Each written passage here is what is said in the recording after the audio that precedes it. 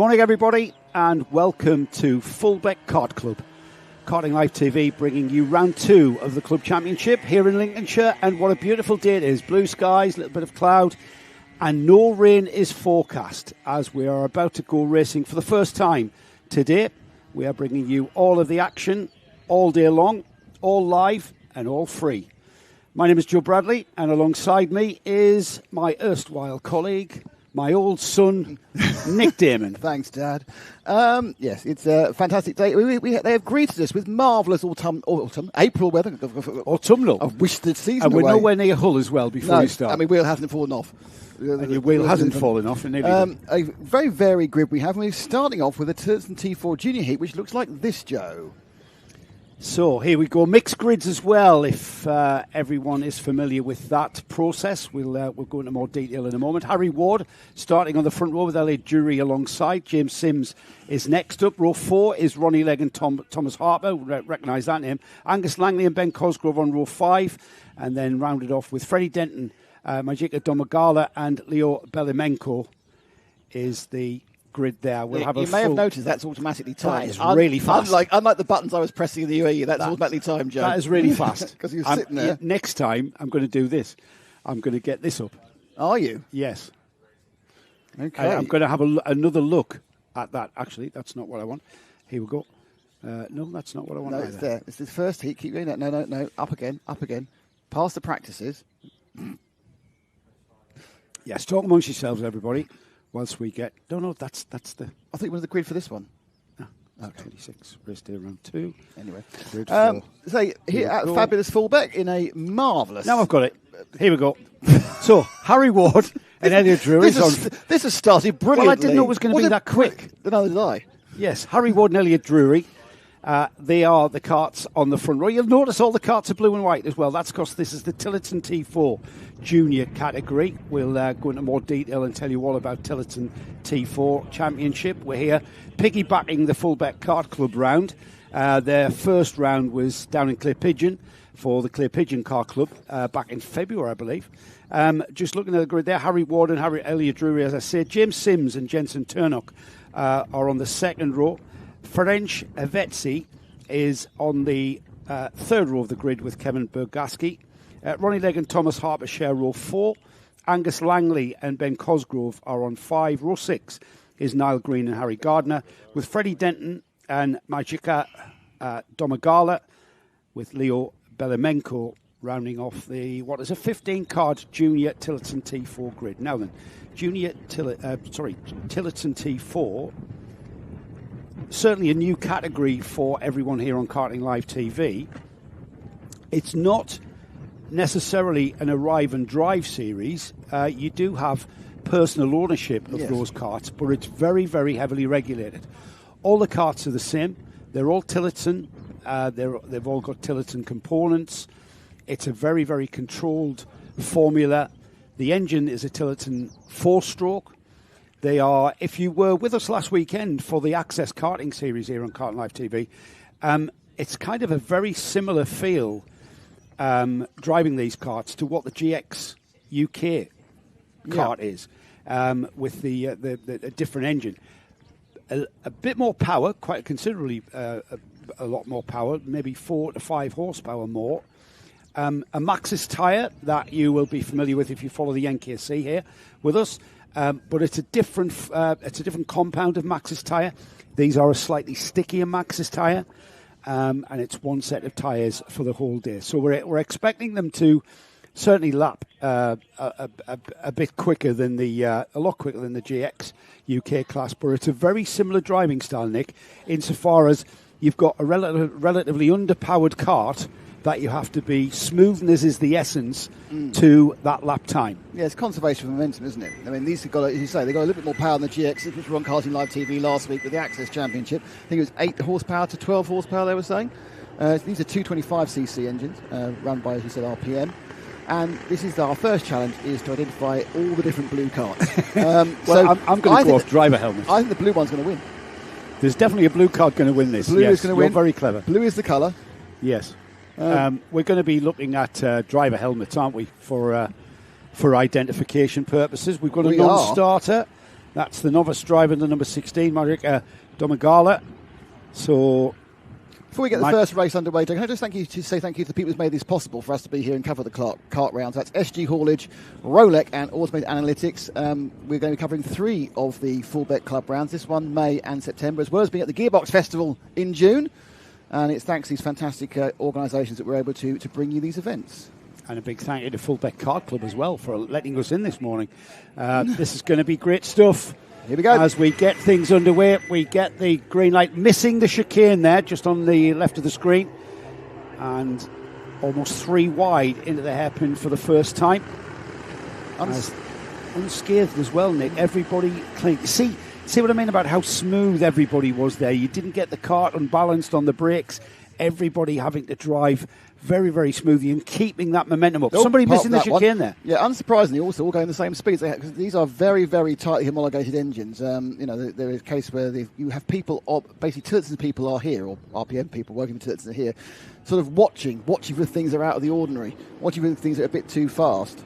Just notice there the number 1, who is the current champion in this category, Ferenc Havechi, down the order somewhat. Oh, and that's very, very close. That wasn't good. They were kind of a bit too close in the same piece of space, almost like they were trying to make a third Tillotson kart there. That's the 71 of Harry Ward there, just rising up on the rear wheel. Not quite sure who the driver in the red helmet was as they crossed the line for the first time. Elliot Drury leads. Thomas Harper. Thomas done a little bit of junior rotax driving in the likes of the NKC and the Car Championship, I believe. And Thomas in the white helmet, the yellow and black helmeted driver Elliot Drury gets it all wrong at the second chicane. And there's the 21, Ben Cosgrove. Again there. I think damaged, in fact, so bumped up at the side there. I was going to say the blue car at the back there. They're all blue. But I think that may have been Cosgrove there who went off the side of the track. Oh, someone's just spun going into the... This is all action, isn't it? It is. I think we've got Ben Cosgrove in the lead. They're coming underneath us. It is indeed. So somebody literally... It was Elliot Drury who was off the track and fell down from 1st to 10th. Yeah, now Elliot started on the front row. Yeah, this is left. Went off into Caravan. So that's Ben Cosgrove there with the white helmet. Thomas Harper is the driver that is in second place. A little bit further back is Harry Gardner. A little bit of a gap there to Harry Ward as they head down to the back chicane for the second time. And Thomas Harper, with a lot of experience in the more powerful rotax kart, is having to drive it a little bit differently, I would imagine, out there. Oh, and look at that challenge at Caravan Corner there. That hairpin, the right-hand hairpin. There's a lot going on in these races, isn't there? There's a lot going on, absolutely. And it's because of mixed grids, of course, Nick. Mixed grids, what do we mean by that, if you're new? No time qualifying here at Fullbeck Car Club.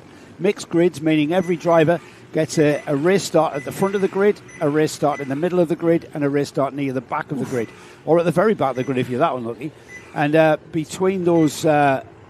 sorting themselves out across the heats phase, the scoring of points will formulate the grid for the all-important final. So everybody getting a fair crack of a starting position.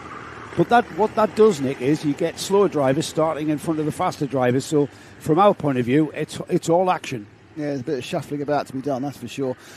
Just saw Gardner and Ward having a big old battle for third place. Not quite sure who ended up claiming that position, the last step on the virtual heat podium, of which there isn't one, as they sweep in there.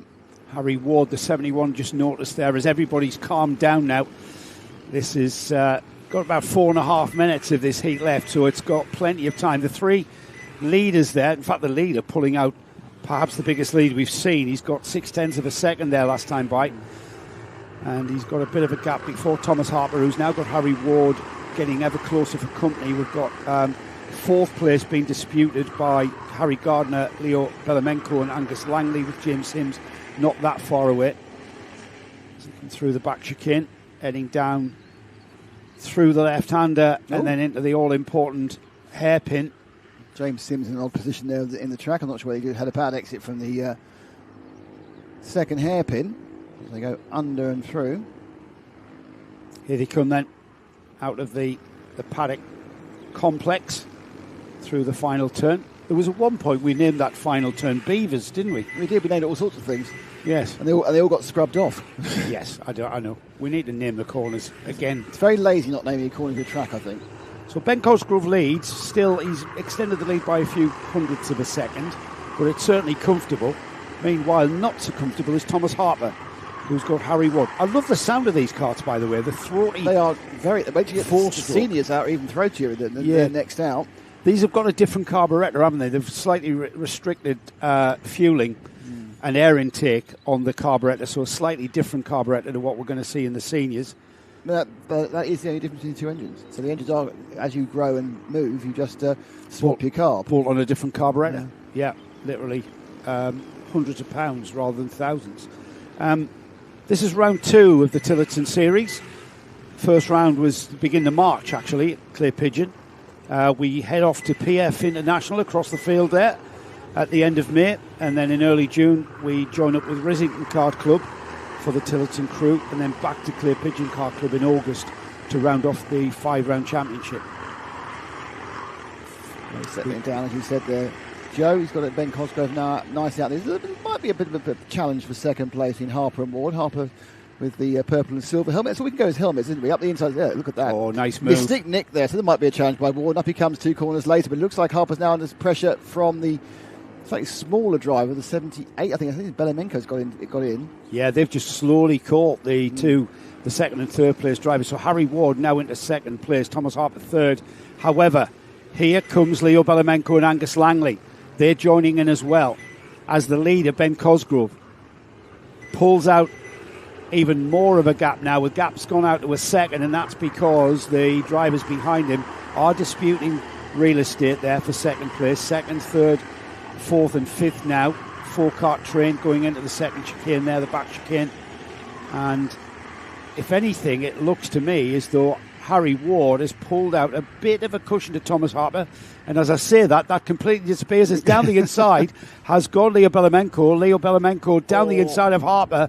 Harper pushed out wide, and who's that taking advantage? No, it's a massive loss of momentum by the 72. He was looking left and right, and he was just trying to position his car so he could prevent the others getting the drive that he hadn't got coming out of the caravan corner. Oh, it's all changed now, and we'll confirm that. Ben Cosgrove leads.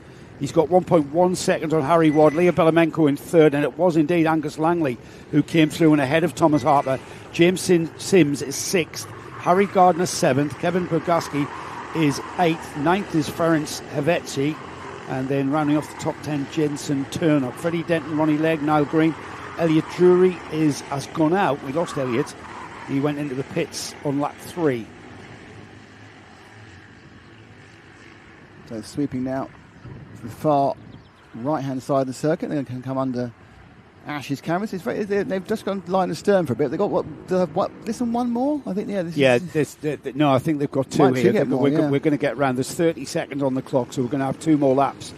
And the question is, I think Ben Cosgrove just needs to continue doing what he's doing. That's a massive cushion now of almost 1.4 seconds.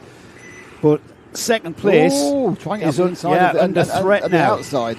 Defensive line from Harry Ward. He knows he's got the green helmet of Leo Belemenko right there on his rear bumper, and Harry Ward, if anything, slid a bit wide there, and Belemenko didn't have the space to make any kind of, or take any advantage. And I say that down the inside, and that was a cracking slipstream battle. The green helmet now of Leo Belemenko is in second place.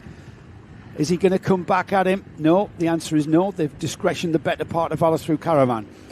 Yeah, coming down to just about to begin the last lap. They switch now around that loop in front of the paddock, watched by their supporters and a selection of cart trolleys which are parked on the left-hand side. Down the main straight for the last time, over the line. Last lap beginning. And they sweep right into this chicane, which of course they skip for the first lap, and it's very much over the shoulder from Leo Belemenko. He's trying to, no, am I here? No, where are you? Oh, no, it's kind of like, who do I block? Because there's 4 carts to block. Well, he went down the inside, didn't he? And he completely blocked out Harry Ward, who likewise was trying to block out Angus Langley and Thomas Harper, who's coming back. This could be anybody's race for second downwards. Second, third, fourth, fifth and sixth place into the left-hander and then onto Caravan. This is a passing opportunity there, but again, not having enough space to make the move at Caravan. And we're coming through the last few sequence of corners here. There's the leader, Cosgrove. The battle is for second, though, as they come out the final turn. It is Ben Cosgrove who takes the win. Belemenko hangs on to second, Harry Ward third, Angus Langley fourth, Thomas Harper fifth, James Sims 6th, and then we've got the rest of the field coming through now to complete our first heat of the weekend. First race process underway now, and that was the Tillotson T4 Juniors out. We've got the Tillotson T4 Seniors there that we mentioned. A really popular formula, this, Nick, from drivers. Heavily policed with regards to regulations. I mean, all of karting is very well policed by scrutineers. Dare I say it, Gary Walker would have me life if I'd said otherwise, wouldn't he? Oh, absolutely. Yeah, no. The whole scrutineering team and everything else. We've got some messages from the scrutineering team. I'm just struggling here to remember how I get the results for this. It's been so long since I've used this system. So could you read the results in the old-fashioned way? Yeah, sure. Oh, you mean on the screen? Well, if they were as quick as the grid, I don't want to see them. I've slowed the grid down. All right, okay. I think I have, as I get used to. We've spent a lot of time doing stuff in different countries on different systems. You have to remember. We have to remember the UK systems again. Listen to you, sure enough. So then, the result of the Tillotson T4 Junior heat number 1. Ben Cosgrove took a very commanding win there. He won by almost 3 seconds. That's because the drivers behind him were scrapping for second place. Leo Belamenko, a fine drive through the field, finally wresting that second place ahead of Harry Ward in third. Angus Langley fourth. Thomas Harper was fifth. James Sims, Harry Gardner, Kevin Berzaski, Ferenc Savetsi, Ronnie Legg, Freddie Denton, Jensen Turner, Niall Green, and of course we lost Elliot Drury on lap 3. Here is the grid for the senior Tillotson T4. Amelie Ackett with Chris Holcock alongside, Jason Bradbury and Lucas Blandford, remember him, Ollie Cooper-Welton and Henry Bell on row 3. Row 4 is Brad Philpott and Charlie Bingham with carrying the number 1, Philip Rawson is on row number 5, and then behind that Max Davison, Luca Dolby, Lewis Lim, Caleb West, Luke Morriton, Warren Domet and Conrad Coveney. A name you may be familiar with from last weekend's Karting Live TV coverage was from the Access Karting Series at Wilton Mill, and it was one Brad Philpott. Brad starting this one in the middle of the grid. Another name that you might be familiar with, Lucas Blandford, who we've seen racing in various junior categories and indeed in senior rotax. And he's a very quick driver as well, so I expect him to come through having a bit of I was going to say a bit of a play, but it's not, is it? Nice to see you all join us on the chat. Thank you very much. It's including Casper McAllister's with us. Hello, Casper. Morning all. Joshua Alcock, Bex George, Fizzcat, Nicola Ty. He says, I feel Archie Green, which is obviously a hobby. So keep the chat going. We'll keep talking to you as the Tillotson Seniors get underway. Down towards the hairpin for the first time, Paul Bateman, our cameraman. Oh no, it's Frank down there, isn't it? Yeah, Frank. Don't, usually Paul's he'll be horrendously offended now. Yes, he will. Frank down there capturing the action, of which there wasn't much, as everyone behaves themselves into the back chicane for the first time. And again, everybody making their way through. No incidents to report for Mr. Ashton, our clerk of the course. Yes, eagle-eyed. As the number 1 moving up the order there, Philip Rawson, the current champion there from 2025, moving through. And somebody getting it all wrong. And that bit of grass. Yes, well, lots of oohs and ahs here. Just puts his right hand rear wheel on the grass on turning. Yeah, because he got squeezed off. Yes, it wasn't a deliberate thing. It just the other kart was kind of like going where it wanted to go for the racing line. He was on the outside, and there was no kind of quarter given. So that was Ollie Cooper-Welton and Max Davison who got caught up in that incident there. Amelie Ackett, she is off and running in the lead with Jason Bradbury not that far away. She's got a bit of a cushion, so she hasn't got to worry too much about it. Amelie with the black helmet there, the distinctive pink and black overalls and helmet. Is that Brad Philpott on that number 75? No, it's not, is it? It's or was it number 15? Henry Bell. It must be 15, Henry Bell. Easy. I'm glad he's got that on.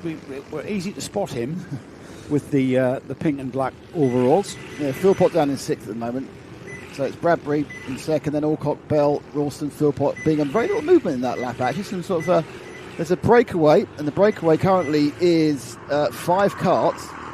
And they've got themselves up the inside goes the number 1, the current reigning champion, Phil Ralston. Doesn't quite make the position. So we've got the top 3 from last year in the top 5. Yeah, there was a 5-car train I was about to mention, but by the time they get to the back chicane, the 5-car train has become a 3 and a 2, but that's soon to become a 5 as well. And Brad Philpott there in 6th place, just getting a glimpse of Brad with the... and there's a move. There is a move for 4th place there as the number 1, Phil Rawson, ahead of Henry Bell. And once he's got past, that's when he taps his helmet and says, right, let's work together and have a challenge for the lead. Yes, of course. Let's work together now. I've got exactly what I want. Yes, exactly. Ackett's, though, she's in the lead still and driving a very composed race here. We're 5.5 minutes to go as we head towards the sweeping hairpin here at Fullbeck. Iconic in karting, that corner. Well, it is to me. Raced here a few times. I can't wait to get back to the park. Yeah, all the stories. I've got all the stories. All the stories. So don't forget to tune in June. Nick's Kent upbringing. Aye. So the first time I came to Fullbeck was for our first coverage meeting, which was 3-4 years ago. Yeah, right. never been here before. Amelie, I say composed there. Jason Bradbury is the car that's following in her wheel tracks, not allowing her to break away too much. Chris Alcock and Philip Rawson has dropped a little bit of a gap. Then we've got Henry Bell, who's kind of lost touch with the leading 4 karts, and Brad Philpott, who's coming. Brad Philpott in 6th place there, just coming into shot now, is gaining ever so slightly. There's a move down the inside. Yeah, it's been happening for a while there. That's Rawson again. Yeah, trying to get past that Alcock this time, so that's obviously a battle which raged last year as well. But they have that little gap to bridge from the first 2. In their own personal battle now, Ackett's in the black helmet and the multicoloured helmet of Bradbury. And he looks up the inside of Caravan, and that's the copybook way to get past. And he just moves across enough to make sure there's no extra momentum that Amelie can gain out of the corner, and he picks up 1st place. He's been looking like he's been playing a waiting game. However, he's pulled the trigger at half distance now, with 4 minutes remaining. Amelie Ackett's now gathers herself up and latches onto the rear bumper of that number 2 kart of Bradbury.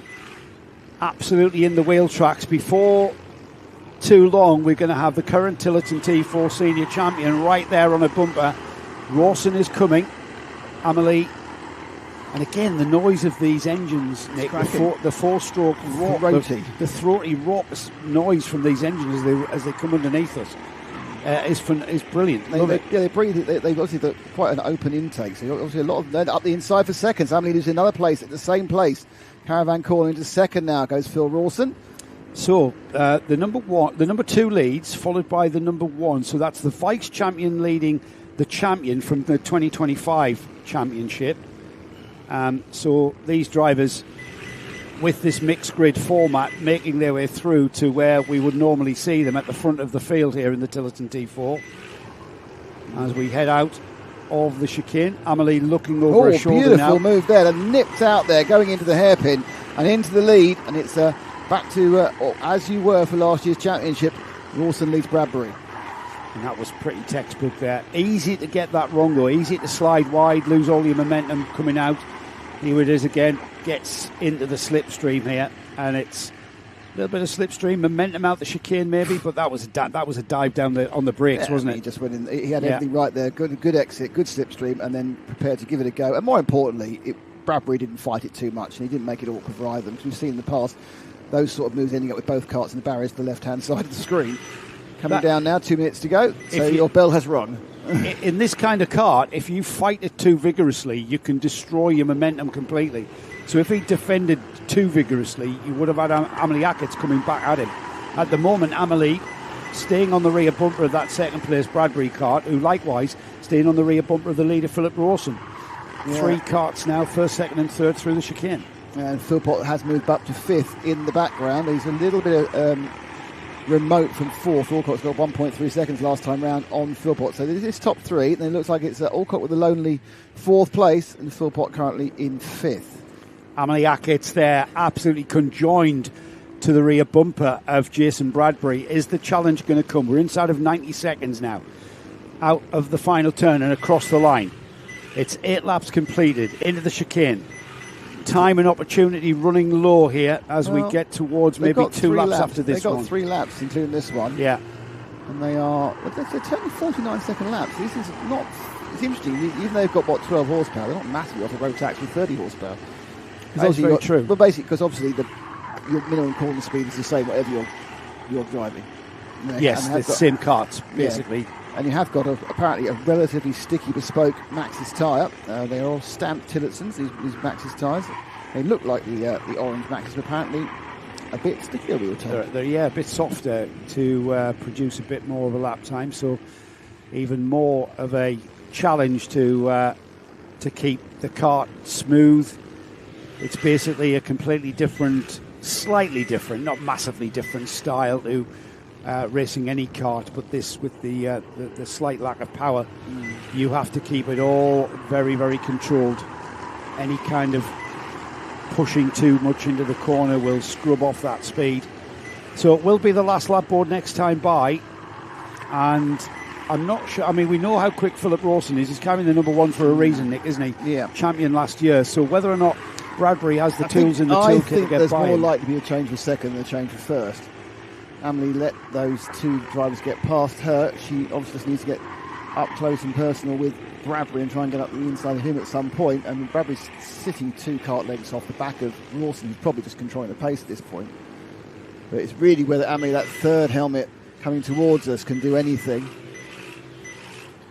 But as it stands at the moment, it looks like it's going to be line astern going into the bottom hairpin for the final time. On to the final lap then, and it looks like Rawson has got this under control. I hope I haven't hexed that at all. We know he can.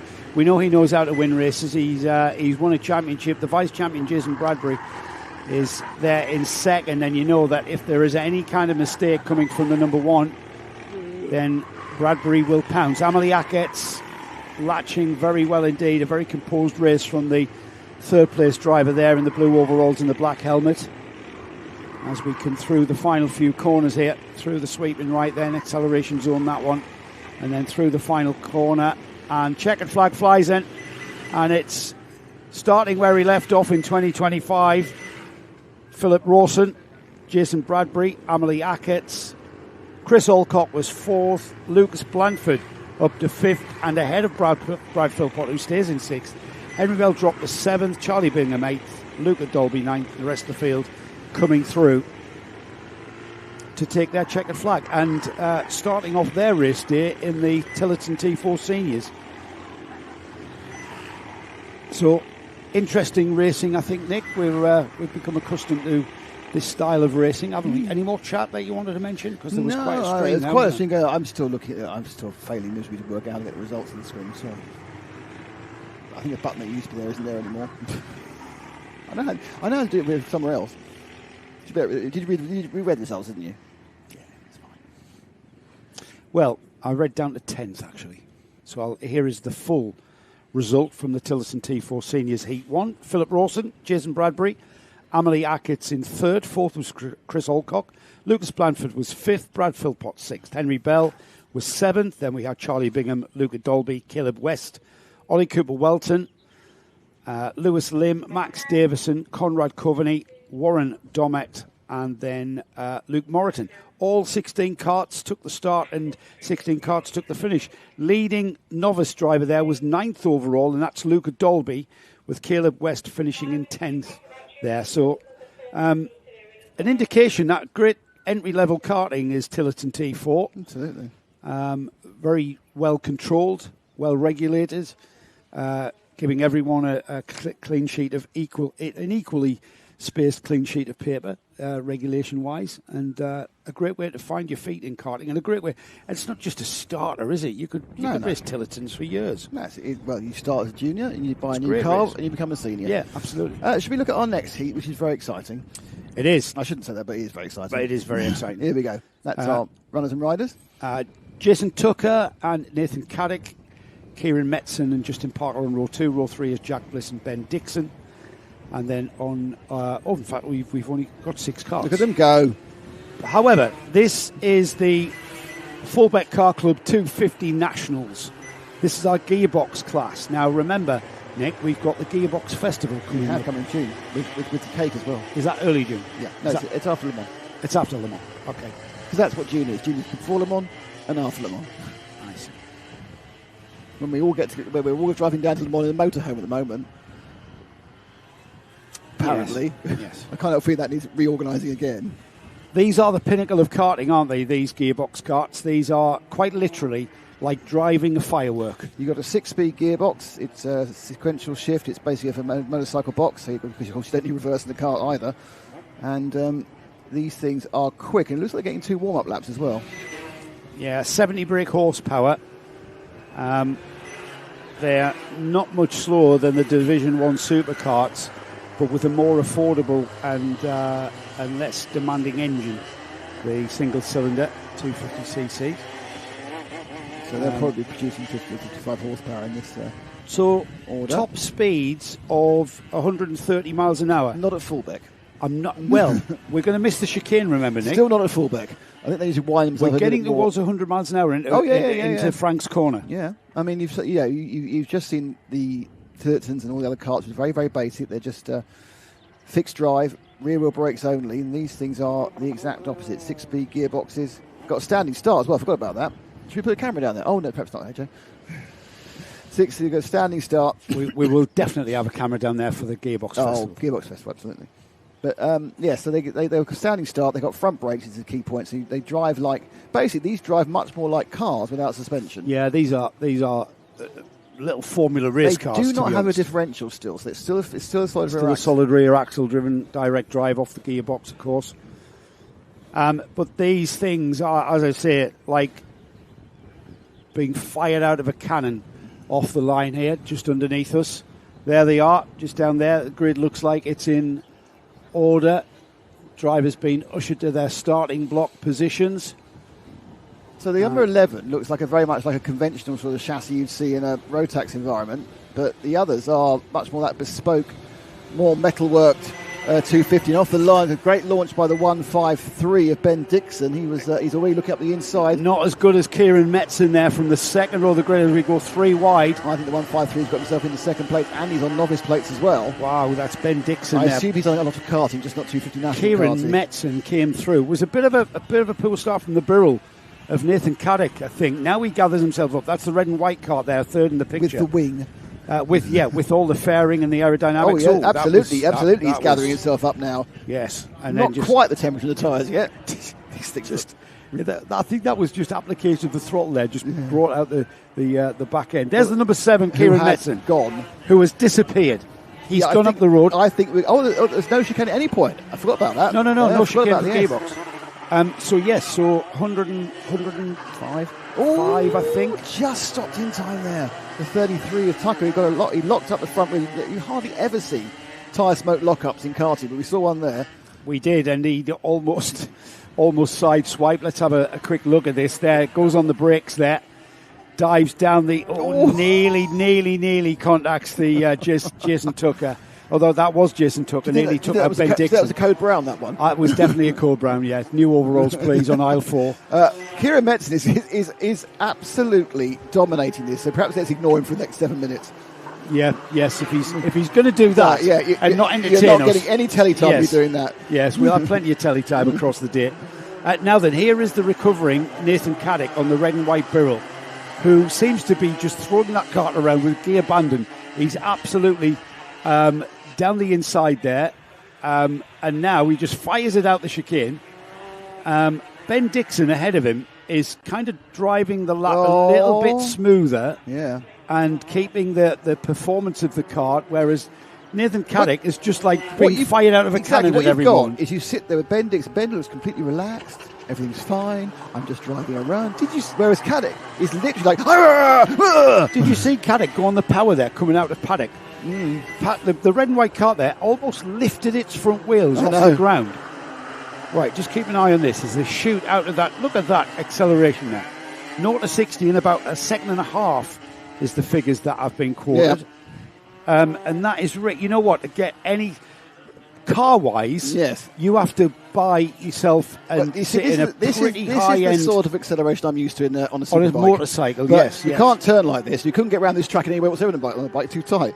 Yes, power-to-weight ratio, 70 brake horsepower on something that weighs 150 kilograms without the driver, or even 130 kilograms. Maybe a bit more with a gearbox. I'm not quite sure what they weigh in. If you do know the answer to that question, please let us know on the chat. on the live and up stream. the inside, backed out there. Did Jack Bliss. Got a problem for the 130, unfortunately. Justin Parker chuntering down. He's pulling off the track in a second. There's no problem with Kieran Metzen, by the way, who's 12.5 seconds ahead. But this is the battle on the track. So I'm not second sure. and third. I'm not sure. sure. Up the inside for a change for the second. As suddenly Bliss finds some real pace up. Look, he's just gone past and swept past. Yeah, Bliss is has come from sort of nowhere. I think he had a bad start. Maybe his engine was oiled up or something, because now he's found that performance and he's made his way by Nathan Caddick. Did you see that? Sorry, you missed that. Did you see it? What a wheelie, the 11. That's what I'm talking about. Yeah, through paddock turn. We'll have a look at that next time by. Maybe Laura will fire us a replay of the number 11. Paul's got to catch it. Paul's got to catch it first. Literally wheeling. 11, yeah, wheeling. As he comes wheeling out of the paddock turn. Oh, there's that. I think that's still coming back round. That's still the 130. He's all that massively, isn't he? Yeah, that just looks like an engine issue. He's making his way back to the pits as this battle rages on still with Ben Dixon. Now this is a battle for third. There it was. Now this is the one where here. Keep an eye on the red and white cart. Didn't do that time. Oh, look at that down the inside. That was pure acceleration off the right-hander.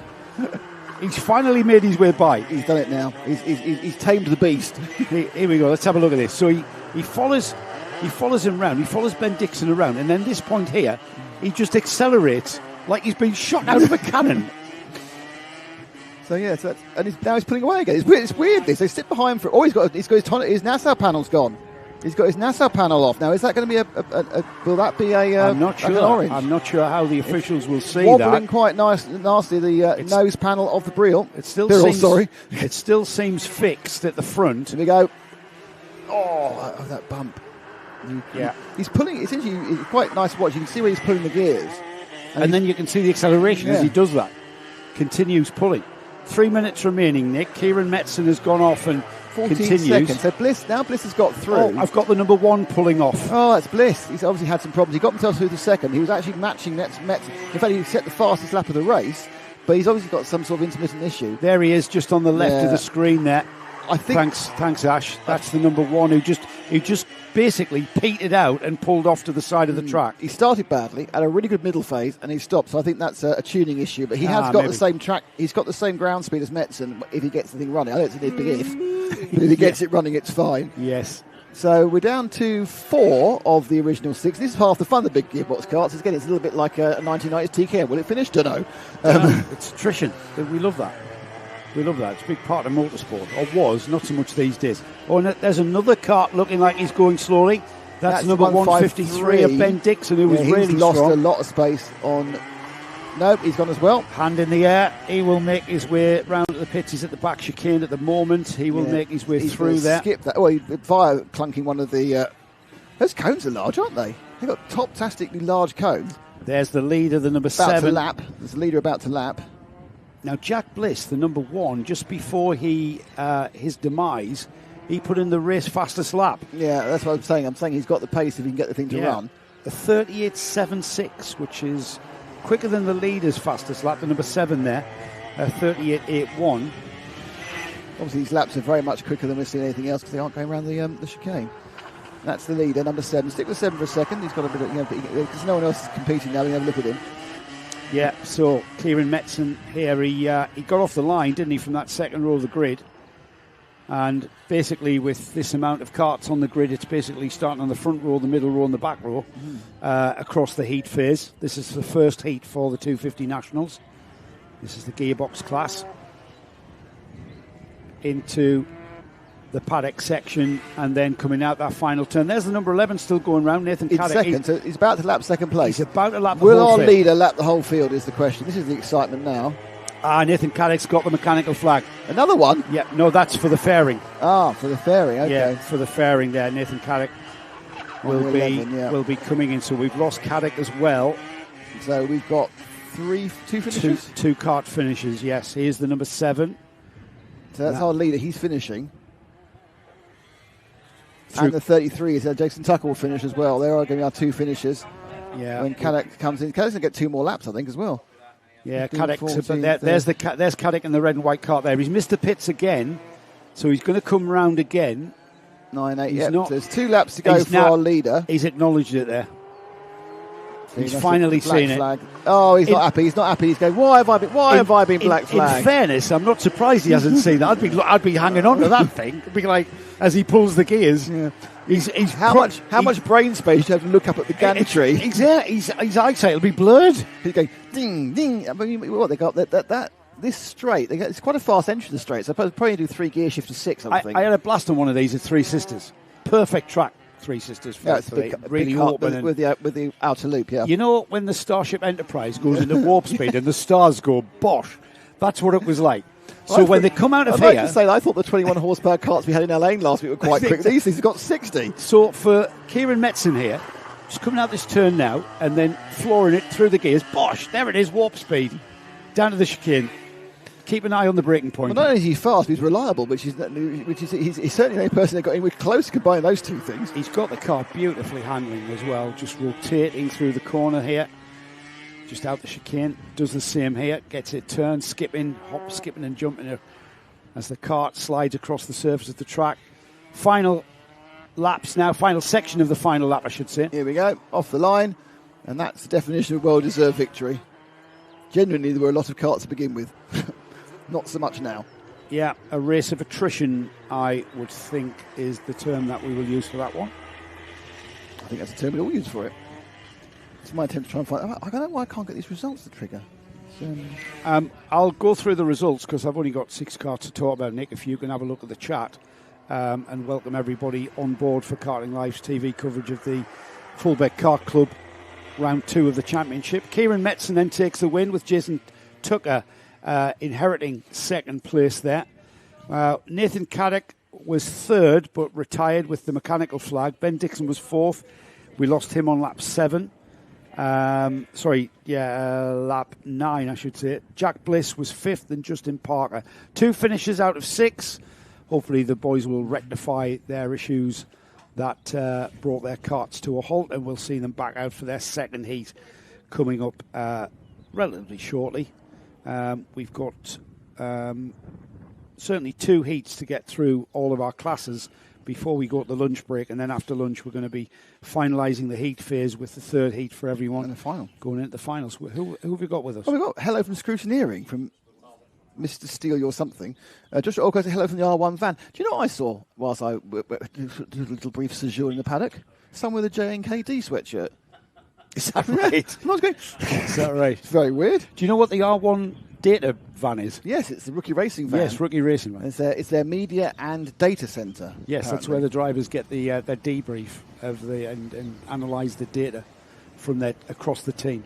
Here's the grid then for Junior Rotax. Layla Bell and Harry Ward on front row. Joshua Alcock and Jaden Payne on row 2. Jake Richardson and Charlie Thompson line up on row 3. Row 4 is Elliot Smith and Finley Doran, with Cooper Moore and Lydia McLaughlin on row 5, with Archie Green rounding off an 11-kart field for Junior Rotax. We've got 4 novices in the field. That's Finley Doran, Cooper Moore, Lydia McLaughlin and Archie Green.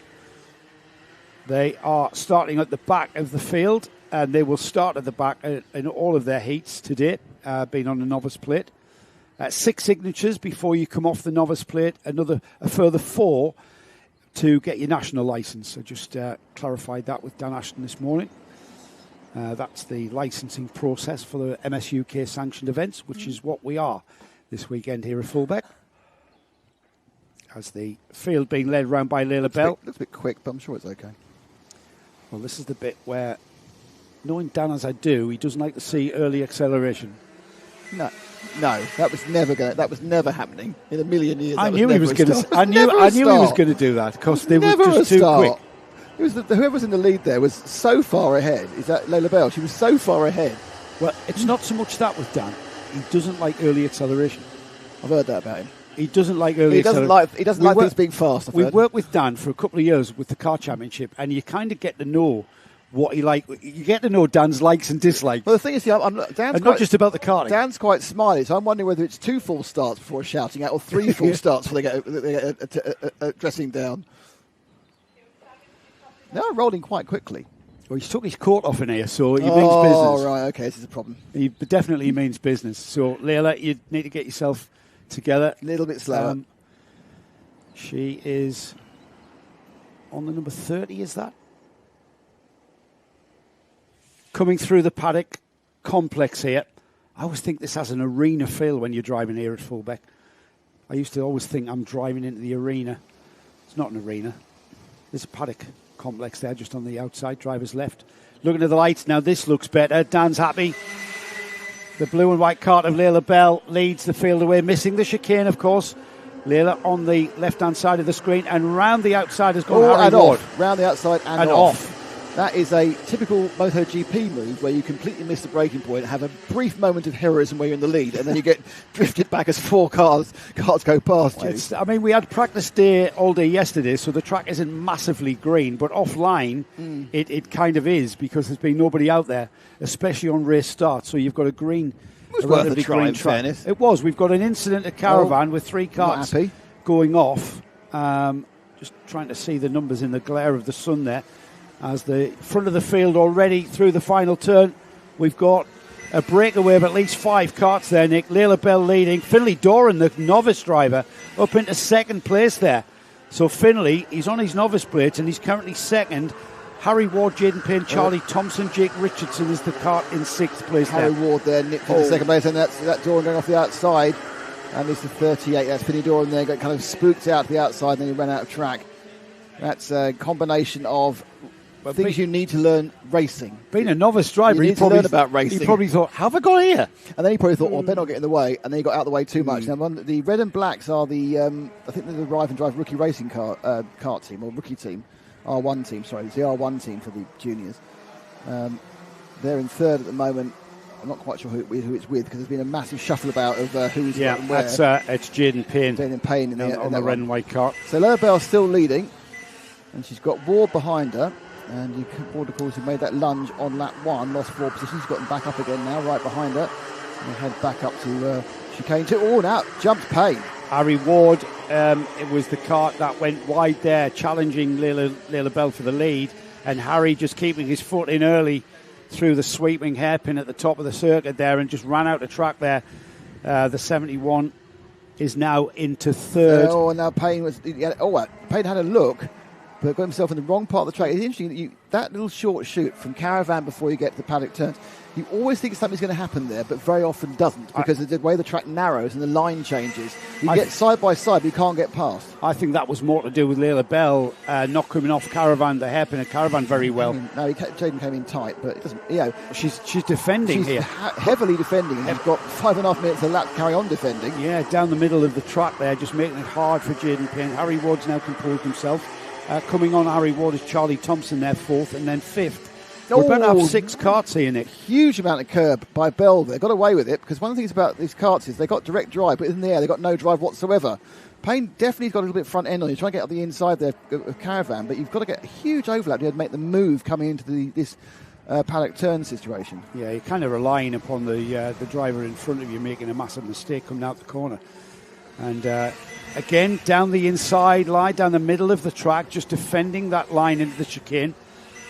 Into and out the chicane, and pulling alongside Leila Bell, driving across the right. There's a lot of shenanigans going on here with these junior rotax fields. Jaden appears to want to be in every part of the corner at the same time. Well, he went to the right of Leila. Leila went to the right, so he then decided on the left. Which is okay if you're overtaking, but the problem is he's also got Ward behind him. What the heck's going on? Yeah. If it's 2 karts, that's kind of fine. 3 karts, it gets a little bit risky for the person in third. Yes, because Harry Ward could have been doing the same to him as he was trying to do with Leila, and that's when it gets a bit iffy. Here they come through paddock.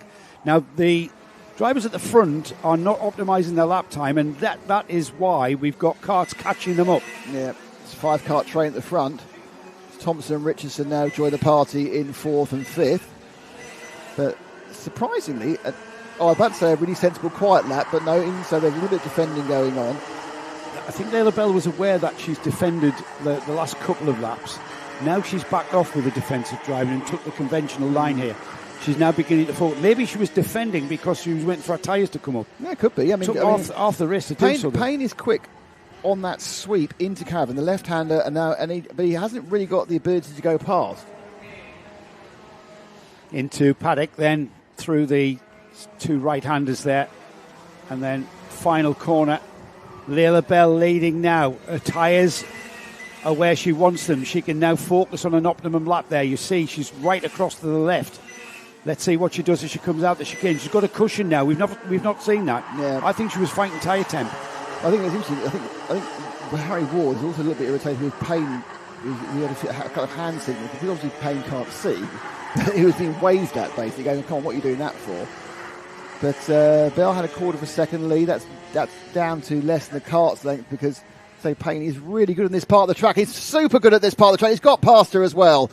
Beautiful move there, and he'll come over. He's so good coming off that left-hander going into Caravan. Yeah, he's been threatening to do this for a while, but I think it was more to do with Leila Bell not turning in. Yeah, that car just did not turn to the apex. And Jaden Payne was like, thank you very much, you've left the door wide open, and now the red cart leads out of the chicane and on towards Frank's corner there at the bottom of the track there, the furthest part away from the paddock. Now back towards the paddock area through the back chicane. There's immediately a bit of a stretch on the field, which makes me think that Payne probably does have more pace than Bell on a clean lap. And more importantly, I think Ward now will be looking to do the similar thing. He's having a nudge there, but as you say, she actually didn't leave the door open this time into Caravan. You can see Ward is snaking down, so you've got that last minute lunge up the inside. Well, Jaden put her under a lot of pressure, and Leila was succumbed to that pressure eventually by pushing a little bit too hard into the Caravan hairpin. And that's why the red cart of Jaden Payne kept that pressure on, darting, left and right of the cart in front. Now Leila Bell's job is to keep the carts behind her, which is Harry Ward, Charlie Thompson, Jake Richardson, and Finlay Doran, the first of the novices, now in sixth place. He's had an eventful race, Doran, isn't he? He's had a great race, yeah. He was in second. He deserves a signature for this one, I think. Yeah, definitely. Just for this heat. Yes. Yeah, absolutely. 5 carts now, but the leader with perhaps the biggest cushion we've seen so far. He's pulled out. He had half a second last lap. I think it's a bit bigger this time. It's interesting though because the 2 carts are fast at different parts of the track, and Leia gets a little bit closer on a couple of parts of the circuit. But then I suppose the top of the T. If you think of Fulbeck as a big T, at the top of the T, certainly Jaden is a little bit quicker. So this is Junior Rotax Max. These are the 125cc 2-stroke engines, water cooled. A slight restriction on the air intake to kind of stifle the power for junior drivers. We've got Senior Rotax coming next. That's the unrestricted, same engine, just less restriction, maximising the power output from the motor, and an array of different engine tuners and builders, all authorised by Rotax. And you see Leila there just getting a little bit wide coming out of that section. That's going to cost her, and we see her having to defend. Yeah, and that will obviously immediately brings the 3 carts behind her right onto the tail of each other, and it makes Jaden Payne's dash to victory all the easier. Penultimate lap, Joe. They are heading into that second chicane for the penultimate time. Yeah, and if Leila Bell continues to race really, really well here, keeping this train of carts behind, Harry Ward's queuing up, Charlie Thompson's queuing up, Jake Richardson's queuing up. He's on the blue and white car at the back of this 4-cart train. If any move in this 4-cart train for second, third, fourth and fifth is going to happen, it's going to have to happen very, very soon, Nick, because we've only got 1 lap of racing left. Yeah, they're going to have to pull the pin, but they're actually just stretching out again now. In fact, the closest ones, they're third and fourth. I don't know how she actually went too wide on the run into this main straight, and then he'd broken away 3 or 4 cart lengths and lost them all again. And suddenly, from being a battle for third and fourth, it's a battle for second, third and fourth. Ward looks a little bit thinks about it. It's a heat race. Do you just take the points now, Joe? Yeah, I suppose, but I'm not sure Charlie Thompson's got that memo, Nick, because he's looking for a way by. That's the white helmet in the 3rd cart in that train. He's currently in 4th place. And likewise, Jake Richardson. These drivers are flat out. And there's Richardson down the inside of Caravan. They have a little bit of a coming together. However, Richardson has come out in that 4th place. Meanwhile, Leila has hung on to that as the leader, Jaden Payne, comes through to take the checkered flag. Jaden Payne takes the checkered flag on the red cart. Leila Bell, what a drive. I tell you what, that's a cracking drive from Leila Bell. Yeah, she was under pressure from the absolute. Be interesting to see what she can do when she's in the middle and at the back of the pack, whether she can come through, because she's got some pace. This is the final overtake. This is Richardson taking Thompson. 4th place there for Thompson on the for Jake Richardson on the blue and white car. I think he mugged Thompson there. I think Thompson thought this is the last lap, it's fine. He licked it and sent it. Yeah, he was caught out. Thompson taking that a more conventional line there, leaving the door open for Richardson. That means Jaden Payne takes the win. Layla Bell is in second, Harry Ward third, Jake Richardson fourth, then Charlie Thompson was fifth. Lydia McLaughlin gets up into sixth place and is the first novice in the order. Elliot Smith was seventh, second novice, eighth overall, Finley Doran. Then we had Joshua Alcock, and then third in the novices, Cooper Moore, 10th overall, Archie Green fourth in the novices, and 11th place overall. Senior Max is next, and I think we've got a 5-kart entry for this category.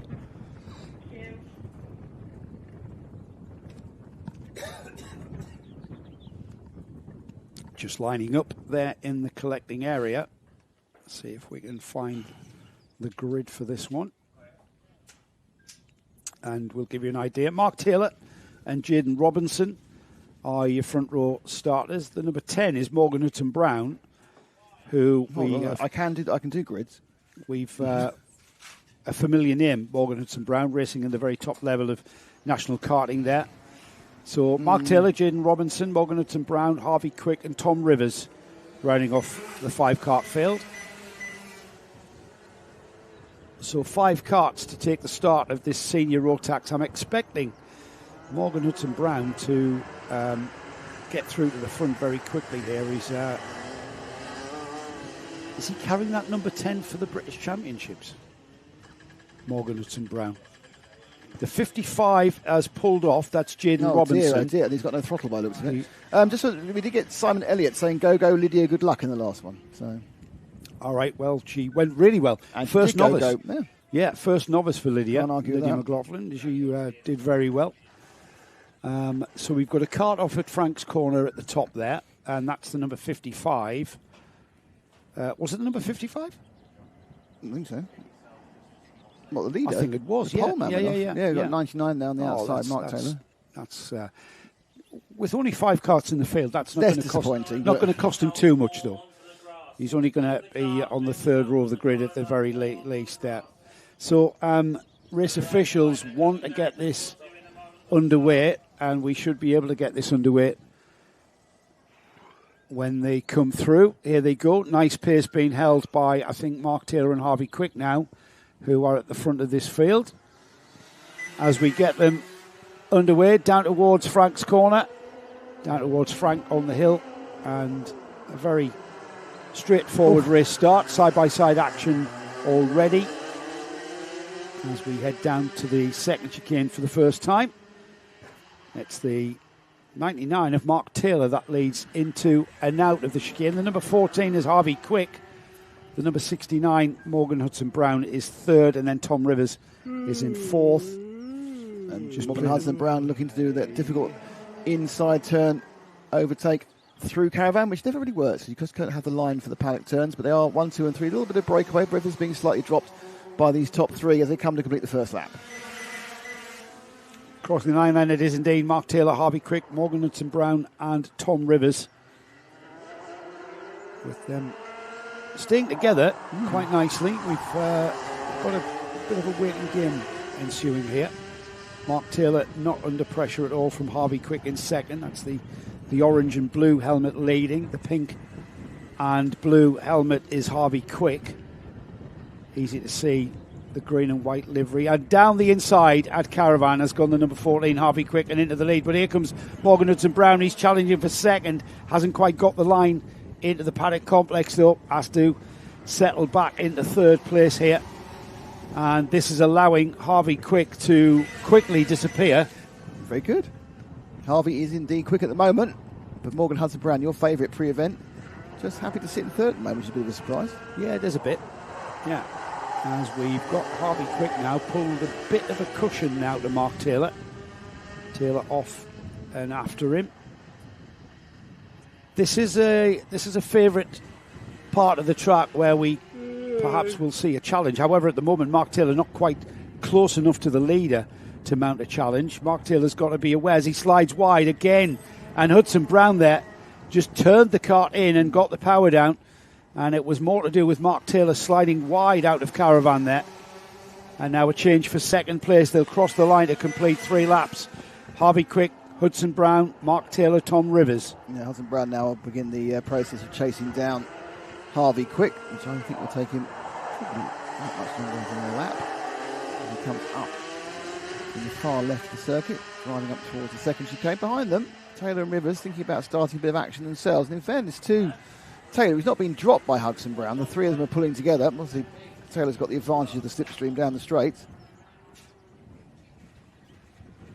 Hudson Brown now, eyes absolutely firmly fired on getting up to Harvey Quick round the paddock for fourth time. They fly left now, and they come into the main straight.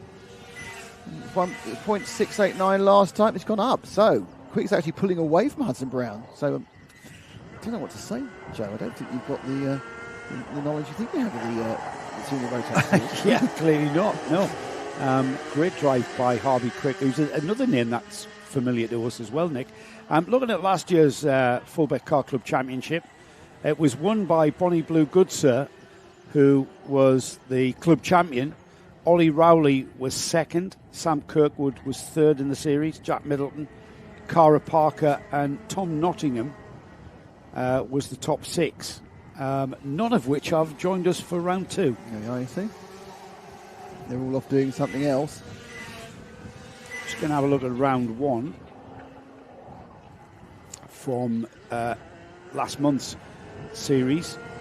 First day of round one. Let's have a look and see who is the finalists in Senior Max. The Senior Max final was won by a name that, again, we are fairly familiar with. Joshua Della Carter. Tom Rivers was second. Nathan Frost then on the novice plate last month.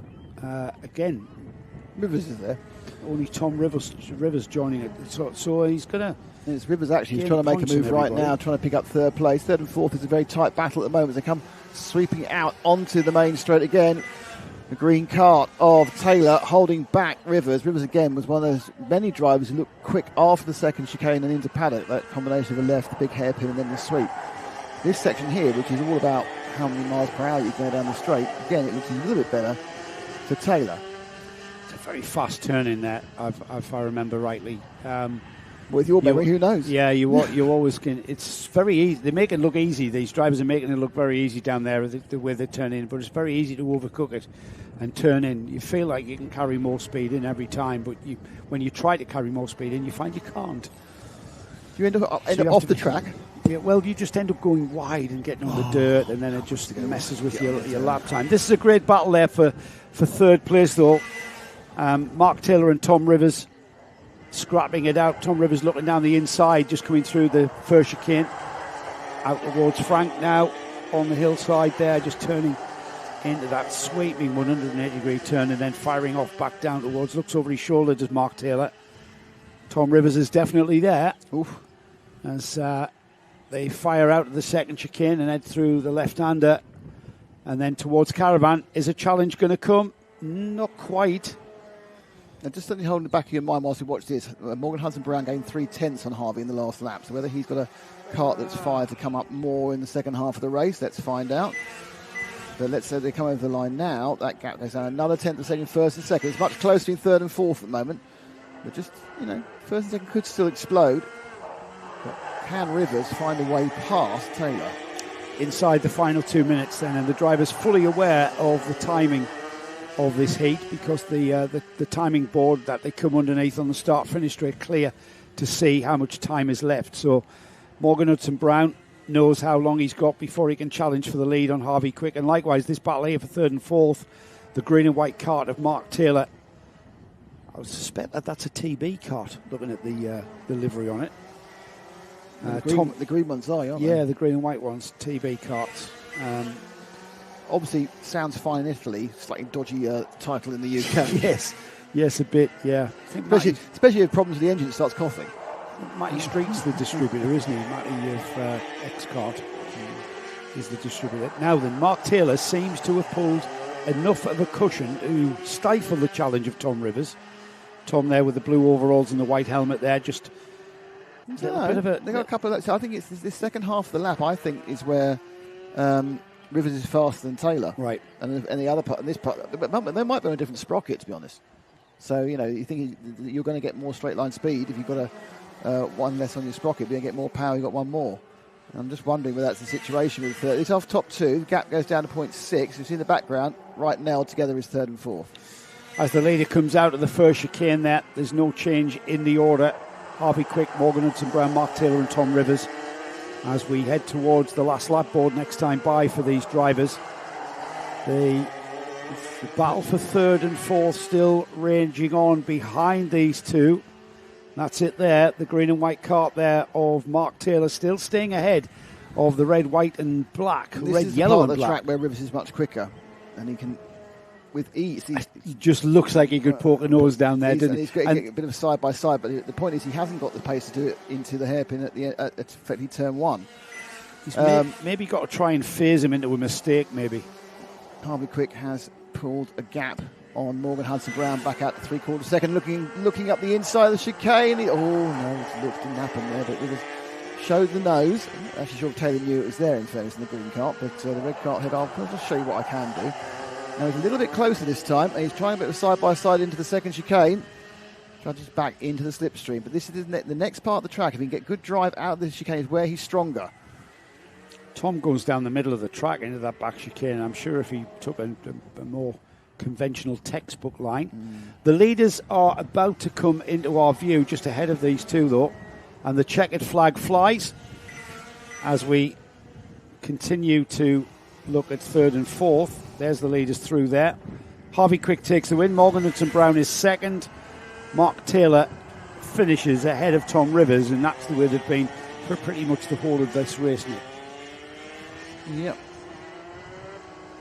So, just coming down to the end of this race. Quick from Hudson-Brown, from Taylor, from Rivers. Shall I turn you off while you put it down like that? Hi, from Charlie Kitchen Racing. Hello, Charlie Kitchen Racing. How are you doing? What's up next? Minimax 950. Ooh.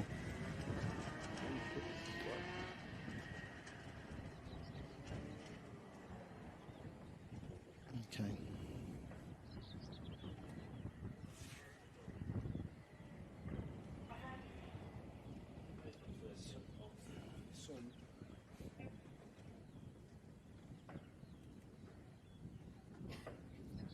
That's you. Could you? Okay. I'm not technical, mate. You're the technical. For someone who's a qualified mechanic, you really get phased when there's anything. That's not a car, mate. No, let me finish a sentence. When there's anything you need to plug in. That doesn't even look like a car. Well, we've not had much success with cars so far today. No, we not. We've had a bit of a character building morning, haven't we, with your Land Rover? With a wobbly wheel that we limped back to the pits with. We did. Yes. Minimax 950s are next. We've got 5 karts lining up in the collecting area. Rupert Thomas and Eva Jones. We've got a grid line up, Nick? Yeah, hang on a second. I'll press the wrong button there. Yes. Rupert Thomas and Eva Jones will lead the field round. The rest of the drivers, 3 drivers that are on the novice plates. That's Arthur Jardine, is that Arthur Jardine and Xavier? I believe that's misspelled. Xavier Davidson, Kasim Iqbal on the 333 numbered kart. So Arthur Jardine, Xavier Davidson and Kasim Iqbal all on the novice plates, getting signatures to do whatever they've got planned, but right now learning the ropes here at the Fullbeck Kart Club at one of the stalwart, most iconic tracks in the UK. It's been around since the early 60s, late 50s. That's very nice. I think 1960. Pro Spanner Thrower says, missed your commentary last weekend at Access Karting, Joe and Nick. Well, nice. I think, in fairness, Tom and Gaz did a great job there. They certainly did. Nick and I will be back for the next round. Is it Buckmore Park, yeah. Buckmore Park, it's not their next round, it's next round we're at. That's right, yes. That's the next we're at Buckmore live stream. for Access. Pointing at the lights there, we've got... Yeah, they're fine. We've only got 4 karts, though, Nick. So who hasn't started? So I'm going to find out who hasn't started.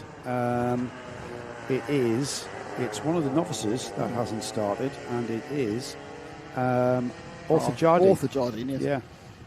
So the top 3 absolutely battling into the first chicane. Is that a novice into the lead? I think so. It is. It's the 34.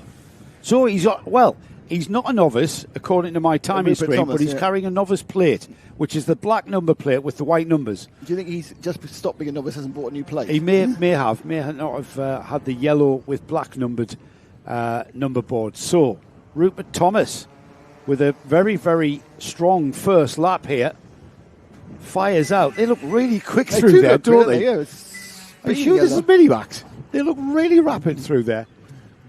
Eva Jones chasing him down, and Xavier Davidson. Now, Xavier is a novice, according to my timing screen. I always thought that Xavier start with an X rather than Z. Well, no, it's the exciting new spelling of names. Well, Xavier Davidson, if we are saying it wrong, please come and let us know. We're not saying it wrong, it's spelled wrong. But they are now out through Caravan. A little break now for Thomas. He's only scored at 3/10 ahead of Eva coming out at the end of lap 1, but he's definitely stretched out again. So second and third, a little bit tighter around paddock. These 950 Minimaxes raced around the world. We were watching them only last weekend, Joe, with Minimax providing another great championship for UAE Rotax RMC. This is one of my favourite classes. We've got a spinner. Well, no, he hasn't got a half spinner, and he completely spooked Xavier Davidson away. I've got my teeth in. That's Eva Jones, isn't it? The second Jones, place car. she went, but Xavier just a little bit oversteer. I think she hit the curb, actually, clipped the curb at the front.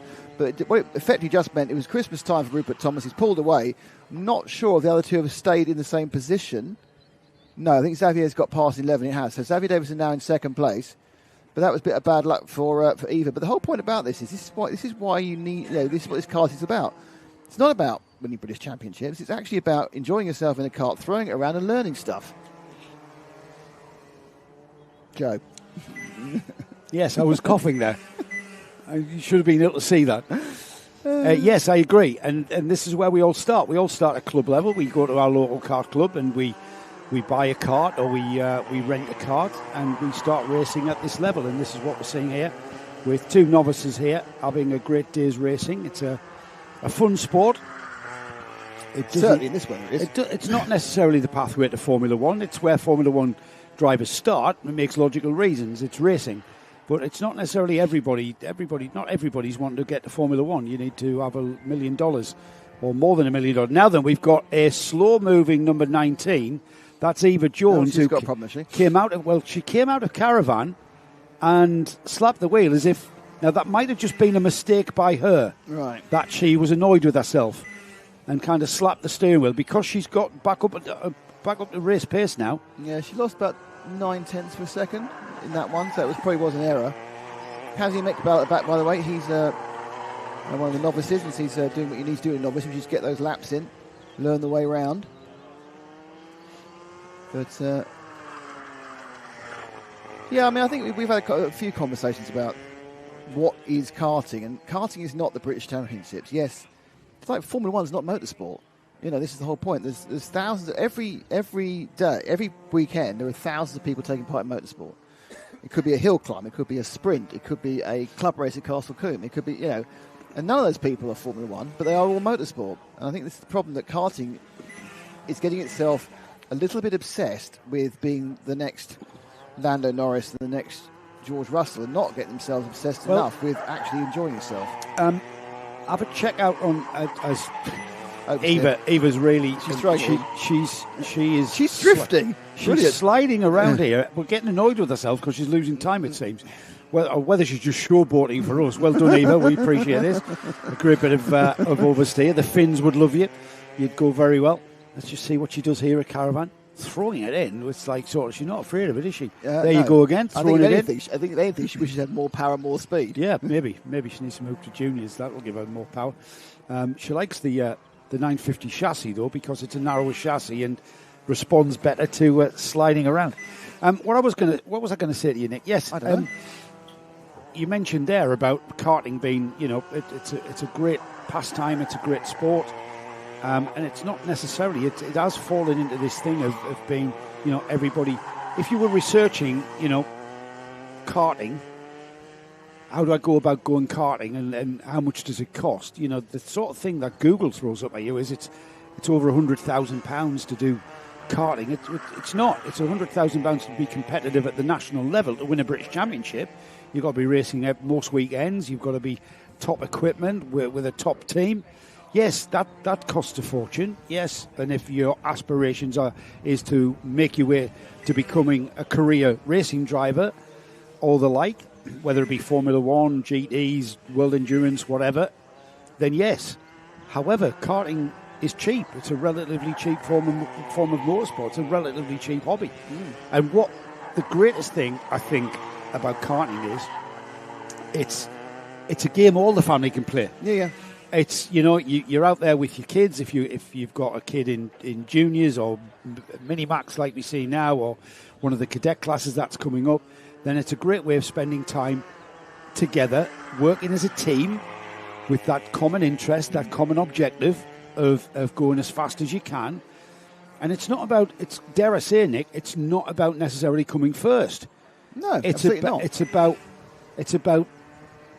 about getting better. It's about getting faster. It's about driving the kart and just camaraderie, small gains, friendship, life lessons, giving yourself a chat. Absolutely, character building, I would call it. There's nothing more character building than going motor racing, because unless you are an elite driver, even if you're good, the bad days will tend to outweigh the good. Yeah, or the constant disappointment with short bursts of joy. Which I shall be explaining to you in full detail at the Buckmore Park Access round. Yeah, we'll leave Nick's Buckmore Park stories for later. They're all coming, I can tell you. I might write them down, let me say. Yeah, write them down. Because your stories are based, there's one for Rower and there's one for here and there's one for, all mine are there. Right. Because the other track shut down. No, but didn't you break your shoulder or something? That was Tilbury. Tilbury, you broke your shoulder. Anymore. We don't go to what Tilbury. did you do at Wilton Mill? Broke a rib doing the ARCS test. You broke a rib doing the ARCS test at Wilton. Yeah. Well, you did most of your racing at Buckmore. And Tilbury. Just in the old-fashioned day, you just did club racing, unless you had absolutely money, like you did. I never even thought of doing a Super One or anything else. The majority of my cars I think it was second week of the, either second week of the month or fourth week of the month, and you just did those. Yeah, but that was the majority of my karting. Where Felton and Rower, Felton, and then Langbar, which is now Teesside. Warden wasn't open anywhere. Warden Law didn't open until 1996. It's its 30th anniversary. So 34 isn't a novice. Yeah, that's why he's not. So Rupert, even though he's carrying even though he's carrying a black number plate, is he? With white numbers. Yellow on the nose. Has it got a yellow? No, it's black. It's got a yellow surround. It's got a yellow on the back. Yeah. Yes, he's basically his team manager has made a huge error. What you mean, his dad? Look, I don't want team manager. I don't want to assume anything. It could be his mum. It could be a parent or guardian. It could be a helpful uncle. I don't know, but team manager. Well, it's not going to be. We've just been saying about club karting being accessible. It's not going to be the little kid, is it? It's not going to be the 9-year-old. And you've started talking about the person who puts the stickers on the kart as the team manager. But would you not, if you're dad, would you not rather be referred to as team manager? Wouldn't that sound really cool? I'm the team manager. So if Dad's the team manager, who's the team principal then? Well, Mum, obviously. It's not even a question. We are on the final lap for Rupert Thomas here, who has had a very strong drive here. 47.79 is his fastest lap of the race there. He's not on a novice plate anymore. He's certainly not entered as a novice on the timing screen. So we're not going to refer to him as the top novice. The top novice is Xavier Davidson, who's currently second, as we will follow the leader on his final lap. I think Eva Jones's kart's gone off. No, she's still out there. No, gone off time-wise. All right, okay. I think she may have picked up some quite severe oversteer that needs... we thought she was showboating, but I think possibly... there could be a handling situation that needs to be sorted out. He's the leader, though, crossing the line. Take heat one for Minimax 950s. Well done. And that is Rupert Thomas. Here comes second place Xavier Davidson. And then the showboating Eva Jones in third place. And Kasim Iqbal is the fourth and final finisher. So that is the result. Rupert Thomas, Xavier Davidson, Eva Jones and Kasim Iqbal. We've got something that you and I love, Nick, coming next. We've got multi-class racing. Excellent. 3 classes in one race, yes. Don't blimey. Honda Cadets 200s, that's the Honda Cadet 200 Micromax and Water Swift restricted. So we've got a Honda engined class, a Rotax engined class, and an Miami engined class. Blimey. You'd never think that would happen these days. This sort of sharing. Good grief. No. However, that's what we are. Shall we see who's on the grid for this one? If you give me a second, Nick, I'll just get my backup situation here. It's worth it, to be honest. So we have got we've got 5 Hondas, which are Henry Colborne, Harry Grant, Isaac Young, William Boswell, and Oliver Pask. They're all on Hondas. We've got 2 Micromax karts, Arlo Herbert and Ellis Holt. And the Water Swift driver, Charlie Kitchen, is, I believe, in fact, we've got lots of novices. So we've got, on the novice plates, William Boswell, Oliver Pask, Isaac Young. They're in the Honda class. The 2 Micromax drivers are both novice drivers as well, Arlo Herbert and Ellis Holt. And the Water Swift driver, Charlie Kitchen, is also on a novice plate. So Harry Grant and Henry Colborne, who are both Honda cadets there at the front of the field, they are both they've both got enough signatures not to be classed as novices anymore. So 5 karts in Hondas, 2 in Micromax, and 1 Water Swift. So performance-wise, they kind of overflow at the edges. Cadets are the quickest, aren't they, are those? The Hondas, you mean? Yeah. I believe so. So we're separating them out, though. Is a Water Swift faster than a Minimax? Is the question no one's separating asked. them out. Thanks, Dan. Be easy for us to follow. So we've separated the Hondas. The Hondas have been released first. Then we're going to release the Micromax, the 2 novice drivers, Arlo Herbert and Ellis Holt. They will be coming into view underneath us. And the Water Swift as well. They've released them in 2 batches. Ah, right, okay, 2 batches. So that should be easy. I think it's my chance to say that I only realised when we were here last week that it was Water Swift. I thought the engine, it was Walter Swift, as in the bloke. Walter Swift had his engine. What do you mean? Who's Walter Swift? I don't know, but I thought the engine was. It was a Walter Swift and a Walter Swift restricted. I didn't realise it was Water Swift because I never looked it up. So we've been covering karting since... No, that was the first time we'd ever covered IARMA. It was here last year at Gearbox Festival. Right, of course. Rotax. Yes. Yeah, Rotax. And you thought it was Walter Swift? Oh, it was Walter Swift, yeah. Wasn't he a Rangers manager? We have this discussion about whether in Italian Water Swift sounds really cool. Yeah. Acqua spitato. It's water cooled. That's why it was called the water cooled. Are we underway? The Hondas are off. Here we go. Are we? That was not a Dan's liking there. No, it's happening. I haven't even looked at him yet. And I know he's shaking his head, is he? Yeah, but it's still I knew he would be. And I didn't even look. I just could see from the attitude of the carts coming across the line that Mr. Ashton would not be pleased. He had the full look of a geography teacher who's been let down by his results. I must admit, it was absolutely. Across the line come the 3 novices on the Micromax and the Water Swift. Easy to spot the Water Swift. We'll have a look at them in a moment there as the... I think it's Colburn, the lead, I think. Is it not Harry Grant? No, it's Colburn from Grant. Right. Here they come out of the paddock complex. 3 karts breaking away. Remember that we've got novices in the Honda class. It is indeed the number 75 of Henry Colburn leading Harry Grant, Oliver Pask, Isaac Young up to 4th, and William Boswell through in 5th. Shall we take a look at our Micromax, Nick, when we can? I know you're not the producer, I meant. Yes, Lara. Frank, just look at this main straight again, mate. Here we go. That was producing for you. Where are they? Here they come. 2 Micromax karts. This is a race, these 3. It is. 2 Micromax karts across the line. Arlo Herbert up from the Ellis Holt. into the chicane. There's as well. a change for the lead in Micromax. And you'll see the Water Swift with the radiator on the opposite side to the Rotax Max. Just to be awkward. Yes. But it is a good way of telling them apart, in fairness. It absolutely is. So the engine's on the right-hand side of the cart and the radiator's on the left in kind of X30 IAME style. So it's quite good because obviously the only thing you have to do on these carts is do the radiator shrouds. And if you're left-handed, you should go for IAME. If you're right hand, you should obviously race rotax. And 9 out of 10 racers should be rotax racers. That's scientific proof, Joe. It's actually undeniable there. As they come around the paddock bend for the second time. Still have Colburn from Grant from...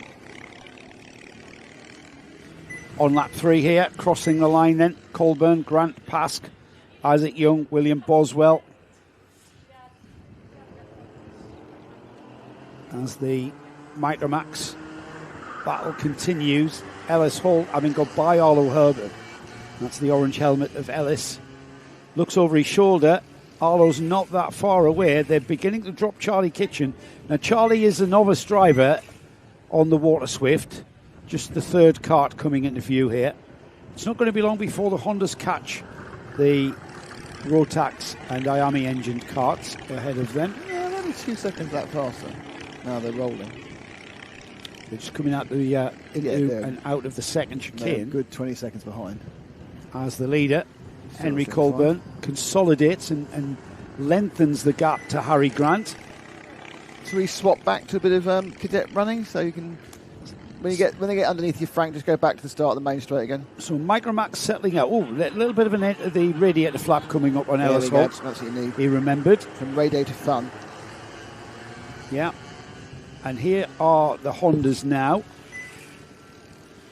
The Honda 200. There they are, top two. Green flash, the Nassau panel of our leader, Harry Colburn.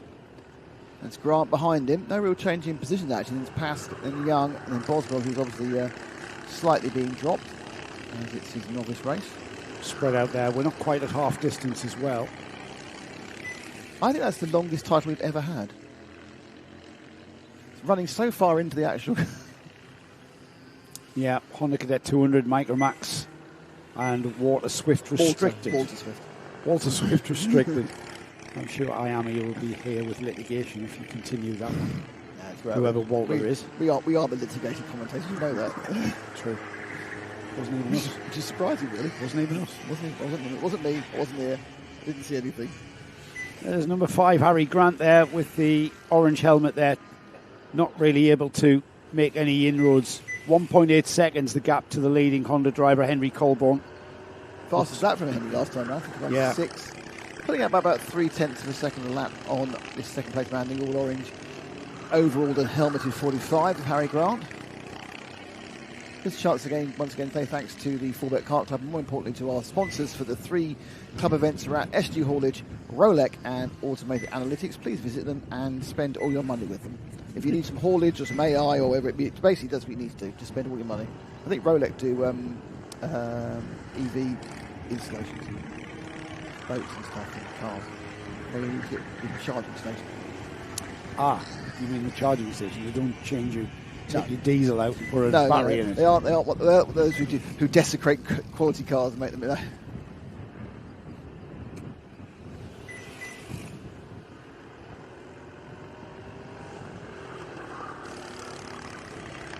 Yes, future-proof EV chargers is what Rolec does. Well, let's be honest about that. They're in the right business. Because that isn't going anywhere in the next 10, 15 years. For just £449. And if you buy enough of them, you can get them hauled somewhere by SG Haulage. You've got a wall pod, which is intelligent, proven, and 3 colour options from £913, including VAT, that is. That's good. And Evo, the future of intelligent charging. That's Rolec. Big thank you to them. Automated analytics for well, I'll give you a full. Automated analytics will become our premium. See, our premium sponsor in this one is SG Haulage. They are our title sponsor. I'm going to check out our title. For our May, our title sponsor will be Automated Analytics, and then for September, our title sponsor will be Rolec, and then in between that, our title sponsor is the Fullbeck Kart Club for the Gearfest with the cake. Is that a sneer because you can't come to the Gearfest, Dan? Dan's missing the cake. You're not even the Gearbox. Oh. Where are you, Dan? Probably he's going to check his diary, his extensive diary. Something rubbish like a British championship. Oh, I bet he's not. I bet he's in Italy or somewhere where it's hot or something. Do you think so? He's Germany. That's Wackersdorf. You in Wackersdorf? He's in Wackersdorf. Whereabouts that in Germany is Wackersdorf? I don't know. Where is it in Germany? Wackersdorf. Where do you fly into? No, I mean, where's the nearest major? What, are you just going to drive to Hamburg and go, excuse me, where's Wackersdorf? I never knew Dan Ashton was so one-dimensional. I always thought, he'd I'm travelling the world here. Do it, got a dream job. You just send him to flights. This is a recipe for man disappearing. You just get sent to flights by Vladimir and you never see him again. Suddenly he's doing the USSR kart championship back in the 70s.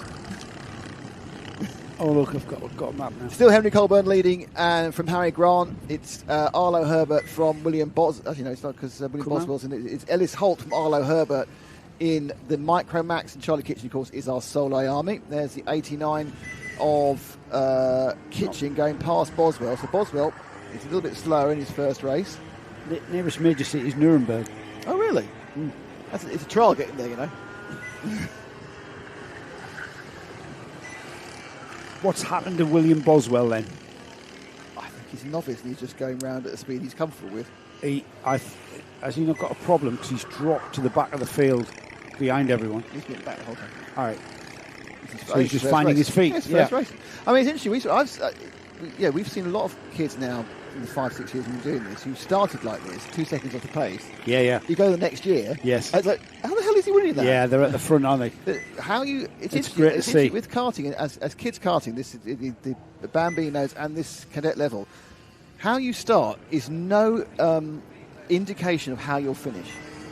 If you come out the traps being super quick, it doesn't mean you'll be super quick all the way through. And if you come out what looks like a couple of seconds off, doesn't mean you'll be a couple of seconds off the whole way through. It's really interesting how kids develop and how much they learn. And one of the really nice things about the UARMC is because it's over 6 months, it's quite a consistent grid. We've seen these kids improve in the two youngest categories. We saw kids who are nowhere improving the whole way through. In fact, we also saw that in the Intermax last year at NKC. Yeah, absolutely. When it was like a one-man band. You had a massively strung out field, and then at the end of the season, they were all clumping together, and all the drivers who were struggling to stay with the leaders were latching on, and this train of karts developing. It's great to see. It's great to see. You end up. This is the first couple of classes. It's a vertical learning curve, and that's really what the kids need to learn.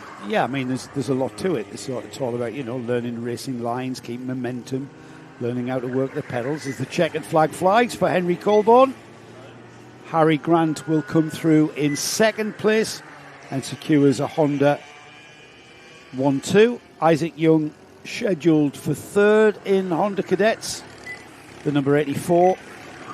Oliver Pask comes through in fourth, and then the first of the Micromax karts are due, and it should be Ellis Holt who comes through at the front of the Micromax field.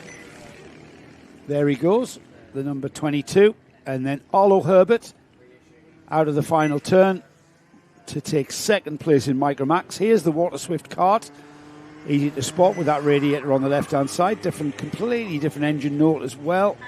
So Charlie Kitchen finishes his race. William Boswell out of the final turn and completes heat number one for the Hondas there, the novice driver. Completely clean and everything, and that means he will get a signature on the end of his certificate. Okay, so we've got the... On the end of his certificate? Yeah, on his licence? That just literally disappeared. It died off the backside.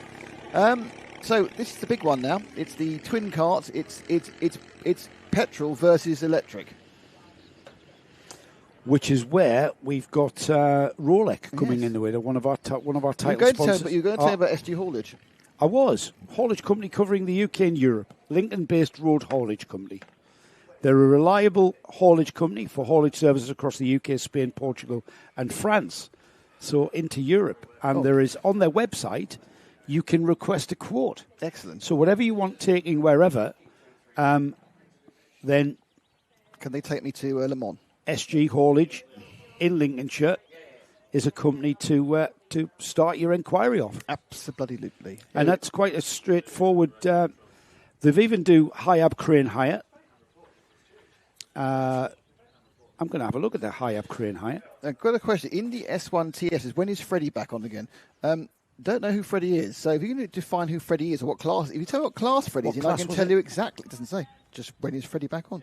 So if you can tell me in the ST1F what class Freddie is racing, I will tell you exactly when he's back on again.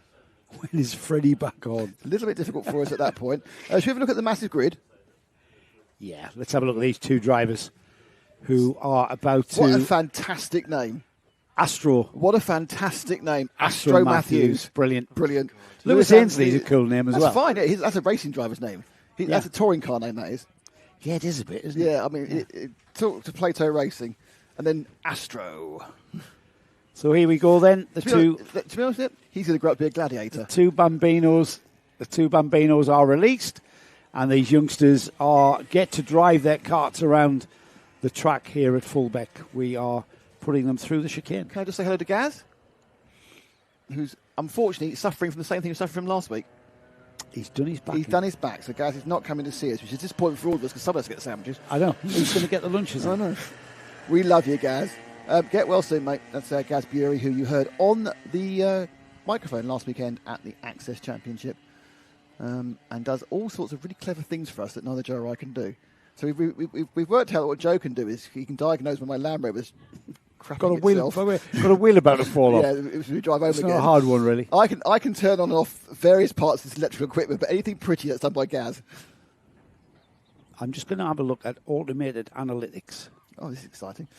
Okay, so this is the battle. Okay, one of these is powered by petrol, and one of these is powered by electric. The 79 is the Might E, and the 77 with Lewis, that is the Coma petrol. So the last hurrah for petrol in Bambino these last couple of years. It's going to go all electric over the next couple of years, even at the highest level. And they're going to come into, of course, it's a standing start, isn't it? I forgot about that. There are the dads or managers. There's the team managers on the grid. Team managers on the grid. Might ease the official powertrain of the MSUK as well. Mm-hmm. And it really is quite literally a plug-and-play formula, isn't it, these days for these cars? So theoretically, the Might E should get off the line better because of the torque of the electrics, but they have kind of managed them so they don't necessarily do that. Here we go. And yes, the Mighty straight away there, showing electricity's sprint, instant torque. But will the Coma wind up to a higher top speed, Joe? We're going to find out that. Almost a jump start from Lewis, wasn't it? I think that was overlooked. Let's gloss that one, shall we? That was overlooked, yeah. Let forward. A little bit of a miscommunication, I think. Have we full started there, Dan? The clock's not ticking. How do you full start a standing start? Yeah, we'll get that sorted. We have started then? Yes, we have started. Okay. Yes. Why is it saying lap 1 now? Now, the Might E Bambino series, which has been a big part of the Kart Championship for the last couple of seasons, and it is some of the best racing. I'm going to say this. Go on then. Some of the best racing we've ever covered on Kart Live TV. Oh, yes, absolutely. The racing was phenomenal and very, very similar to the petrol engine Bambino class as well. They're on the LeConte. They're on the LeConte treaded tyre, all-weather tyre. The last thing we want is for it being England, it can rain at any time, even when it's not forecast, which is today. It's not forecast today, by the way, but it can rain any time. And the last thing we want is these drivers who are the youngest drivers here in Bambinos are 6 years old. So the last thing we want is for them to be caught out on slick tyres on a damn track. That's why it's the all-weather LeConte tyre that we put them on here. I noticed it abroad, where we in the UAE, where we cover races, they're on a slick tyre. However, the chances of rain is very remote in the United Arab Emirates. It certainly is. And we were caught out there. They went, all-weather tyre? What do you mean all-weather tyre? Like, they run on LeConte in the UK, which is what these drivers are on. But we did have a lot of, in fairness, we had a lot of weather in the UAE. We had all the weather. Astro Matthews is leading. Was that the first rolling lap, was it? Yeah, they've done a rolling lap. Yeah, with the clock's ticking, though. Yeah. I'm just wondering whether, once we start getting the lap times in, what is the electric versus Coma battle? Well, they're both novice drivers, so... Yeah, I realise there's going to be elements there. So we've got a 106.5 for electric and a 107.3 for petrol, but that's quite within the remit of the actual person steering the wheel. Yeah. And nice racing line there from Astro, and likewise from Lewis Ainsley as well. And just look at that. That as young as they are, they still understand how to drive around a racetrack. They've all had some good training here. Let's see if he gets this. Racing people. Look at that. On the right-hand side of the track, gets the apex, turns in. He's carving better lines than I was. Yes, it's coming naturally to him. Yeah. You have to think about it. Think about it. I have to write it all down. Look at that. I have to watch somebody else do it or follow someone. Look at how Astro is there, just through the left-hander all the way to the right, cuts back across, optimises his line. Now, this is a tricky part of the Fullbeck track here. You've got to get this right, not too... Look at that. Using all the track on the left, cuts in, misses his apex ever so slightly. Not going to be overly critiqued there. Look at that. Straight across the far end. He's been told and he's been taught well. Let's have a watch. So that was the yellow cart. Let's watch the orange cart. Let's have a watch the orange cart next time. Bye, guys. We'll. Here we go. Here comes Lewis Ainsley, and it's not an exam, this, Lewis. We're not going to judge you on your racing lines. But again, that's fine. That's exactly where he needs to be. Look at that. All of the track being used there, and it's like it's a natural instinct on these youngsters in Bambinos. There's a bit of a kink there that we don't really notice. No, you don't see it. But there is a kink there before the braking area for the second chicane, isn't it? There's some elements here where you can see they want to go faster.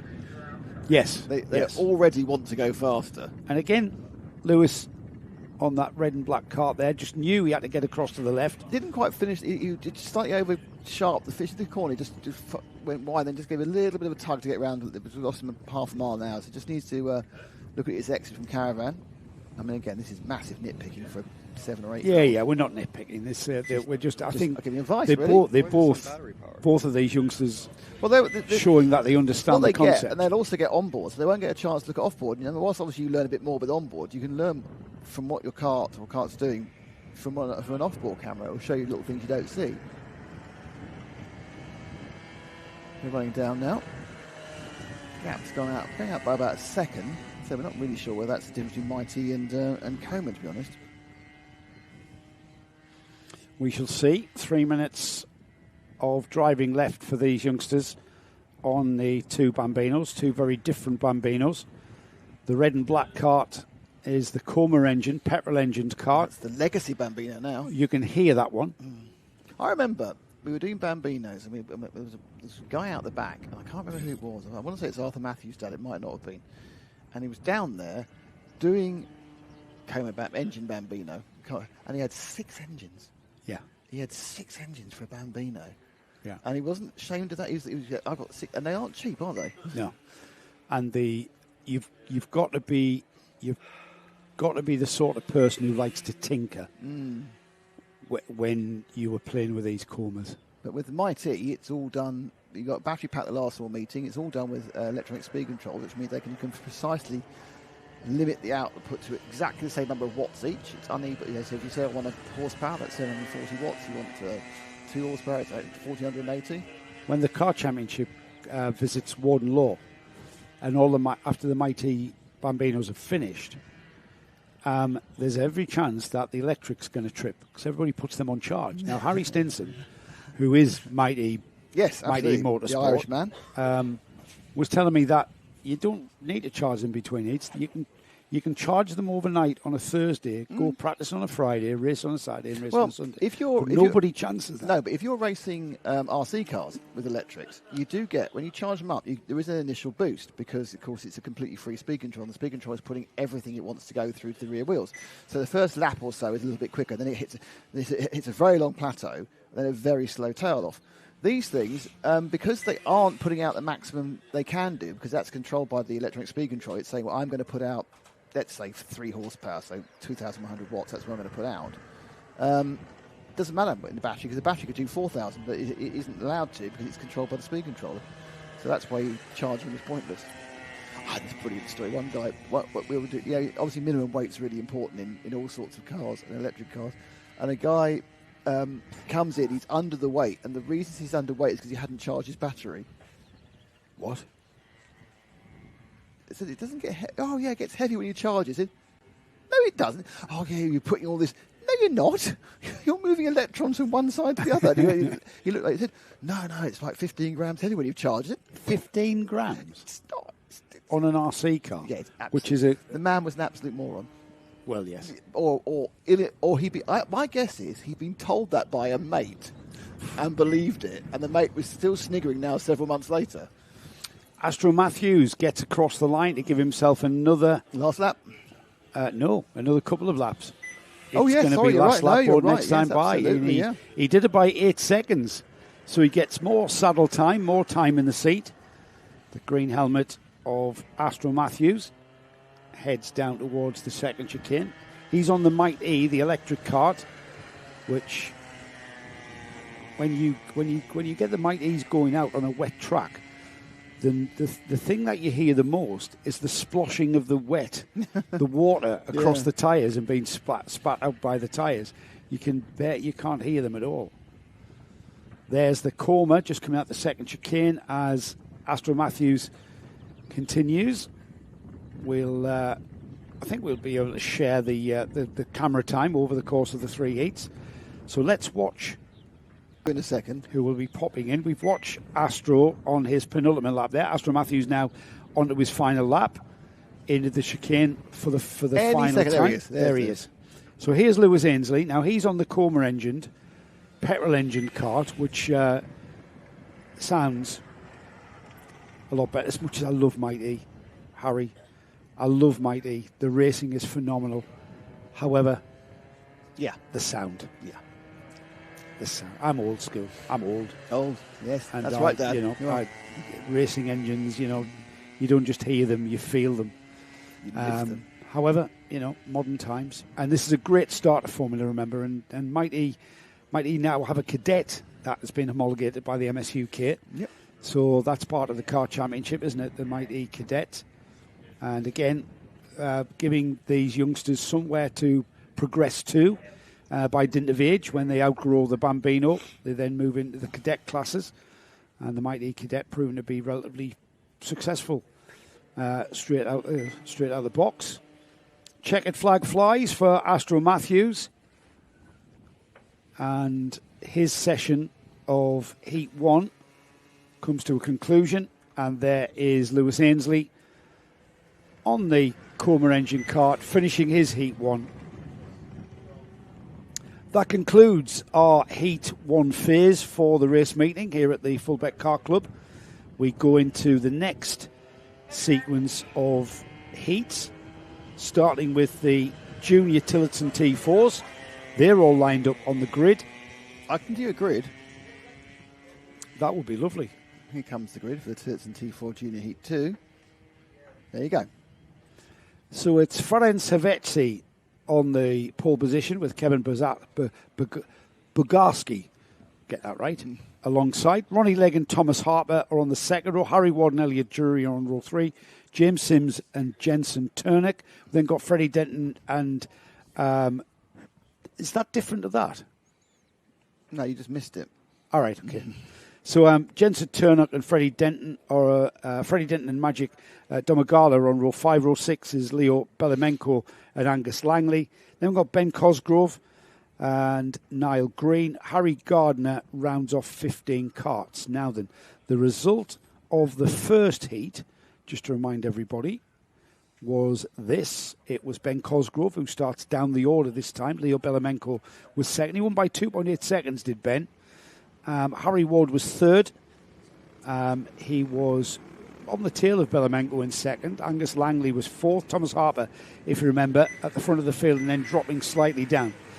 Now, this is the Tillotson T4 class. It's organised by the Tillotson Company, with all chassis being regulated to be exactly the same, using the same components, all made, of course, by Tillotson. It's not necessarily an arrive and drive formula. You can contact Tillotson and basically arrive and drive, and they will provide you with a cart and motor and everything that needs to be done with advice.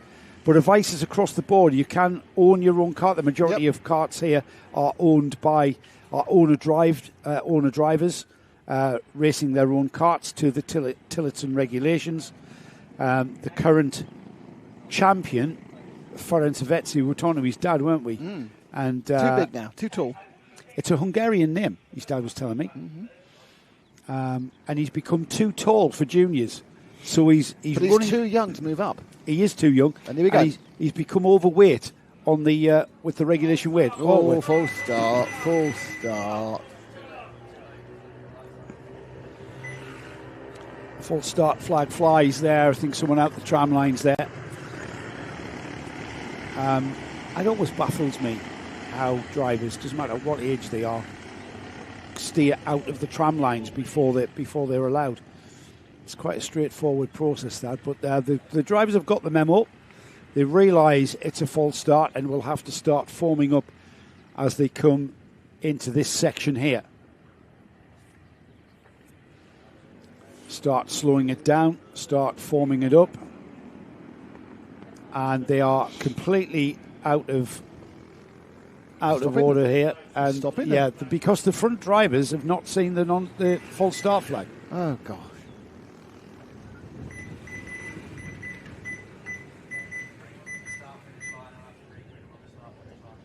So they're going to have to be brought round to the start-finish line and be re-gridded. And spoken severely to, I think. Well, I think so, and it would be rightly so, because they just did not see the flags. Mm. And the flags were flying. The false start flags were flying. So talking to gives us an opportunity to talk about what's coming up on Karting Live TV with regards to the Fullbeck Car Club. Nick, if you have the relevant dates, we are here at your for the disposal. May round, which is I will do relevant. I was doing something else then, but I'm going to do this now. So we are here for the next round of the Fullbeck Car Club, which is the 24th of May, which is a general club round, and then 28th of June it's the Gear Festival, Gearbox Festival, full service. And is that a round of the club championship as well, isn't it? Yes, yeah. but all the gearboxes are there to give us Gearbox fun. And then we're back here in September for the club meeting, which I haven't written down, but it's on the 27th of... Do you know what round that is? 4? No, it must be 1, 2, 3, 4, about 6, around 6.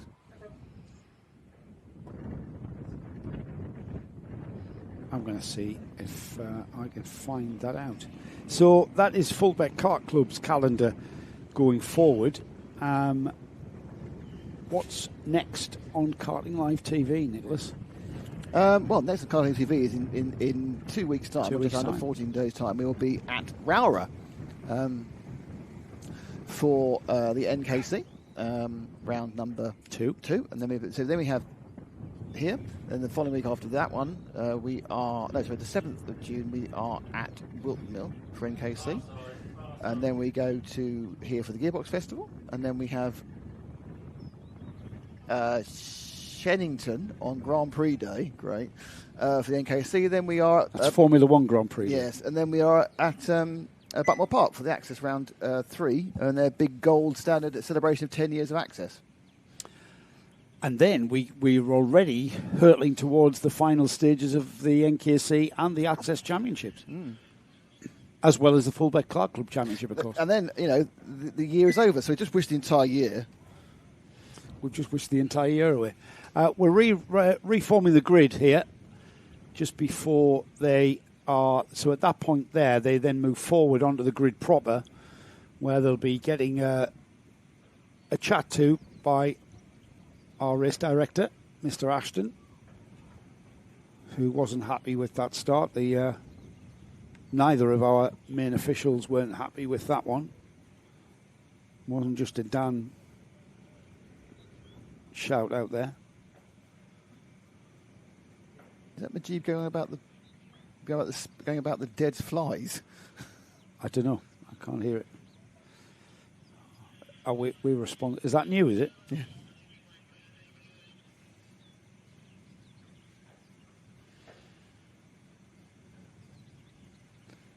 Right, so we can hear the lovely revving sounds of the Tillotson T4 Juniors on the grid. They've had a bit of a full start and a bit of a talking to. They're getting the full Dan Ashton conversation. They'll roll round for another lap.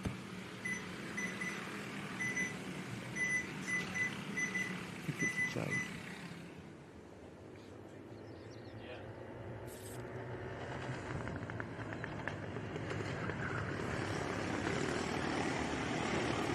Yeah, they are indeed four-stroke.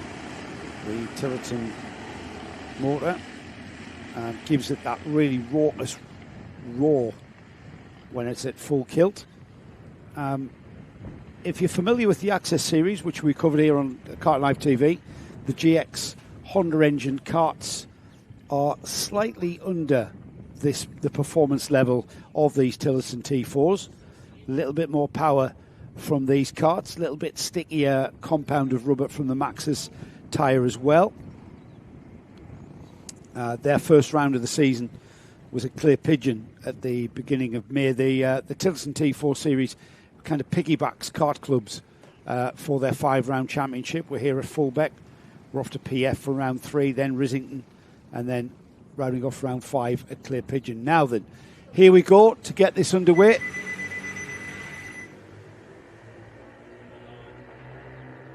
Number 9, I even saw that, was out of the tram lines there at the start, and that is Kevin Bergarski, who we'll keep an eye on the timing screen there, but the 2 leaders off towards the second chicane already, breaking away from 3rd place, using all of the curbs and more. It's certainly not the pole man though, it's Ronnie Legg who leads out the second chicane. Ronnie Legg making a great start there and will lead.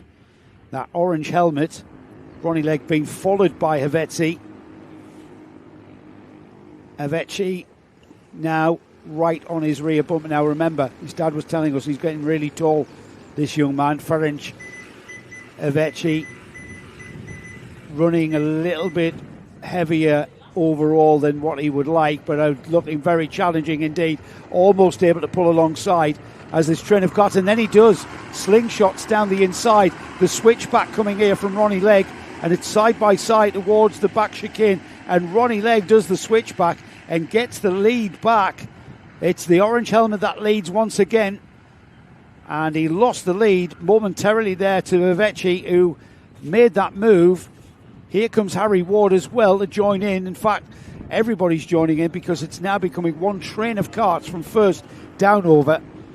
Once again, the Tillotson T4 series proving to be a very, very competitive series. 4-stroke engines, and just look at that action in the midfield as they cross the line. 2 laps completed. It's Legg, Havetzi, Ward, Harper, Bergaski, Sims, Turnick. We've got under investigation, as we thought, the number 9, Kevin Bergaski, under investigation for that race start. He was out of the tram lines as far as we could see on the stream. As the lead begins to settle down then, no further challenge from Havetzi, who is now under pressure from Harry Ward. So the green and black helmet of Ward there, pushing on, and there's Ward down the inside, but Havetzi takes the line. Ward has left the door open, Thomas Harper goes through it. So the tall driver, Thomas Harper, you can see how he's crushed into that kart, is now in 3rd. This is allowing the leaders to pull away ever so slightly. Legg across the line to 3 laps completed. Havetzi, Thomas Harper now 3rd. Harry Ward.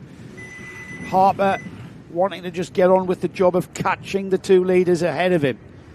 Harry Ward in 4th place. James Sims 5th. Kevin Bergaski in 6th. Jensen Turnock 7th. Ben Cosgrove 8th. Ben, the winner of Heat 1, remember. Angus Langley 9th. Rounding off the top 10 is Freddie Denton. No change in the top 5. 6 and 7, that's the number 9 of Kevin Bergaski and Jensen Turnock. They are trying to get on terms with the kart ahead of them. Nobody in a position to challenge as we are already through the paddock complex. Heading through the final turn now. It's Ronnie Legg leading. Ferenc Havetzi, Thomas Harper, Harry Ward. Havetzi now right on the rear bumper. He slingshots by. No, it was a very, very messy first chicane there. However, you haven't just got the power to just put your foot down and take advantage. It's all about momentum in this class. These are exactly the same engines and karts as the senior class. However, the junior class runs a more restricted carburettor. Number 9 gets a 3-second penalty for that start line infringement. So the number 9, who is currently in 6th place, that's Kevin Bergaski, who started on the front row of the grid, start line infringement, bringing him a 3-second penalty. You get a glimpse of that now as he comes underneath the information board. just past the half distance here for these Tillotson T4 juniors. And this race is still on as for second place. Thomas Harper down the inside of Avecchi. Avecchi all the way around the outside. Side-by-side action here as they head down towards the second chicane. Avecchi hangs on to it, very composed. Oh, and the lead goes straight on. The leader has got a problem. Ronnie Legg has pulled off at the second chicane. He's got his hand down on the motor in some fashion. Maybe he was switching it off, but that has handed the lead now to the current champion, the 2025, the reigning champion, Ferenc Avecchi. Now leads across the line, 6 laps completed, 3 minutes on the clock, and Thomas Harper, who was right there on his rear bumper, is about to be joined by Harry Ward and James Sims. So this has got drama, controversy and intrigue going forward, certainly. As Avecchi, Thomas Harper has got a gap of about a cart's length now. Harry Ward and James Sims are seemingly conjoined by bungee ties, it seemed. They were so close. But a 4-car battle now developing with Ronnie Legg. Commiserations to Ronnie now. His cart just there on the, just in front of us, pulling to a halt at the second chicane. This race, though, Nick, has got at least 2 minutes of racing to develop into something, and hopefully not overly dramatic, not an overly dramatic something, I hope. Well, Ferenc, our reigning champion, who his father himself wrote off his chances for while we were talking to you in the paddock yesterday, due to him being too tall and therefore carrying too many kilograms and not being old enough to be a senior. And he, in fact, does about to lose the lead as the 1.56 of Thomas Harper goes up the inside and just nips across. A nice move there by Harper, who had a good result, of course, in heat number 1 in these Tillotsons as well. As they rumble their way around the rest of the track. I'm not sure whether it's a situation with Avecchi's weight problems, not just because he's old, not because he's carrying any timber, means he can, once he has the issue is actually getting past people, he can stay ahead, but once they're past him, it's the repassing that's the issue. Third is Harry Ward. James Sims is in fourth. So Harry Ward is with the green and blue helmet in third place. Coming towards us now, 2 or 3 laps to go. Changed for lead last time round. For these 4, despite being all painted the same or stickered the same, are providing us with some entertainment. You have to run the sticker kit. You are allowed a few little spots to put your own sponsors on, but the majority of it is already taken up by the Tillotson environment. Yeah, not just the livery heavily regulated as well, is it? It's the whole cart, the cart and components, all Tillotson, Tillotson engine, Tillotson chassis. You can own your own chassis. You're allowed to tweak the handling and the tyre pressures as ever. As Thomas Harper now leading this 4-cart train towards the checkered flag. It's going to be 2 more laps after this one for sure as we come through the paddock turn then. Thomas Harper, we remember Thomas in Junior Primo a couple of years ago in the Kart Championship, running towards the front of that. Thomas was the Jaguar liveried kart. Oh, remember that? Right, his dad is a Jaguar. His dad's got something to do with... Well, they kind of break down Jags for spare parts. Not Land Rovers, just Jaguars. Just Jaguars, yes. No, I'm not sure about Land Rovers. I break down my own. It probably does, yeah. We nearly did that this morning. Now then, lead change. Oh, and they're coming together. That was kind of inevitable as the second chicane. Was it inevitable? When you know that second chicane, yes, because there just isn't room to do that. Ferenc's trying to get up the inside. Yeah, Avecchi goes down the inside. Harper stays around the outside, and Ferenc was kind of thinking Thomas would have relinquished that. Yeah, that's well, that's down for the stewards. Not our job. The stewards to sort. I'm not quite sure who's at fault there, but somebody was at fault. Here comes the last lap then, and Harry Ward says, "Thank you very much, boys." Thomas Harper remained in that second place somehow, not sure how, but he did. James Sims is third. First heat winner Ben Cosgrove now fourth, but somewhere back. As the leader, Harry Ward, has pulled out a cushion now on Thomas Harper. I'd be surprised if Thomas Harper's steering geometry is still where it should be. There might be a little bit of a towing issue in or out. There's certainly been a pretty heavy impact onto the front left of the kart, but he's sat it there. I'm sure he'll argue if he has to talk to any stewards that he was just holding his line. Possibly could have been more accommodating, but I suppose that's what you don't be. We want to be win a kart race. Into the side by side there, but I think he's going to get a chance to get a run there. I think Harry Ward's okay for this one as the flag waves to our left. Yeah, checkered flag then as Harry Ward takes the checkered flag in kind of a lead that he inherited with that coming together there, didn't he? Thomas Harper hangs on to second place. James Sims third. Ben Cosgrove, that's a first and a fourth for Ben. That's pretty good. Ferenc Hevechi recovered to fifth. I'd be disappointed with that, having led the race for quite a chunk of time there. And then behind him in sixth, we had Leo Belemenko. Kevin Bogarski will take a 3-second penalty, so that's going to drop him down the order somewhat. Jensen Turnett finished 8th on the road, Angus Langley 9th, Harry Gardner 10th, and then we had Freddie Denton, Majka Domagala, Elliot Drury, Niall Green and Ronnie Legg, who we lost from the lead of this race for Ronnie, who is now having his kart recovered from the outside of that second chicane. Not sure, it must have been some sort of engine.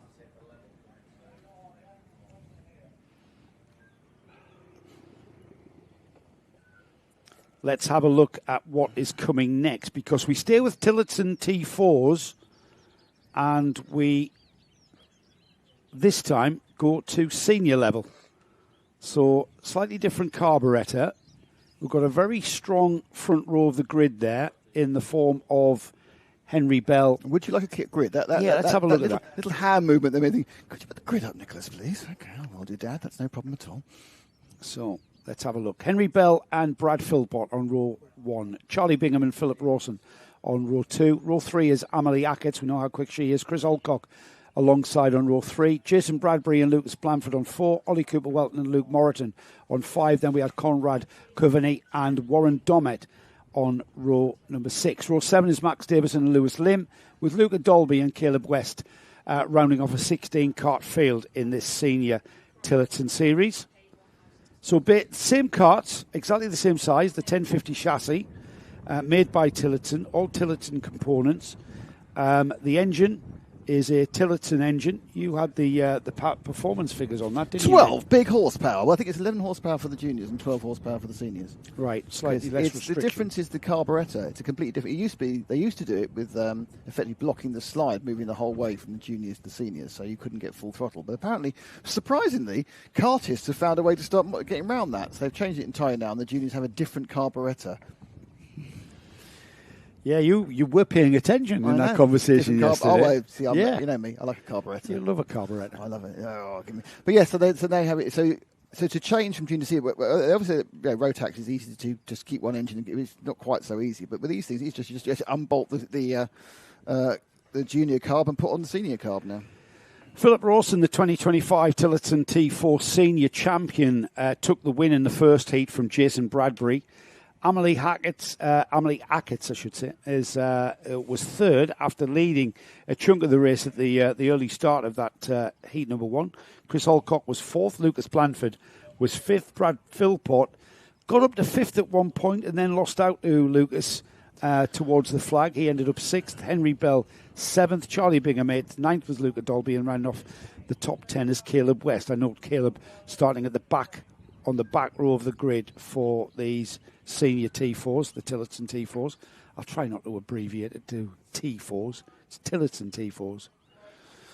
I think we're just recovering a kart, aren't we, at the moment, before we get things underway and have this grid of karts released. As I say that, we have got things moving. They've rolled just for you.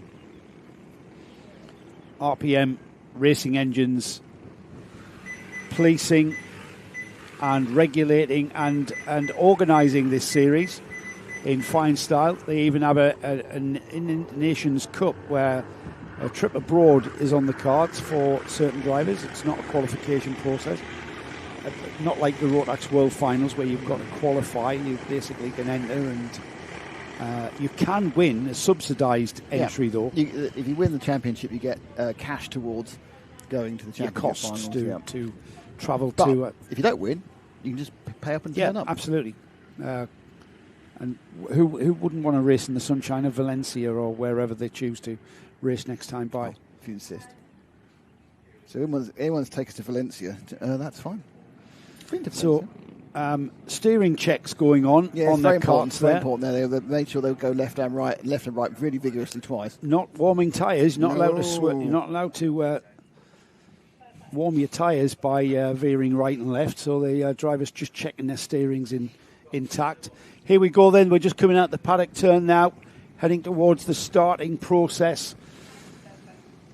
And a nice pace being kept by our front row. In the tram lines and everything. And sending them round again. Why was that then? I'm not sure.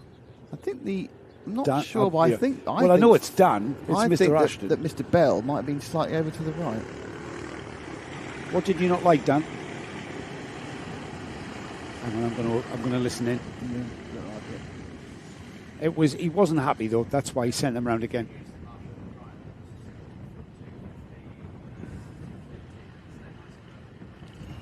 Yeah, they were a bit disjointed. I'm reading into what Dan's just said. So he likes to see the front row level, equal, alongside one another, but they were a little bit disjointed. So we'll get another chance to go again.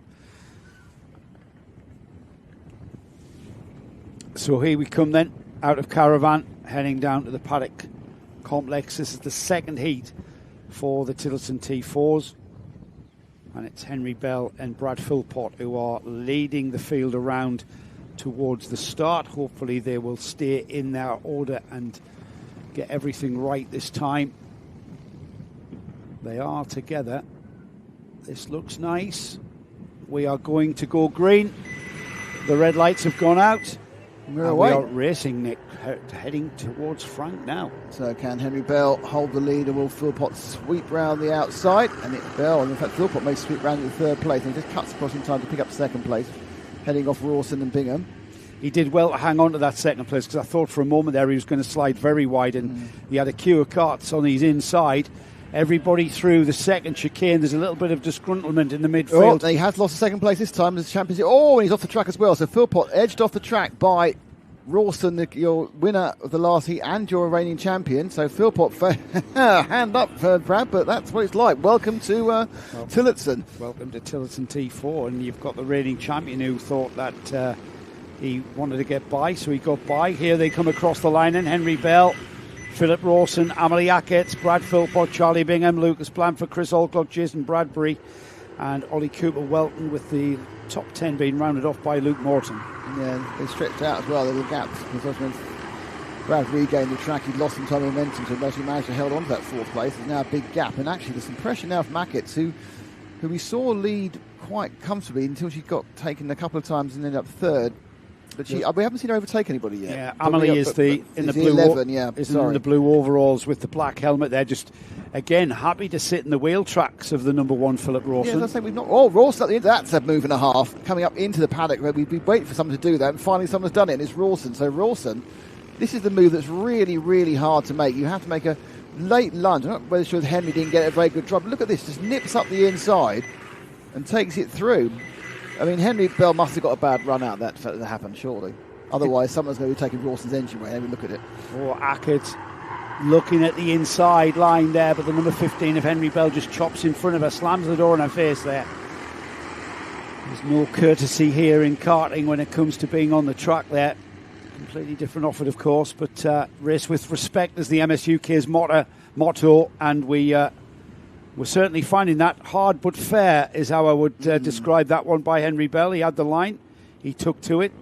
Amelie, just a little bit of a research mission. Brad Philpott, he's having a nightmare. He's having a nightmare here, isn't he? Blanford's taking him as well. Yeah, he's down to fifth place there, as Brad, and I think Charlie Bingham might even be I think so. About to try. Blanford's no slouch. He's obviously a rotax driver normally, or historically. Bingham's ahead of him. Yeah. There's a lot of hand waving from Brad. I'm not sure whether he's not got the kart running to his liking, or when it went off on the up the inside. Amelie's finally going to make a move side by side coming into the chicane. This could go horribly wrong. Nope, she backs out. Yeah, Henry Bell just sat there on the outside line, give her just enough room. There was an Amelie Ackett size gap there that she filled. Lucas Blanford now. That white helmet down the inside of Ackett there, the orange shoulders of his overalls, and moves ahead of Amelie Ackett and into third spot. So behind him, Bingham's got a contact wall. I'm not sure where that was from, whether it was in the way he got past Philpott last lap. But they are sweeping through, and there is a big 0.7 of a second lead. Blanford scored third, Ackett's now scored fourth, Henry Bell is second. It's Bingham, Philpott, Alcott, Bradbury, who's running at the front in Heat 1. And up the inside again, and that is another place gain for the 23 of Blanford. So Blanford, who we expected to be to be doing this last heat and didn't, has woken up. Perhaps it's too early in the morning for him. perhaps he had an Weetabix and a couple of extra coffees. Well, it's a different kart to what we normally see Lucas on. He's usually in the Rotax Max field, and this is a completely different kettle of fish. The 4-stroke Tillotson engine has to be coaxed around. Smoothness is the key, and Lucas, smooth driver, of course. Rotax Max is exactly the same, but you can get away with a bit more. You've got the power to get you out of trouble. Amelie Hackett, though, on the blue overalls and the black helmet, she's been a front runner for both of our races so far. Yes, she's lost out slightly here and there, but fundamentally she's a very, very quick driver here, and already alongside towards Frank on the hillside. Yeah, she gets through nicely past Henry Bell. Bell looking for an over and under and cut back, and he's got it. So she didn't complete the corner quite well enough to cut him off, and he's come back through again. It's that corner, Nick. You commit to the throttle there. You've got to let the car breathe, and it breathed far too far out, and she slid wide, and that allowed Bell back through. So the lap chart won't show any change of position for third place. However, it's rectified itself. And who is this coming? Charlie Bingham now challenging Hackett. So Bingham's on a warning for his driving, but most of them are. But it's Bingham is trying to move up forward. Top two, half a second now. Rawson leads Blanford. Blanford looking very racy in this one. Yeah, Blanford's chasing him down. The gap of the line was just about half a second, 0.48 to be exact, and it looks to me as though Blanford is catching the reigning champion, Philip Rawson, winner of the first heat here this afternoon, or this morning I should say, as that third place battle there, Henry Bell, Amelie Hackett, being now joined by Charlie Bingham and Brad Philpott getting in on the act. That's the third place battle, isn't it? Yeah, they run down to third. Right, the first two are now nailed together. So Blanford really has found some pace. That's a back marker running down in the front of the frame. But this is first and second now. Blanford, who's got back up to Rawson, making the points. There's plenty of time as well, Nick. 2 minutes of racing remaining here. So plenty of time for Lucas Blanford to find a way by. And he's going to have to... This kind of karting calls for a bit of intelligence. You can't just lick it and send it here. Or you can. And as I say that, Lucas Blanford says, yes, you can. You can lick it and send it. He did indeed. That was a very, very smooth textbook way of overtaking that. Not fought very heavily by Rawson, though. No, Rawson's coming back. That's why. Yeah, that's why. You can't fight too vigorously because you lose time. Use your head. And that's exactly what Rawson's done. So, again, the lap chart won't show Lucas Blanford leading that lap at all, as we're inside of 90 seconds now. But they're fighting and pulling away at the same time, which is quite impressive. Well, that's because they're not vigorously defending. They're just, keeping the Flowing momentum. it through, yeah. And that, when somebody comes alongside, you've just got to let them go. Now he defends, and Blanford's got very pointy. I'll go inside there. I've got you now. Blanford's saying, get on with it, as I'm going to overtake you. Brilliant stuff, this. Now, Rawson showed his cards last time and got defensive. by. Oh, defensive line from Blanford. He's learnt a lesson there, hasn't he? No, it's Blanford went past Rawson there, and then Blanford got him back again here. So Rawson got him back again here. So this is where Rawson took him again out into. But Blanford defends. Absolutely, yeah. Blanford defends, but it's cost him time. Rawson trying to get alongside, but it's very narrow into the paddock complex here. Has to settle in behind. It's 2 more laps of racing here, and we can see why Rawson is carrying that number 1. He's very, very quick in these karts, but we've seen Lucas Blanford race in various championships across the years, and fairly recently up into seniors, I think. Lucas Blanford a junior last year. I think he was, yeah. Amelie Hackett has been overcome by a couple more racers. It's Brad Philpott and Bingham got past in that last lap, so it's kind of a real sort of battle there. Chris Alcock as well. So she's down to 7th place. Chris Alcock on the number 3, third in the championship in 2025, ahead of Amelie Hackett, now down to 7th. As this lead battle rages on, it's going to be the last lap board this time, as they come through the paddock complex, heading towards the last lap board now. Yeah, they come round for the final time to get themselves one last effort. Does Blandford, because I mean, in fairness, that he seems to have the pace to catch up, but Rawson, A, because it's easy to follow, and B, because he gets a couple of tenths from the slipstream over these corners, is he in a position to move? They've both overtaken each other in a couple of different places, so they've kind of showed their hand a little bit early in some ways. But Rawson now thinking about what he can do side by side, almost into the chicane. Not going to work. No, because Blandford's defending. Blandford pushed him a little bit wider than he needs to go as well. He just needs to. Now, this is where he'll defend as well. He'll stay on the right-hand side of the track into Caravan. He does. He goes down the inside. That's going to cost him time on the exit there. Rawson didn't have enough speed through the corner to take advantage of that. As we continue through paddock, it's going to be Blandford who will see the checkered flag first. Lucas Blandford takes heat number 2 from Philip Rawson, the winner of heat 1. That's a first and second finish for him. He's going to be doing well up the grid for the final. The rest of the finishers coming through now, and that is Charlie Bingham, Brad Philpott 4th, Amelie Hackett back up to 5th again, back ahead of Henry Bell. What happened to Henry Bell? I think he was third, wasn't he? I think it was a Bell and Alcock interface during that last lap. Right, they both dropped back. Right, okay, yeah. So Henry Bell 6th, Chris Alcock 7th, Jason Bradbury 8th, Ollie Cooper Welton 9th, 10th was Caleb West, and then the rest of the field coming through. Luke Dolby, Max Davison, Conrad Coveney, Luke Morton, Warren Domet and Lewis Lim. First novice finish there was Caleb West from the back of the grid, up to 10th overall. Second in the novices, Luke Dolby, and third in the novices, Max Davison. They were 10th, 11th and 12th, respectively. Gearbox class next. You can tell by the smoky collecting area as we warm these motors up. We had 5 carts. That is a smoky collecting area. It's a smoking area. Some of that smoke is coming out the wrong areas, I think, to be honest. We had 5 carts took the start, Nick, and only 2 finished. Let's see if we've got any difference here. 6 start. We had 6 start, yeah, and 2 finished. Have a look. Hello, Jack McGillicuddy and Scott Content. Thanks for being with us on the chat. We are right in the thick part, the wedge, the meat of this event. Next up is, as I said, the most spectacular of all. And you're right, we did have 6. Sometimes I'm right, not always, or often. And here are the 6. So, Justin Parker and Jack Bliss are on row 1. Jason Tucker and Nathan Caddick share row 2, and Kieran Metzen and Ben Dixon are on the third and final row. It was Kieran Metzen, remember, the number 7, who was absolutely dominant in that very fast number 7 car. Jason Tucker was second. They were the only finishers in the first heat. Nathan Caddick, Ben Dixon, Jack Bliss and Justin Parker didn't finish the race, but were classified 3rd, 4th, 5th and 6th. You pointed at something, Nick. Were you wanting to tell me something? You pointed at the... No, I was going to say that Jack Bliss. You said Kieran Mason, but Bliss had the pace but couldn't get the thing running properly. He had the fastest lap. So look out for Jack Bliss if he's worked out what his tuning issues was are. The one who went off at the start. And yes, he was and never Bliss headed. couldn't get it working. But then got it working, was faster for about 3 laps, then broke down. Yeah, it would be good if they can stay together. So and they can tune it up. We should be all right. So the number 1 starting on the front row. So that's bodes well for this gearbox. Heat number 2, the 250 Nationals. Getting a second run, get some heat into those tyres. Very easy to break the traction on these things.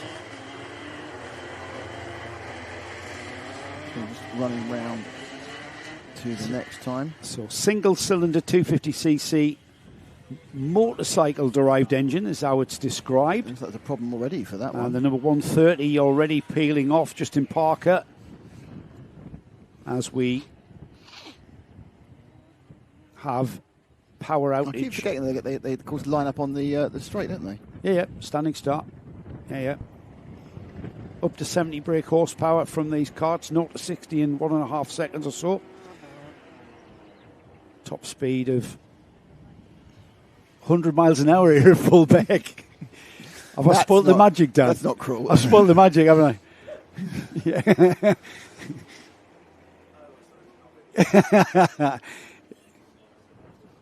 It does a bit of keeping these running is a little bit of a challenge. Yes, it is, and that's what these guys love. That's what these drivers love about these karts. They like to tinker. We've lost the 33, Jason Tucker, No, he's was there. it? No, he's there. Oh, no, he's there. Yes, Justin Parker with the 130, sorry, was the driver. He's at the back. So Jason Tucker was... He's hiding at the back because he's not sure about his card. Right, okay. The number 7 there is on the third row of the grid. So Justin Parker should be starting on the front row. I think he's choosing to start at the back because of an issue. Engine issue. 5-second board flies. The red lights will go on. They're on now. They go off, and away we go. The 30, Great number start. 7 again. Kieran Metzen gets fired out of a cannon and latches onto Jason Tucker. It will be Metzen who goes down the inside and into the lead, though. And again, from the third row of the grid, the number 7 just gets the traction, Nick, and he's off into the lead again. Into the second chicane with Jason Tucker chasing him hard. The number 11 of Nathan Caddick, remember, he was the Birrell kart that got pulled off because of the NASA panel that came adrift, and he got the mechanical flag. Well, he's already into second place ahead of the 33, Jason Tucker, and now chases down the number 7, who has disappeared across the line. Speeds of towards 100, over 100 miles an hour into the braking area. You can see the kart squirm, braking on the front and rear axles. The number 33 locks up, going into Frank's turn there, and the number 1, Jack Bliss. Just have a look at this again. Again, just goes on the brakes, and the front brakes lock there. You can easily damage a tyre here. However, I think he's gotten away with it, as the number 1, Jack Bliss, now challenging for third place. The number 1 looking exactly the same kart, livery, everything. They may be working together, Jack Bliss and Kieran Metzen. Jack Bliss, of course, carrying the number 1. The club champion from 2025 has finally got ahead of Jason Tucker and will continue in third place. So I wonder where this lethal pace he was showing for the 2 laps in the last heat has gone, because realistically he's got the pace of our leader Kieran Metzen. He's already got 7 seconds on him.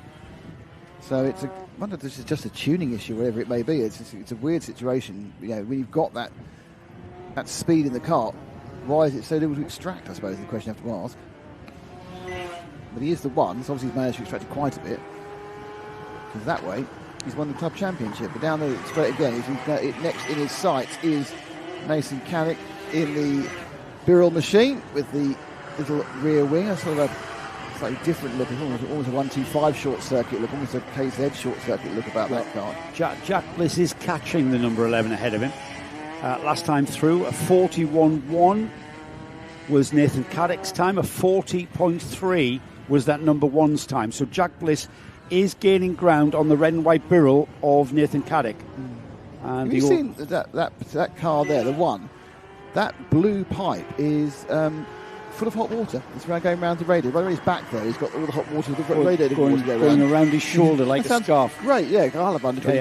I'll have 120 degree water doing that. And up now, and just drove past. Just a bit of extra speed, and past he goes the 11 with Caddick, who's actually having a bit more reliable run this time. It doesn't seem quite to be trying to quite like he's just sitting on top of a firework and he's sitting on top of a car. Well, I'm not sure if it was whatever the NASA panel came adrift. It was obviously finger trouble, nuts vibrating off or something. But the number 1 now on lap 5 here, sort of picking up pace.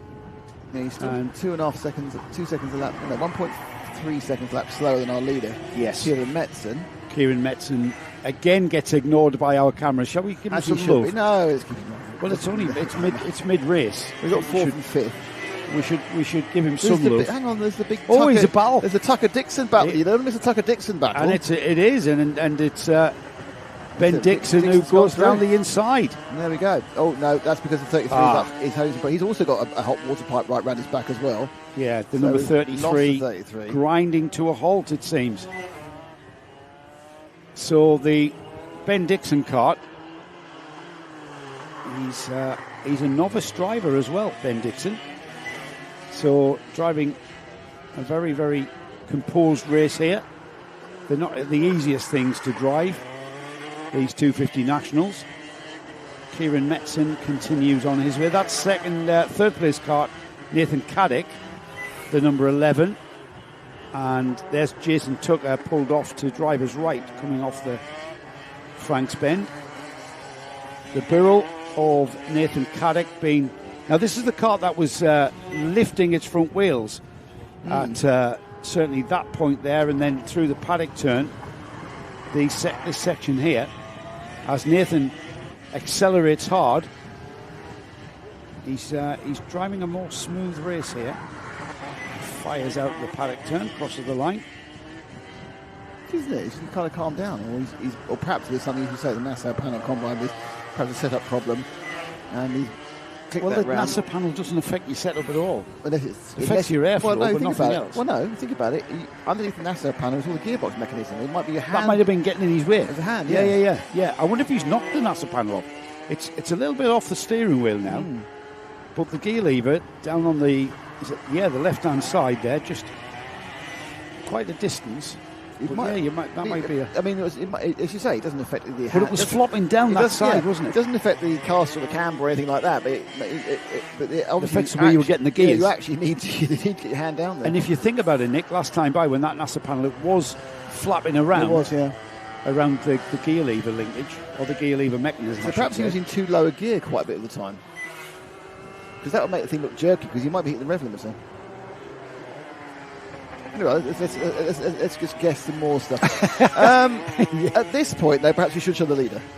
Yeah, we're getting... Do you know where he is? Well, he's in the lead. Brilliant. Absolutely brilliant statement there. Where is just he? He's coming. In the lead.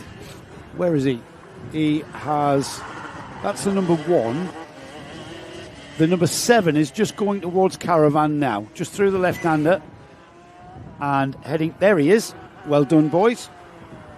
And girls. Laura, our producer today. One thing where his hot water bottle is going around his back.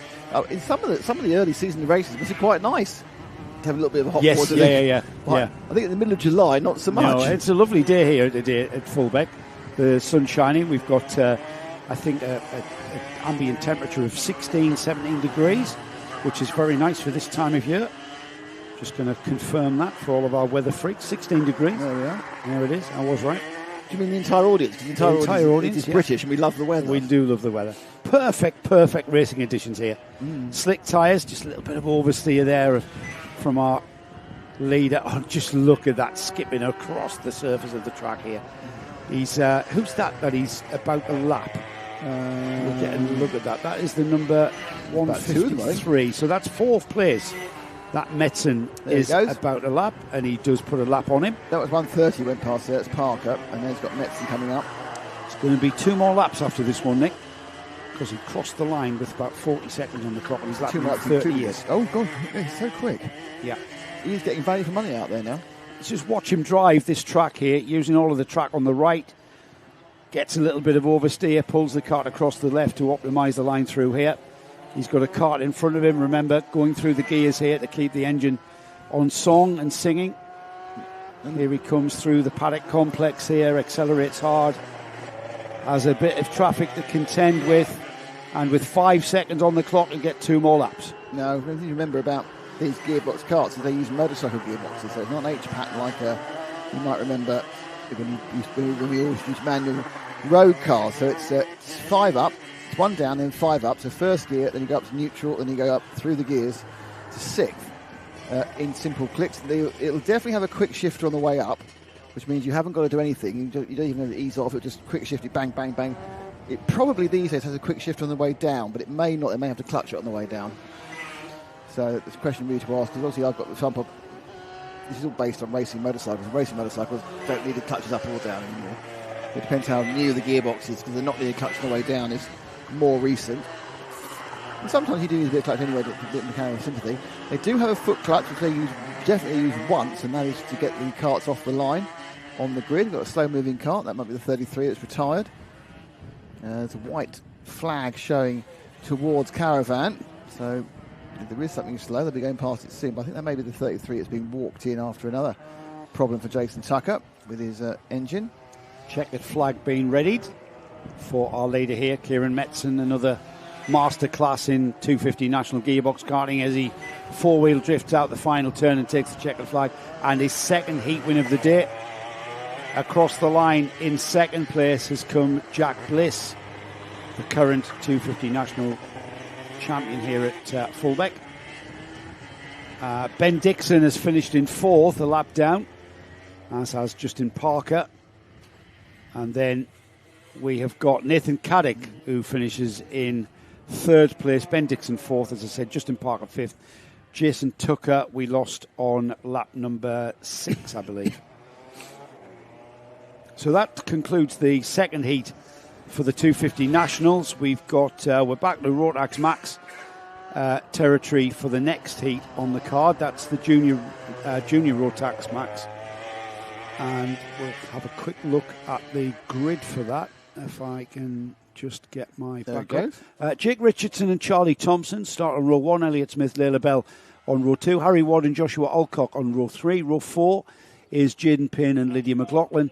Archie Green and Finley Doran are on row 5, and then 11 Kart Field rounded off by Cooper Moore. Now then, where is the...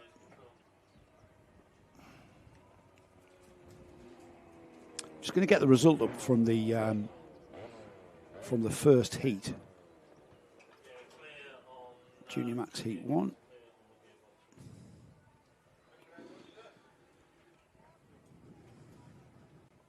Jin Payne took the win, if you remember. Quite a dominant win as well, 2.7 seconds. Layla Bell was second with Harry Ward, right there with her. Jake Richardson fourth, Charlie Thompson fifth, and then the first of the novices, Lydia McLaughlin, finishing in sixth overall. Elliott Smith was seventh. Second of the novices, Finley Doran, was eighth overall. Then we had in ninth Joshua Alcock. Cooper Moore was third novice driver in 10th overall, and Archie Green, fourth of the novices, in 11th. So karts being released. Junior Rotax it is for their second heat. Let's see if they can get a clean start this time. See if Jaden Payne, who starts towards the back of the field here, Layla Bell, who was a strong second, she starts on row 2. So it's all down to Jake Richardson and Elliott Smith to keep those karts behind them as we get through this 8 minutes and 1 lap for the second heat for Junior Max.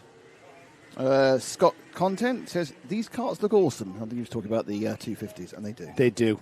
They absolutely do. And if you think they look awesome on TV, you want to get here trackside. They are mind-blowing. And you think they look awesome when there's 6 of them. Wait till there's 20 of them, which will be at the Gearbox Festival. Yeah, end of June for that one here at Fulbeck. The Gearbox Festival, which was... so we'll also have 125s, we'll have KZ2s. Tremendous meeting. I love the Gearbox Festival here at Fulbeck. And why not come out? Why not come to Fulbeck? Come to Fulbeck, Come to Fulbeck. It's lovely, and it's easy to get to. It's free parking, and then the food's very nice. Yes. So you have everything you could ever want. Here we go. And they're away, and it's a definite start. And they stream into the first hairpin. It looks like a good start on the inside there, by the inside row 1 and 2. Jake Richardson from pole position there. I think Elliott Smith picked up second place as well, hasn't he? So now he's immediately saying work together with Layla Bell, which is a bit cheeky because he's just literally gone past her. But there they go, accelerating up. No, Bell's in third. Yes, it is. So it was a very good start from these youngsters to get things underway straight away. I mean, the inside line has an advantage. It's nothing like as bad as the advantage we had last weekend. The field staying together there, first down to, I think, about 11th, which is the whole field, staying line astern as we come through to take complete lap 1. It's Jake Richardson, Elliott Smith, Layla Bell there getting it all under the brakes there. It was a little bit wobbly there under the brakes there for the chicane. Behind Layla, Harry Ward, Jaden Payne, the Heat 1 winner, up to 5th already, Charlie Thompson 6th. First of the novices, Lydia McLaughlin, in 7th place with Finley Doran, second of the novices, right behind. But they're pretty much all together still, Nick, aren't they? Yeah, we're running it. Well, yeah, I think they're just dropping off the last couple, but certainly there's 9 of them who are still in with a shout, still sticking with the slipstream of the kart in front of them. So the Tony kart, they're looking very, very racy of Elliott Smith. He wants to get past Jake Richardson as fast as possible. Bell holding on in 3rd place. Looks speedy up, some of this. And then down. It's all kind of frenetic in these first couple of laps. Hard brake, tail slides out. Of course, it's just it slid out. I think did he get that a nudge? hit the curb? No, he hit the curb on the inside. Just pushed. That's Jake Richardson with that mistake. If you watch when he turns right and then left, hits the curb, bash, and then just flings him across to the right, and he's lost 1, 2, 3, possibly 4 he had positions. His line wrong on the way in. He got too much curve on the way in, and then as he tried to overcompensate, he clunked that, and the whole thing was absolutely rotating. The 41 there, Jaden Payne, who was our winner of Heat 1, he slips up inside. Now I think he's now third, isn't he? Because of course we lost Jake Richardson, so I think Payne now in third, behind Leia Bell and Smith. So it's Smith, Bell, and Payne. So Payne moving forward in that red and black kart. Here they come then. Elliott Smith leading into chicane. Leila Bell second. Jaden Payne, as you said, Nick, winner of the first heat, now looking very racy and hunting down Leila Bell, the pink helmet of Leila. Easy to spot there, heading down towards the kink before the second chicane. She's staying with Elliott Smith in great style, and Elliott doing a great job here on the Tony kart to stay at the front of the field. Leila getting underneath his back bumper as they head towards Caravan. Oh, up the inside. Beautiful move there. And he's going to go through as well. Payne there, very opportunistic, has made a very bad day for Elliott Smith there. Didn't we see him make much of a mistake? Just suddenly there's 2 karts past him. He didn't have a choice. Leila Bell was there on the inside and he was hung out to dry. Jaden Payne, with a great opportunity presented in front of him, says thank you very much. Now we saw this in Heat 1. Jaden Payne has the pace to overtake Leila, who has... Where is Leila? Oh, she's in the lead one time. That's what she's doing. Yeah, I'm trying to find her, and of course she's in the lead. Yes, the pink helmet there leading this field of Junior Max drivers around. It's a matter of time, you get the feeling. No, she slid wide. Well, no, I think he tried to put his nose in it and she gave him the space. Now, what this is actually doing is helping those in third and fourth who've been dropped back by 3/4 of a second. And Payne is just so quick round Caravan, but this time didn't get the drive. And Bell retains the lead, probably not losing too much time really, because whilst it looked like Jaden Payne was side by side, he wasn't really affecting the line that Bell was taking. Again, he's looking left, looking right. This time he's going to drive up the inside of the chicane, and it's a move for the lead, and Payne takes it going into the first chicane. That happened coming out of the paddock turn. She slid really wide, which messed her up for the final turn, which dictated our speed all the way to that first chicane. It happened before here. Jaden Payne was already alongside before she even got to think about the brakes here. She's fighting back though. She is fighting back as we saw that move for the lead through Caravan turn. Leila Bell staying or trying to stay with Jaden Payne as best she can. Jake Richardson, after that mistake of the chicane, has come back to third now, and with a little bit of a breakaway before Elliott Smith, Harry Ward and Lydia McLaughlin there in the green kart in sixth overall, the first of the novice plate drivers, doing an absolutely sterling work. And now Jaden Payne has got a cushion, Nick. Yeah, he's managed to get those 2 or 3. There's a kind of a sweep round there. They're all sweeping around with about 2 kart lengths between them. So a little bit of edging out. Got just over halfway down. And certainly, at the moment, there's that kind of period where everyone's just kind of working out where they are.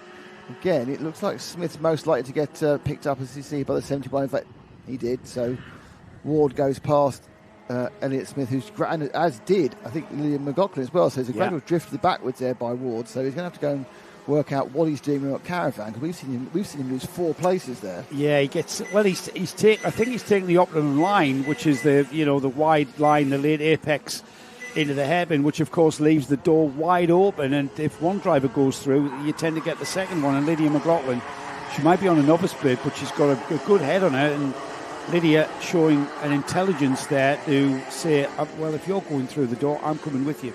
And she's managed to get into 5th place.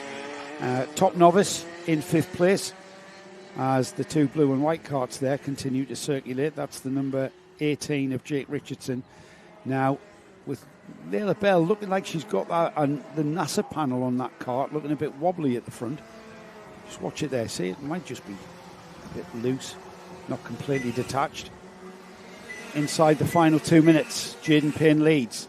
2nd place, Leila throwing the kart in on the brakes there into the first chicane. Jake Richardson trying all he can to get into a position where he might be able to challenge, but that gap has just gone a little bit too far away from him now, with the pink helmet of Leila Bell extending the gap to him, hopping over the curb. Into Caravan. Second, third and fourth beginning to get very, very close together now. No, absolutely nose to tail, pushing hard now once they realise that Payne has got away for the second time. But Richardson and Ward looking to get very similarly liveried carts, looking to get up and past Layla. Holds the line this time, 3 laps to go. Wobbly nose you've got that. Yes. Panel. I mean, seems to be... the Nassau panel appears to be no great idea of what's the best design for it, or no great idea of the best way to attach it either. Some have it low, some have it high.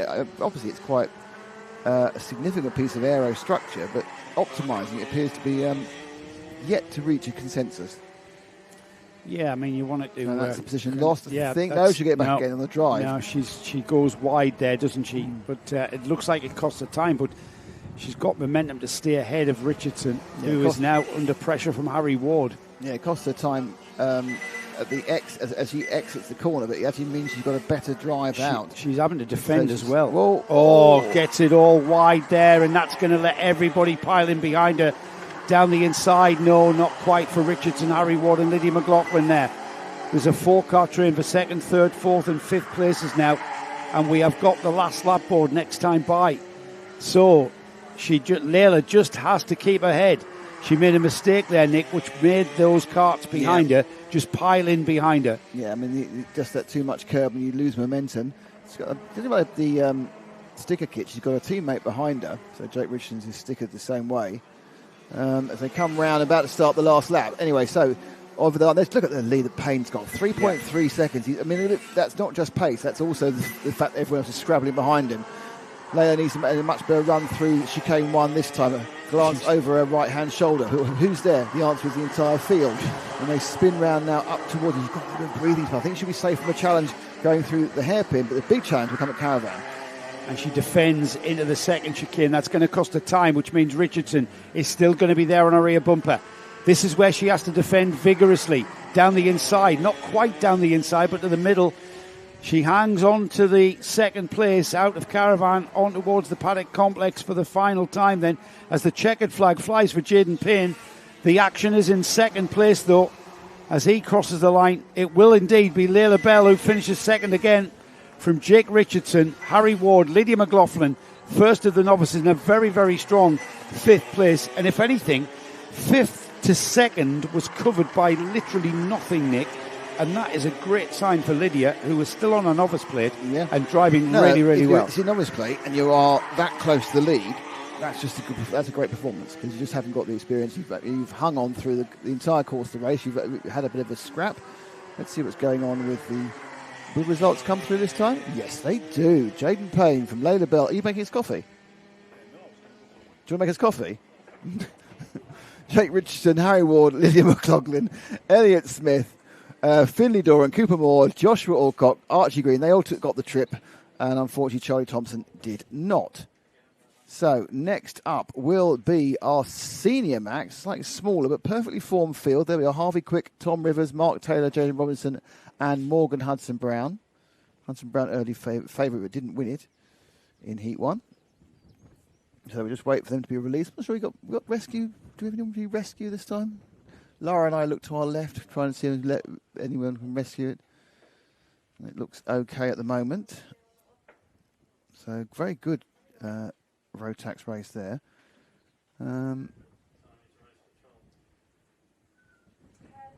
Scott Conte, I'm racing at Fullbeck in July for the first time. The Gearbox Festival was a different one I want to attend. The Gearbox Festival being, of course, the June meeting. What are you racing in July, Scott? What karts are you racing at that point? So wait, everyone to get underway. Just so you know what's coming. We're running through the middle of our second heat. We've got this. This is 4 more, including this one. And then we're going to have a half-hour lunch break. And we come back after lunch with the final round of heats and the finals as well. So this is the seniors. Harvey Quick, living up to his name. Leads them off. Tell your friends, if you're watching this, that we are live all day. There's other events being televised, but they're not free when the finals start. And we are. I say thank you again to SG Haulage, Automated Analytics and Rolex for sponsoring these 3 club Fullbeck events we're going to be at here May and in September. And in June we are here as well for the Gearbox Festival. So there's a lot of Fullbeck action on Karting Live TV. And as you know, Fullbeck, personal favourite of mine because it's 12 miles from my house. So when you break down the way here with your Land Rover, you can go back to your house again and get another car. It's what we actually did. And the other car then threw up a fault, believe it or not. So it's been going well so far today. But the fault cleared itself. So getting ready to get rolling now. And they are up and rolling. Obviously skipping the chicane for the first time. And it's side by side. All 5 of them jostling for position. It is the 19th in the lead, I think, from the 99-14. Yep, so this one's going to go past and come through the first chicane. I'll get you in order. It's 14 from 19 from 19. Oh, and a big shove. The 99 off the track there. Mark Taylor having a real rough ride coming out of the chicane. Got a kind of a clunk as they came through. So he wasn't going to come out again. He's going to a little bit, third car, the green one. Got too much curb, then got oversteer, and then got edged. Helped. He got lightly helped off the track there by the multicoloured blue and white red car, who really didn't have anywhere else to go because you've got someone kind of fishtailing in front of you. It's quite hard to do anything about it. And that was Morgan Hudson-Brown, who was also happy to just move his way past Taylor there. So leading is Harvey Quick in the purple and green, and then it's the orange and black of Rivers and Morgan Hudson-Brown. And then the 4th is Jaden Robinson. Taylor, long way back. I'm not actually sure whether he's had to retire off that run over the grass earlier. So we're down to 4. So yeah, Taylor obviously in that run also got a bit of damage in some way. Quickly pulling out a bit of a gap. So it's 2nd, 3rd and 4th. And Hudson-Brown now looks left and right onto Rivers. Rivers goes round the paddock corner again, a little bit wide, and yanks it back in again. Interesting, Hudson-Brown, who we kind of quite aware of, looking a little bit more racy, but he hasn't got through as quickly as thought. He's managed to get through the second now. He's actually under sort of pressure once again from Robinson and Rivers. Rivers drops back at 2 places there, the problem. So Dan wants to know why the 99's retired. Well, I think because he's a bit upset about things. I've been run off the side of the track. So again, 2nd, 3rd and 4th are where the battle's at. They're letting Quick get away. Now, interesting, Hudson-Brown, as he pulls the cart back into the right, going through Caravan. And some pressure from Robinson. And Robinson behind him. That's the black helmet, or the dark helmet anyway. And the less colourful cart swings out. Oh, a little bit too much speed. So much speed by Robinson in 3rd place there. Just the rear end, but he managed to capture it. It looks spectacular. Not sure he lost that much time. May have only been a 10th here or a 10th there, but it's a little bit gap now between 2nd and 3rd. 4th, Rivers being dropped off the back. And of course, Taylor, after that bumpy ride on lap 1, has retired. Up until the fastest lap of the race was last lap round by Hudson-Brown. He only gained 0.05 of a second on his target ahead of him, which is just there, which is Harvey Quick. Pulled away about 2/10 on Robinson, who's had an interesting race so far, but Hudson-Brown now in the centre of the stream. He's kind of stuck in a no man's land really at the moment as he tries to gain on Quick, but also pull away from Robinson. That's been a good lap for him compared to Robinson. Robinson dropped off 44.5, so Hudson-Brown picks another fast lap, gains a 10th on Quick, but of course he's over a second behind, so he needs to gain more than the 10th, Joe, to have any chance to do anything. Yeah, and it's still very early days, just under 5 minutes now, so we're just under a minute away from the half distance mark, so plenty of time for things to settle. A little bit of debris on the track there, not sure what exactly that was. The 99 pulled out. I think when he had that very rough ride on that grass, the left-hand side of the track coming towards us, I think that there was a problem which resulted... What happened there? Hudson-Brown's gone past. Is it the 99 come back out again? I think that's the... Yeah, 99's come back out again. 99's come back out, yes. So I think something got knocked, and he's now had some... He's gone into the pit lane, he's had it reattached. He's come out for a couple to get some practice and get some ideas. If the cart's back, don't just sit and sulk in the pits, get back out there again, because you can learn a lot. Well, he pulled off the fuel cap had come off. Ow. So they've... where do you find a spare fuel cap then? So he's gone in. He's been sloshed with fuel. He's put a fuel cap back on it, and that's unfortunate, really, isn't it? However, good on him that he's got back out and he's going to go around, because in a field of just 5 karts, you never know. Attrition might be a factor. Yeah, he might be going fourth or third. You know, he's going to come 5th. Well, he might come 4th or 3rd. But absolutely. Which will help him for his overall position in the final. Absolutely. But yeah, so he's now right in the middle of the pack there. That green kart is... He came out to confuse us, didn't he? Yeah. He came out, he thought, I'm going to confuse it. Yeah, absolutely. And he got some good camera time. There we are. It's a win-win-win-win. So Rivers has dropped off 7.5 seconds. In fact, he dropped off entirely, I think, because he's not been scored for the 6th lap. So I think Rivers might be out. I think Rivers is out because he's not showing that he's on track according to the timing. He's lost some pace. Yeah, he has. So it's gonna be a couple of laps before we see Mark Taylor, like you said, pop up to 4th place. There we are. That's why it's worth it. Zempi09Y says this is Morgan's first run in the energy chassis. Ah, right, interesting. In rotax, just getting used to it. Yes, well. So energy chassis there. So this is the interesting thing about chassis and rotaxes. 19's pitted. Okay, we thought so. Yeah, Thomas is going to pit. So you've got OTK who make so many chassis under different names. Energy. Oh, okay, interesting. Isn't Energy a OTK? It's a chassis manufacturer. Yeah. Yes.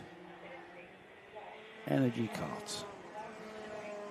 That's why he's on an unfamiliar livery then. Yes. I'm trying to remember which team. So which team does Morgan run with? What livery are we used to seeing I don't know. Morgan on? We're familiar with Energy Karts because that's who Excel race with in the UAE RMC. Yeah, exactly. So, but yeah, interesting that he's trying the new energy kart, or trying an energy kart out for the first time. And if who was that, by the way, who mentioned that? Who was that? It was Zempi09Y. Well, Zempi, if you've got any more insight as to what the plan is. Yes, everything. We want nothing but gossip. Where's he going to go off and run that? Is he running in the UKC or the British or...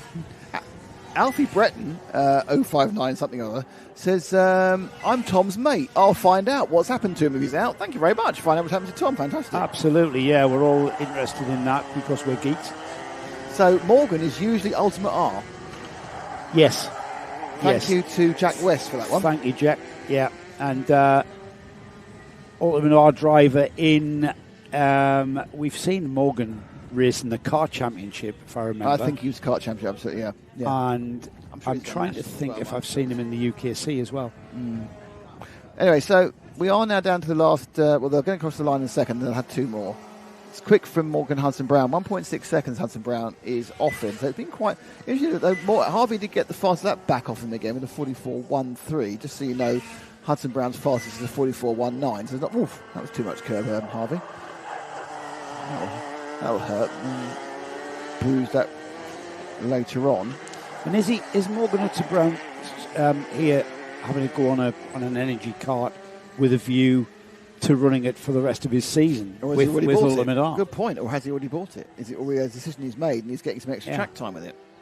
Yeah. These are the questions we need answering. Absolutely. It looks like they might be answered by the chat, hopefully. Great stuff. Great stuff. Coming up for the last lap now. We have got 0 time on the clock, which means it's the last lap board this time by for Harvey Quick, who is, I've got to say, Nick, very quick here this weekend. He's very Harvey as well. He's very Harvey and he's very quick. Morgan Hudson-Brown is just under 2 seconds behind, 1.8 to be exact, and be interesting to see the progress he makes on this new chassis, or new to him, I should say. It'd be nice to, I wish we had time. Pardon me. You're right. No, I'm not. I wish we had time to pop into the paddock over the lunch break and sort of ask those questions of, like, you know, what are the major differences between the Energy Corsa and the kart that you would normally race with Ultimate R. And I'm not sure what kart he races with. Zempi now says that he's normally Ultimate R and Pantano with TWR. He's a paddock. Yes. He's a paddock. Nice one. Yes, we get that. Yes. We understand what you mean. Yes, he's been around a bit. He's been around. The chassis have been around the block a bit. So he's usually on the Pantano chassis, is he? With he's having a bit of fun. Jack West telling us. And what a great place to have some fun as well, the Fullbeck Kart Club. In fun weather. In great weather. Fantastic. Couldn't have been blessed with better weather. That was Harvey Quick then taking the win from Morgan Hudson-Brown, who we've learned is having a bit of fun on the Energy Corsa. Jaden Robinson was a third place. Mark Taylor was fourth. And Tom Rivers, who went into the pits there at the on lap 6, I believe. Mark Taylor came into the pits after losing a fuel cap, replaced it, and went back out and completed that. Always worth doing that when you've got a small field. There's the backdrop here at Fullbeck here, very rural area of Lincolnshire, and literally only 12 miles away from where Nick lives, so that's perfect for us. I think I might get the results. Hang on a second. It might be too late, actually. I might have missed the results. Oh, that's interesting. Oh, there we go. There is the results. Harvey Quick from Morgan Hudson-Brown, from Jaden Robinson, Mark Taylor. Tom Rivers, unfortunately, pulled out. All right, Zazia. Got it, that's easy. Like jazzy. Like jazzy. Zazia. Ah, is that the... Jazia. Hang on. Are you finding things out? Yeah, I'm going to see which name that we were saying wrong. So he's in the mini-max, did you say? And it's Zazia, not Xavier. Ah, okay. Zazia Davison. They are not quite out yet. It is... Yes, they are. They are out. next. They're out running. Right, brilliant. That's sorted that out. Zazia Davidson out with Rupert Thomas and Kasim Iqbal.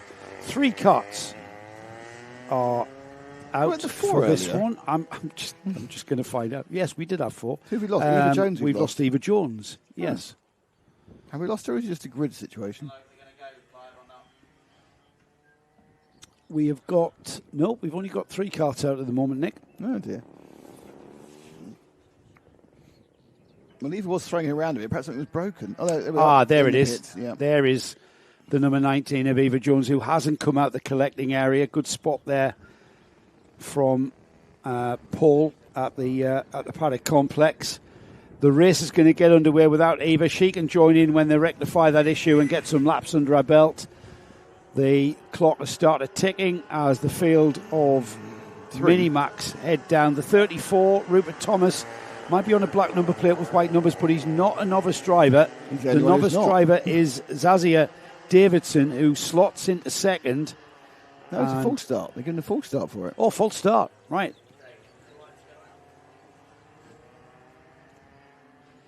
So.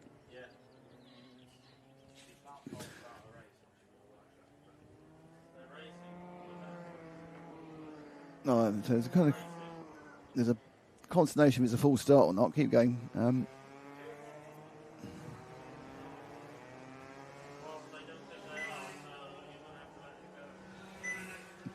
So it was a full start, but it's been unfull started by the fact that the drivers haven't seen the full start, so they are racing. It must be better than me, so what do I know? So here they go. That's Kazim Iqbal. Stick with the back guy for a second. We haven't shown him very much. Just the 33.3 of Kazim. He's obviously on his novice plates. It's one of his first races. And I would say already in this second race, he's doing better than he was in his first race. And he's hardly big enough to look over the steering wheel. So there's Kazim. Nice little correction there. You see, that's not the line quite, Kazim. You just need to breathe out a little bit wider. Always good to see his novices just learning as they go. And Kazim was, he's giving it some. He was quite a long way off the back in the first race. This time he's noticeably a bit closer.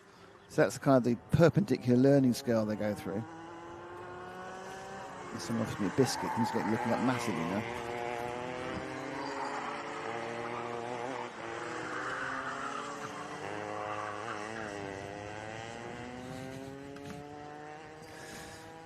Let's move forward. That's been giving Kazim a bit of love. Let's just move forward one to the middle cart.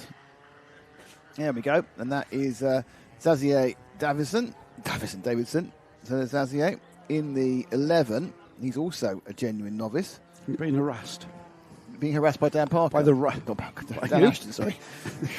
Do you hear what he said there? I said, I'm being harassed. He said, by Dan Parker. It's not even here. It's by the race director. I had the wrong Dan. It's not Yes. saying much, though, is it? It's not a high benchmark. Oh, we're off the air. Yes, Mr. Parker has taken us off the air. Thank you for the coffee, by the way. Yes, nice coffee. Is that your Japanese number 6? It is the Japanese number 4. 4? Take number 6 for your wife, who's trying to caffeine. Yes, she can't get the booze, she wants the caffeine. Yes, she's like, can't get narcotics, so she's going to have as much caffeine as she can. Yes. Rupert Thomas, then. She fit well in the car paddock. Rupert Thomas, then. Yes. The number 34, leads. It was not we're giving a bit of love to the others at the moment. Oh, are we? Yeah, we're giving some love to Zazia. Zazia. Yes, in fact, we already give some love to that Kazim in his second ever race, and he's already quicker than his first race. At this point, we need to give love to our leader, Frank, who's going to come into... Woof, jumps into your view there in the orange machine, Rupert Thomas. There is the leader, the number 34, who shows us the very quick line through Frank's corner there. It's Frank's corner now, is it? Yeah, I mean... I'm not sure he deserves a corner named after him. If you are aware of the corner names at Fullbeck, then please Caravan. tell us. No one here. There's only Caravan that we have. Kasim Iqbal has been given a 3-second penalty. For what? Tram lines. Tram lines. Tram lines. Yes. And even though we have 3... Do you know who would be given a permanent penalty for tram lines? Johnny Palmer, because he loves a tram. We're filling now. Enjoy it. Yep, yeah, I am. I'm trying to embrace it. You might think, well, what's the point of giving him a penalty for tram lines when there's only 3 carts? Well, this is club racing, and we are teaching these youngsters how to go about their racing. Quick question. He's got a tram line penalty. That's not going to affect him getting a signature at the end of the day, is it? Does that affect it? No, apparently not, no.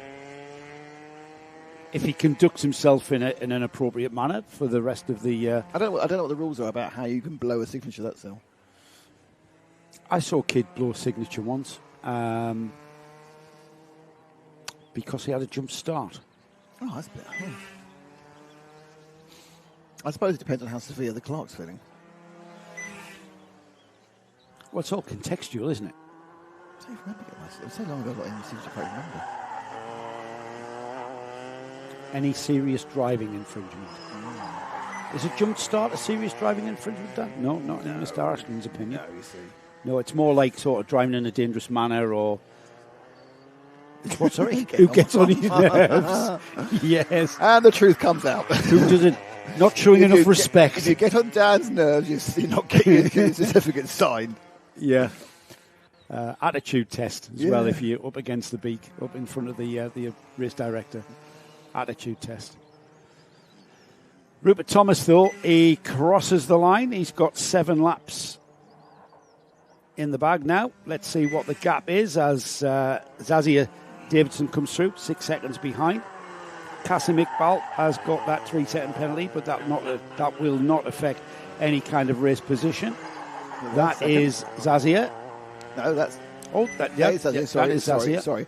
There is now. The 333 of just going towards Frank just now. Literally flipped into view there. Let's have a look. Let's have a look. Frank, here he comes. So he's very tiny, that one, isn't he? He's tiny, yes. He is absolutely tiny in that 950 chassis. I'm not sure about how old Kasim is. My guess is a maximum of 8. Possibly not. You have to be 10 for a Mini Max. Oh, it's not micro, it's Mini. Sorry, yes. Yeah, Mini Max 950 is 10. As he continues I then. don't know why. It's one of those things I have a real difficulty with Mini and Micro and Inter and everything else. I can't work out which one's which and why. And then add in a bit of Walter Swift. And yes, then Walter's a nightmare. Did you open these? No. Not rude. Throw in the cart with... Gay abandon, as they say. Yeah, absolutely. Just learning to let the cart drift underneath you and not get too anxious about that. Just getting used to the cart sliding around the corners. And as you see there, through the chicane, doing that very thing. Great stuff from Kasim. So down to the last minute. into the second chicane there. Oh, and going very wide at the second apex. Now, that was all about carrying too much speed, not compromising the first bit of the chicane so that you can maximise the next bit, which is the all-important bit. The exit is important, if not more. And again, a little bit of a tight line. But it's all about learning. And you know what? These drivers, he's going to learn a lesson. When he gets back, he's going to learn. He's had a 3-second penalty for not staying in the tram lines. He'll not do that again. Quite easy to drive in the tram lines, as you see them there. And he's learning about lap time as well, as he just lining the car. Wait for our leader. Let's wait up the start-finish, Frank. Let's wait for our leader. I think he's going to start his last lap. Is he going to get over the line in time? No, last lap. There we go. He just missed that by about a second, I think. 0.3 of a second. Was it 0.3? Wow. Incredible. Rupert Thomas, the number 34, is on his final lap of this second heat. He's the man amongst boys because the only person who's got a licence. Yeah. And I think he must be just off his novice plates because he's still got the black number plates on, hasn't he? So, again... He's flaunting them. There's his plates getting out. Zazier only 7.5 seconds behind. It's a bit closer this time. Lap times wise, 46.8 is Rupert's best lap. 47.1 is Zazier's best lap, and a 48.5 is Kasim's best lap. Checkered flag there for the winner, Rupert Thomas, taking heat number 2 and the win in Minimax 950. Second place to Zazier Davidson, just under 8 seconds behind, and Kasim Iqbal will finish in third. And he's about half a minute. Next out is the 3 classes in one. The triple class.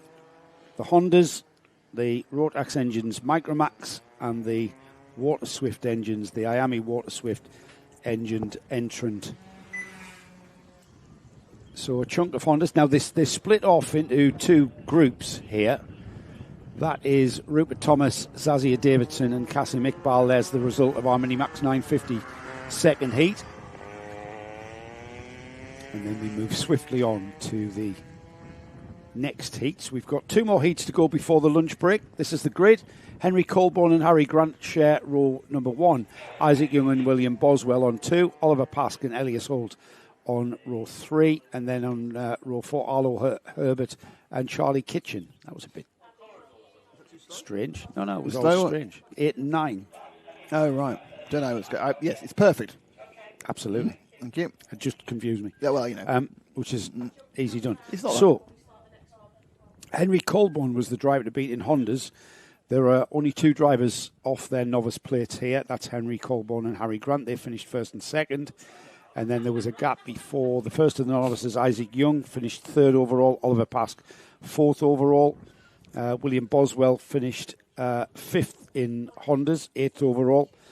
Ellis Holt took rotax engined honours from Arlo Herbert, and Charlie Kitchen, who's in a class of his own in the Miami engined Water Swift, 7th overall. The Hondas will break away first, Nick, and with the drivers leaving the collecting area and heading out, they will form up and will take a rolling start. There's some very severe steering testing going on there. So in the second minute, we'll be releasing the 3 remaining karts, the Minimax and the Water Swift, replacing the air-cooled Swift, of course. That's why it's called the Water Swift. Once we've replaced it, it was an option within the Army catalogue.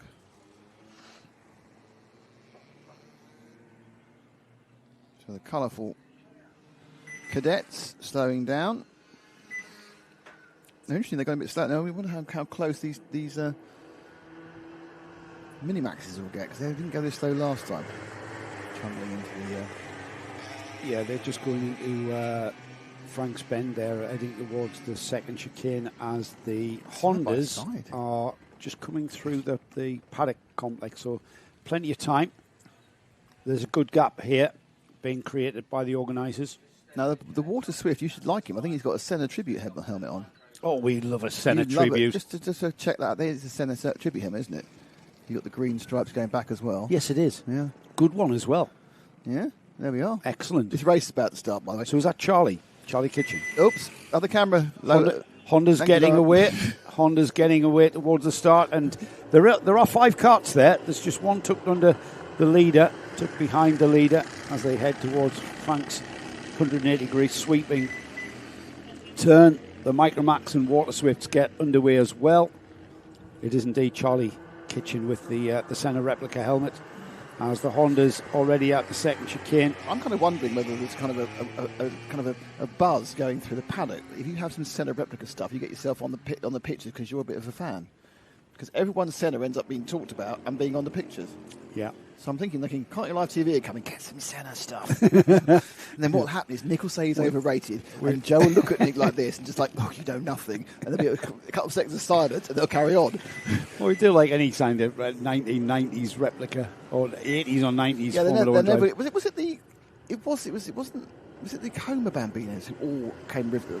4 of them were liveried up. We had JPS. We had a Williams. We had one of them. We're not allowed to say. Oh. We weren't allowed to show. But the funniest thing was that you had all these liveries from the 1990s. The oldest person driving them was 8. That's right. But it was their dad's influence, wasn't it? Yeah, or even grandfather's influence. Yeah, like with JPS, you'd have to, wouldn't it, really? Yeah, and even Senna. I mean, Senna was killed in 1994. Well, you got black and gold. When did that stop? 81? 88. 86. It went that long before they went across? Yeah, it went to Camel in 87. Wow, I thought it was earlier than that. No. They were black and gold all the way till then? Mm-hmm. Not all the way. There was a bit of a break, wasn't there? They had Essex for a while, didn't they? Yes. And Martini in 79. 79, the year after they won the World Championship, they went to Martini colours. Dark green. Ah, right, yeah. Because you got the special Lotus Esprit, didn't you? And then they went back in the early 80s to the black and gold JBS for Mansell's debut. Sorry, we'll come back to this in a second. What year did Chapman die? 82. Yeah, they obviously fell off a cliff at that point, didn't they? Because he died of something DeLorean boat, wasn't it? It was very strange. Yeah, and he was the Mansell fan. The Mansell had a big fight with Peter Waugh. Let's head back to the Honda race, though. Henry Colborne, Harry Grant, Isaac Young, Oliver Pask, William Boswell. That's your top 3, giving us a bit of a race to watch, aren't they? Yep, they're going for it now. They realise that's how to get themselves some coverage, is to get close now to fight. So it's 2nd, 3rd and 4th in the cadets, sweeping around the all-green machines in 3rd. That's Isaac Young. And they have managed to have some... I quite like this, because it's got 4 karts there with unique colour schemes. Bright orange, bright green, bright red. They're all different. So it's quite easy for us to pick out which one's which. They are all different. They have dropped William Boswell again, though, who's on his numbers plate. Yeah, William, the novice driver, finding his feet in Honda Cadet as the 2nd, 3rd and 4th get their heads down behind the fair in there just to reduce the airflow, just to try and catch Henry Colborne, who's already pulled a gap of over a second. It's almost 1.3. There's 2nd place, Harry Grant. Isaac Young on the green and black kart, the number 84, as he turns into Caravan.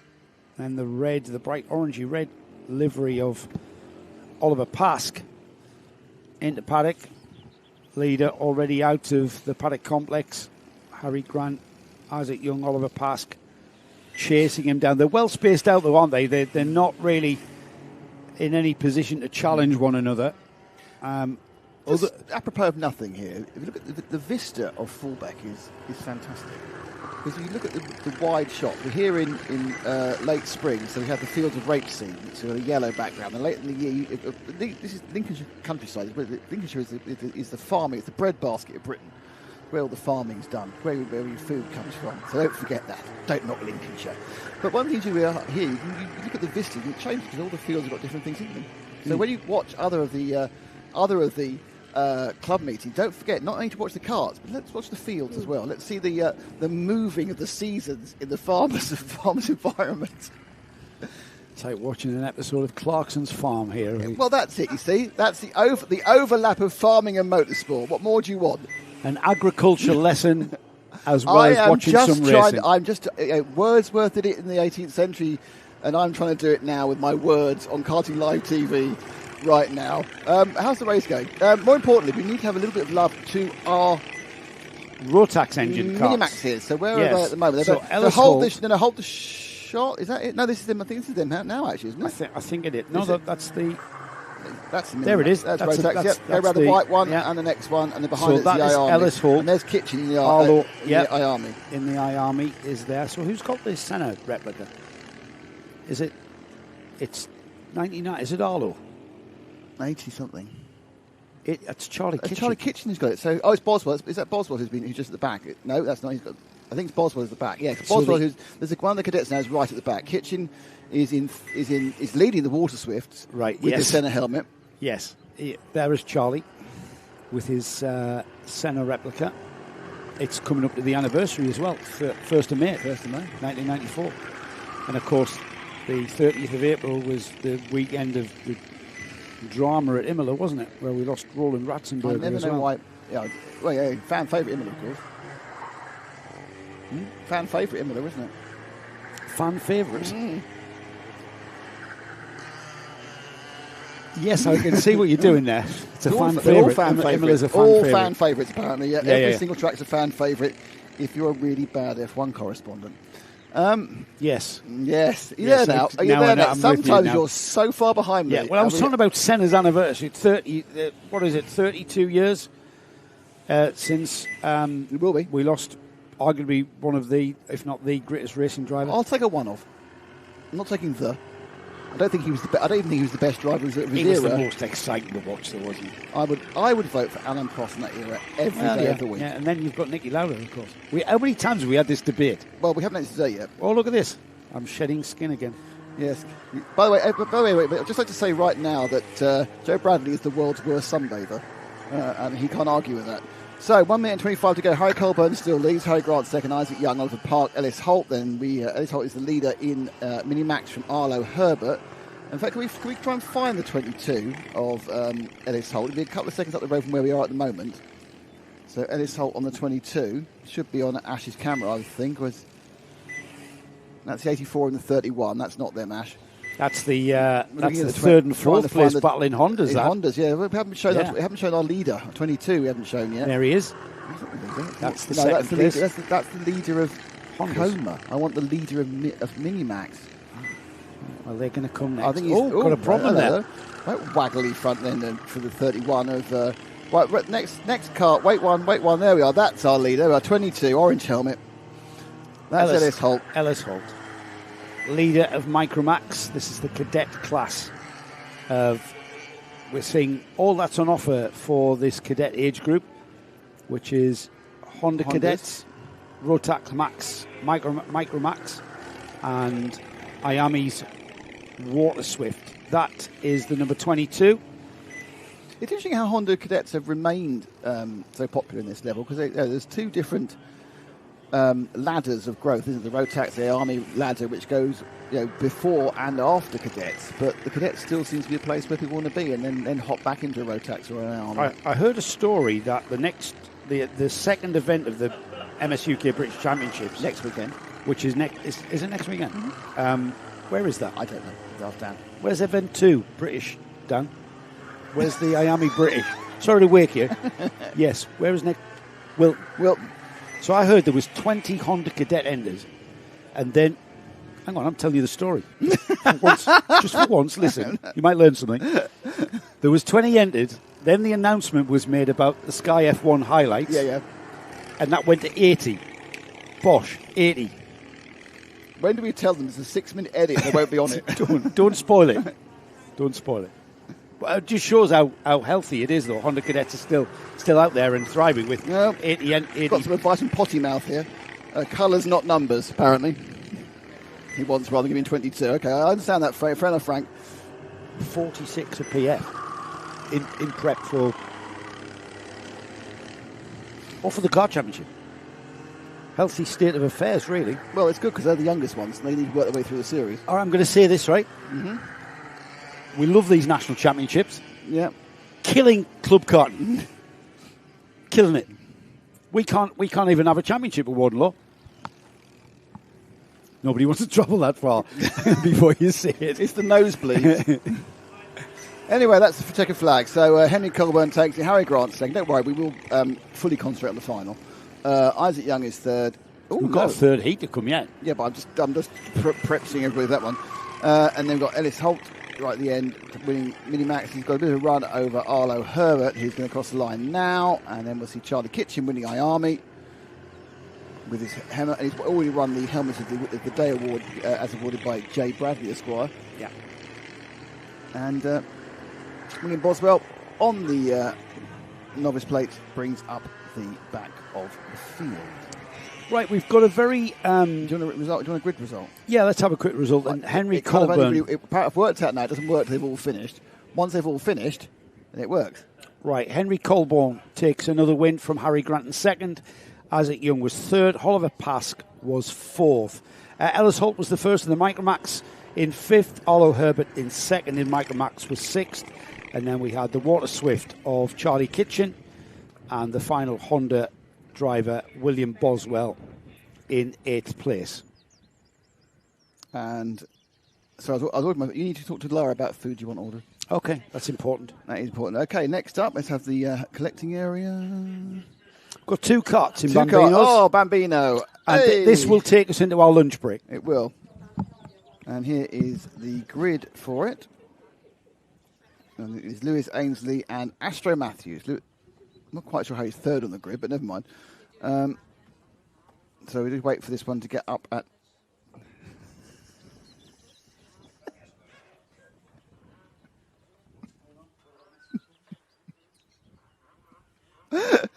Oh. No, hang on a second. Can I just say, there's been a Paul Schutzman incident. The biscuits? Yes. Ashton's nicked me jammy dodger. You can have one if you want, you know, Dan. You can have a coffee if you want, mate. What? Look at him stuffing it into his mouth. You can't tell me you're struggling with that with your mouth. Biscuit thief. It's an international plague. It's a problem the world over. Because he's the race director, he thinks he can just have anyone's biscuits. I'm glad he did, actually, because I've run out of coffee. No, because I've run out of coffee. I'm going to have to get another one. The Bambinos are out. They'll come round for a standing start, by the way. Yep. Oh, look. He's having a little skip. Team managers. Unfortunately, can we see that race? Well, we're not on the PA, so... Can we see that race? Ash, can we fire up the drivers, please? The team manager race. There we go. Oh, look at them go. Yeah, absolutely. That's one for the kids. There they are. When you get a grid of 30 of these and the parents all run down, it's like, there's a little dance as well. That's lovely. And that is all on the live stream. You've got that forever. You've got that forever. Who has a pocket full of snacks? Does he really? Does he want to come in here? Are they snacks for anybody or just snacks for... this man on the left apparently has a bum bag of snacks. And can I just say how rude to have an IKEA Championship orange bib on when this is an MSU kid? Yeah, all our cameramen have got one on as well. Oh, really? Yes, Shut up then. I'll shut up then. Hello, chaps. There's Astro. Who have we got on the chat? I don't know, but people who are chatty, I think. Hang on a second. So we've got a petrol-engined Coma and a Might E electric cart. Rupert Thomas 34 Minimax is a novice. His dad filled the entry format incorrectly, so he's a novice then. I don't know, it's confusing, isn't it? We're off. We're running. 79 for 70. Oh, hang on. We're off and running, and I'm the person doing the cameras. I had noticed they do the chicane the first lap for the Bambinos. Yes, the Bambinos do. Yeah. Off we go then. Oh, a little bit of cold tyres there. Is that Astro from Lewis? So it's electric, obviously, because the electric will start quicker than the Coma. Did you notice how the rear end snapped on him a little bit coming out the corner? They're both in the same LeConte tyres, aren't they? Be it electric or... but they still have to come up to temp before they, give them a balanced handling. And do you not think there might be some quite heavy hand application by some of these kids? Well, the Might E's got a lot of off-the-line torque, hasn't it? It just fires off the line. It really does. So you sweep round just to finish the first lap. I'm just reading here that the Might E Motorsport have become the official powertrain supplier for Motorsport UK.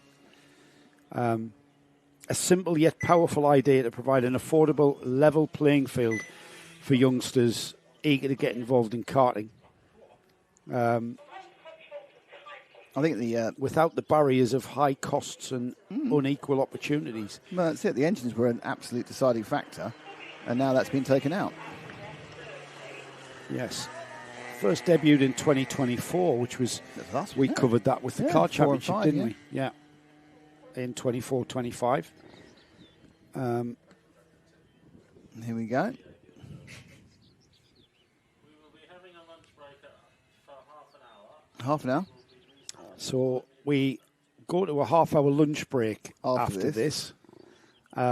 Display of driving from our Bambinos, Astro Matthews and Lewis Ashley. That is the number 79 of Astro Matthews. So just this is just typical of the. Hang on a second, I need to do that, and I need to do that. Ash Leontine, the world's worst vegetarian. One of the best cameramen, though. Best cameraman. Well, because Frank says he's the best cameraman, so we don't want to get into a fight. Oh, really? And historically, Paul's been the best cameraman, so, what can we say? I'm not sure if Paul is now the legacy best cameraman, or whatever it may be, where he can reclaim his crown. But he has got a chair to sit down on, which makes it perhaps not. So, basically, Ash has gone veggie burger, obviously, because he's a vegetarian. But it says, nothing veggie, I have a chicken wrap. He's only a vegetarian when there's... Basically... He's not one of those people who's prepared to go without for his principles. No. Let's have a look at Lewis, let's shall we? back to Lewis, shall we?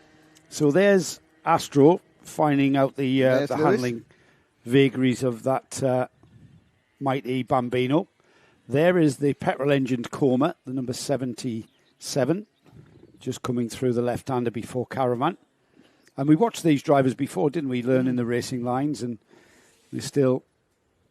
using all of the track. That's better because he was too tight earlier. Yeah, he was. He's drifting it on right nicely around. He did one lap where he really sort of hugged the inside. This is the paddock area, the paddock complex, I call it, the arena. Should call that the arena. That would be a great name for all those right-handers. We should do, actually, yeah. Yeah. The only thing is, the arena is the one part is one of my least favourite parts of any track in the world, which is the arena at the Mercedes arena at the. It's rubbish. It's an awful thing to drive. Yeah, Ingliston used to have an arena. Did it? Yes. Did you race at Ingliston? No, I didn't have the... Wasn't Ingliston... That was in Edinburgh, in the airport, wasn't it? Was that Highland Showground? Wasn't it in the Edinburgh... Oh, Highland Showground was near the airport. Near the airport, yeah. It was kind of like around the houses. That was running when you were running. That didn't close till 20 years ago. No. Ingliston closed about 20 years ago, I think, or 25 years ago. Because I remember going past there when I was on holiday once up there, and they had a boot sale. So, well, yeah, just because it's got a boot sale on doesn't mean it's a racetrack. No, but they hadn't. It's a Highland Showground. The Highland Showgrounds are still there. What I'm saying is it hadn't been redeveloped. I'm not saying that A means B. Where you come with D there, goodness only knows. Just because it's got a boot sale doesn't mean it's a racetrack. Brilliant. That is true, because there's a number of fields around the country that certainly aren't. Apparently, you can still drive supercar driving experiences. Well, there we are. So when did it last run a proper event? Stand by. What was the important thing to do is find out about random Scottish tracks at this point. We're still on the red cart, number 77 of Lewis Anstey. Oh, that's more like it. Yeah, you found the Wikipedia page. Closed in 1994. Oh, that's a bit wrong. I wasn't too far. But you were racing then, weren't you? So you could have been to it. I was racing in the 80s, but I didn't bother going up there. But that would have been quite close to you, wouldn't it? Because you live so far north. It's still 4 hours. What, to Edinburgh? Yes, 3.5 hours. We may have to drive to Grampian. Well, it's still 4 hours when you're pulling a trailer with a Formula Ford on it. But didn't Inglis do karting as well? I don't know. Pretty sure it did. Pretty sure that's where the cool Thards... Well, I'm sorry I disappointed you by not racing and there. And the McNishes. Well, they didn't race karts around. They might have run Gearbox. Congratulations to Alan McNish for getting his sort of team owner, principal gig at Audi. I did race in the same race as Alan McNish's debut in seniors in 1986. Yeah, but he was the current British junior champion. So what we're saying is that so 40 years on, you're talking about kart racing. He's managing Audi's Grand Prix team. So you've won. You win. Yes. You haven't got to do German politics. You shared a room with him once as well. I did. I in his underpants. It's a long story, but apparently Jackie Stewart told him to. And as I won't. Right, man. We stay with Lewis Ainsley, who was on the petrol-engined Bambino into the second chicane, the back chicane. And then comes out, keeping the engine spooled up. You can hear it. Can't hear the mighty E. Can't hear anything. No. That's where I find disconcerting about electric cars. The way they sneak up on you. They're not real. He's all right. Right, Yeah, let's go to our other cart, please. let's see how Astro's So you getting stay on this one, Frank, and Paul and Frank pick up the yellow one. which is just heading towards Frank now out the chicane. Here he There comes, we go. green See, helmet. there we got him. Green helmet. This is. Laura's out getting lunch. Is why I'm doing this now. I'm doing two different jobs. Look at the momentum he kept there, using all of the road, just edge to go all the way at the edge of the track, inside line. Just before we get to lunch, I'd like to say thank you again to SG Haulage and Rolex and Automatic Analytics who made this coverage of this and the upcoming two Fullbeck Club Championships possible.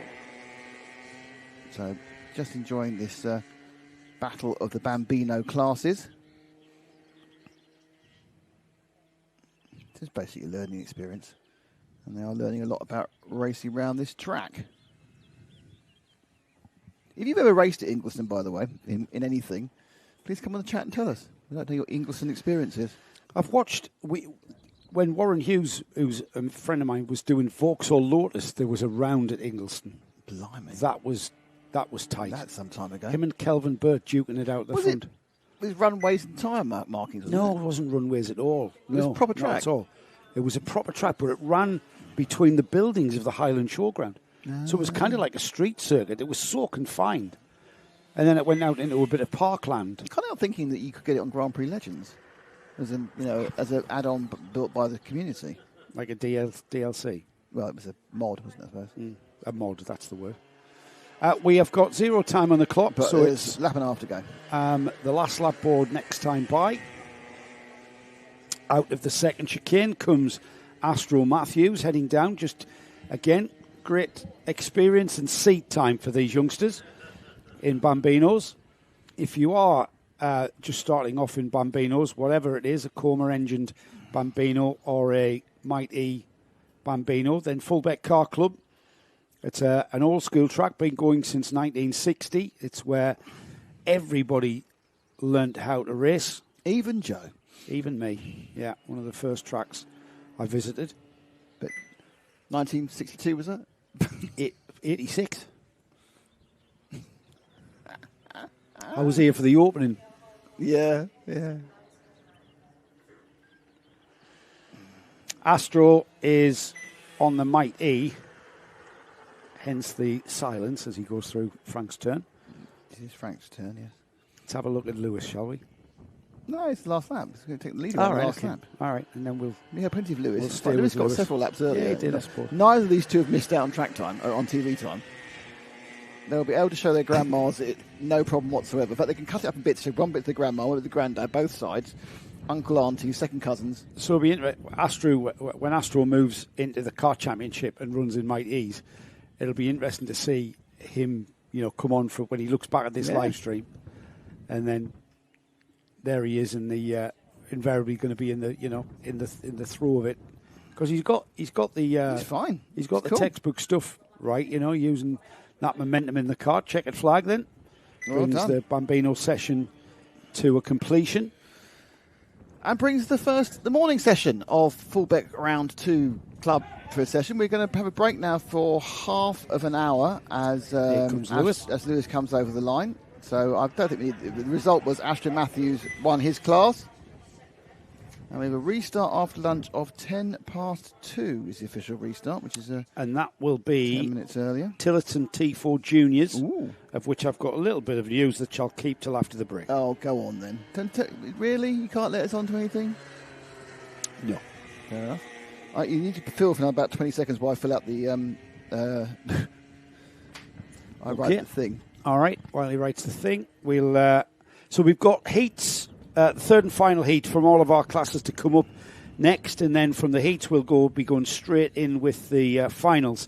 It's going to kick off with Tillotson T4 Juniors, then into Tillotson T4 Seniors after the lunch break, and that will indeed be the format going into the finals as well. So the Tillotson T4s will be the first of our finals. The schedule is about just after 4 o'clock.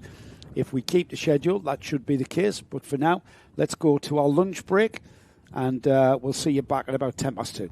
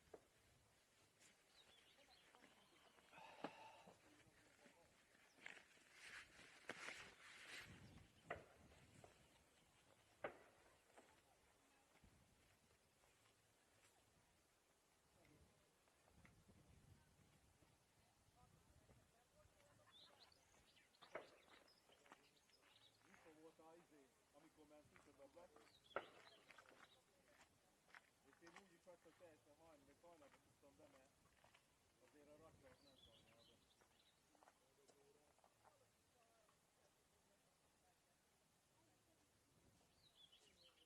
Igen? Úszállam amúgy sok helyen el.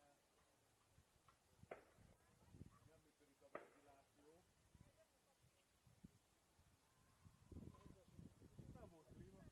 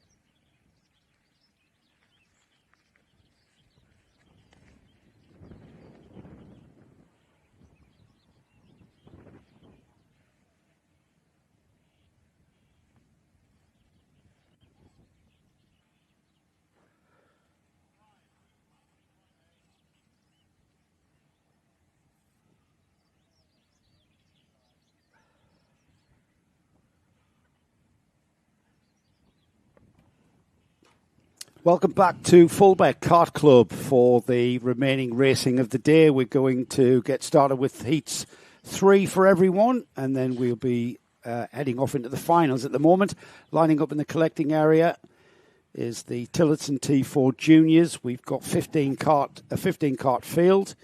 My name is still Joe Bradley. Is and it still? Sat next to me is Nick. Still Damon. your name? Wow. I haven't changed it. I'm impressed you managed to keep your name for the entire day. Let me just... Shall we- hang on, I need to find the piece of paper I'm looking for. Hold on. Tillotson round 3. There we go. Let's have a Only got look 9 at the seconds. grid. Jensen Turnock and Thomas Harper on row 1. James Sims and Ronnie Legg. Elliot Drury and Kevin Bogarski. Harry Warden, Ferenc Vetsi with Harry Gardner and Leo Belmenko. Niall Green and Micah Domagala with Ben Cosgrove, Freddie Denton, Angus Langley rounding off 15 karts. Now then, Ben Cosgrove was the winner of the first heat, wasn't he? And then he started in the middle, and this is his start at the back. So Everyone keep an eye out for it. Keep an eye out for Ben Cosgrove coming through. The winners of the heats, heat number 2, was won by Harry Ward. Thomas Harper was second. And got a bit of news on Thomas Harper, actually. He's unfortunately not going to be around for the final. He's got to head off to Anglesey. As you do. It was Ben Cosgrove and Leo Bellimenko. So when's he testing? Tomorrow morning? He's at Anglesey testing a Fiesta Junior tomorrow. Well, when does it matter when you leave? So let's see where he ends up in Heat 3, because he's out there, isn't he? Yes, he's out there at the moment. By the way, wondering why the shots are wrong is because I'm pressing the buttons. Oh, that's why they were going very, very slow. I was waiting for them. They're going very, very slowly. Here they come. You thought their camera had frozen, didn't you? Here we go then. We're about to get going with Heat 3. This will then conclude the Tillotson T4 Junior field for their grid being formed for the final. We're all heading down to Frank's turn.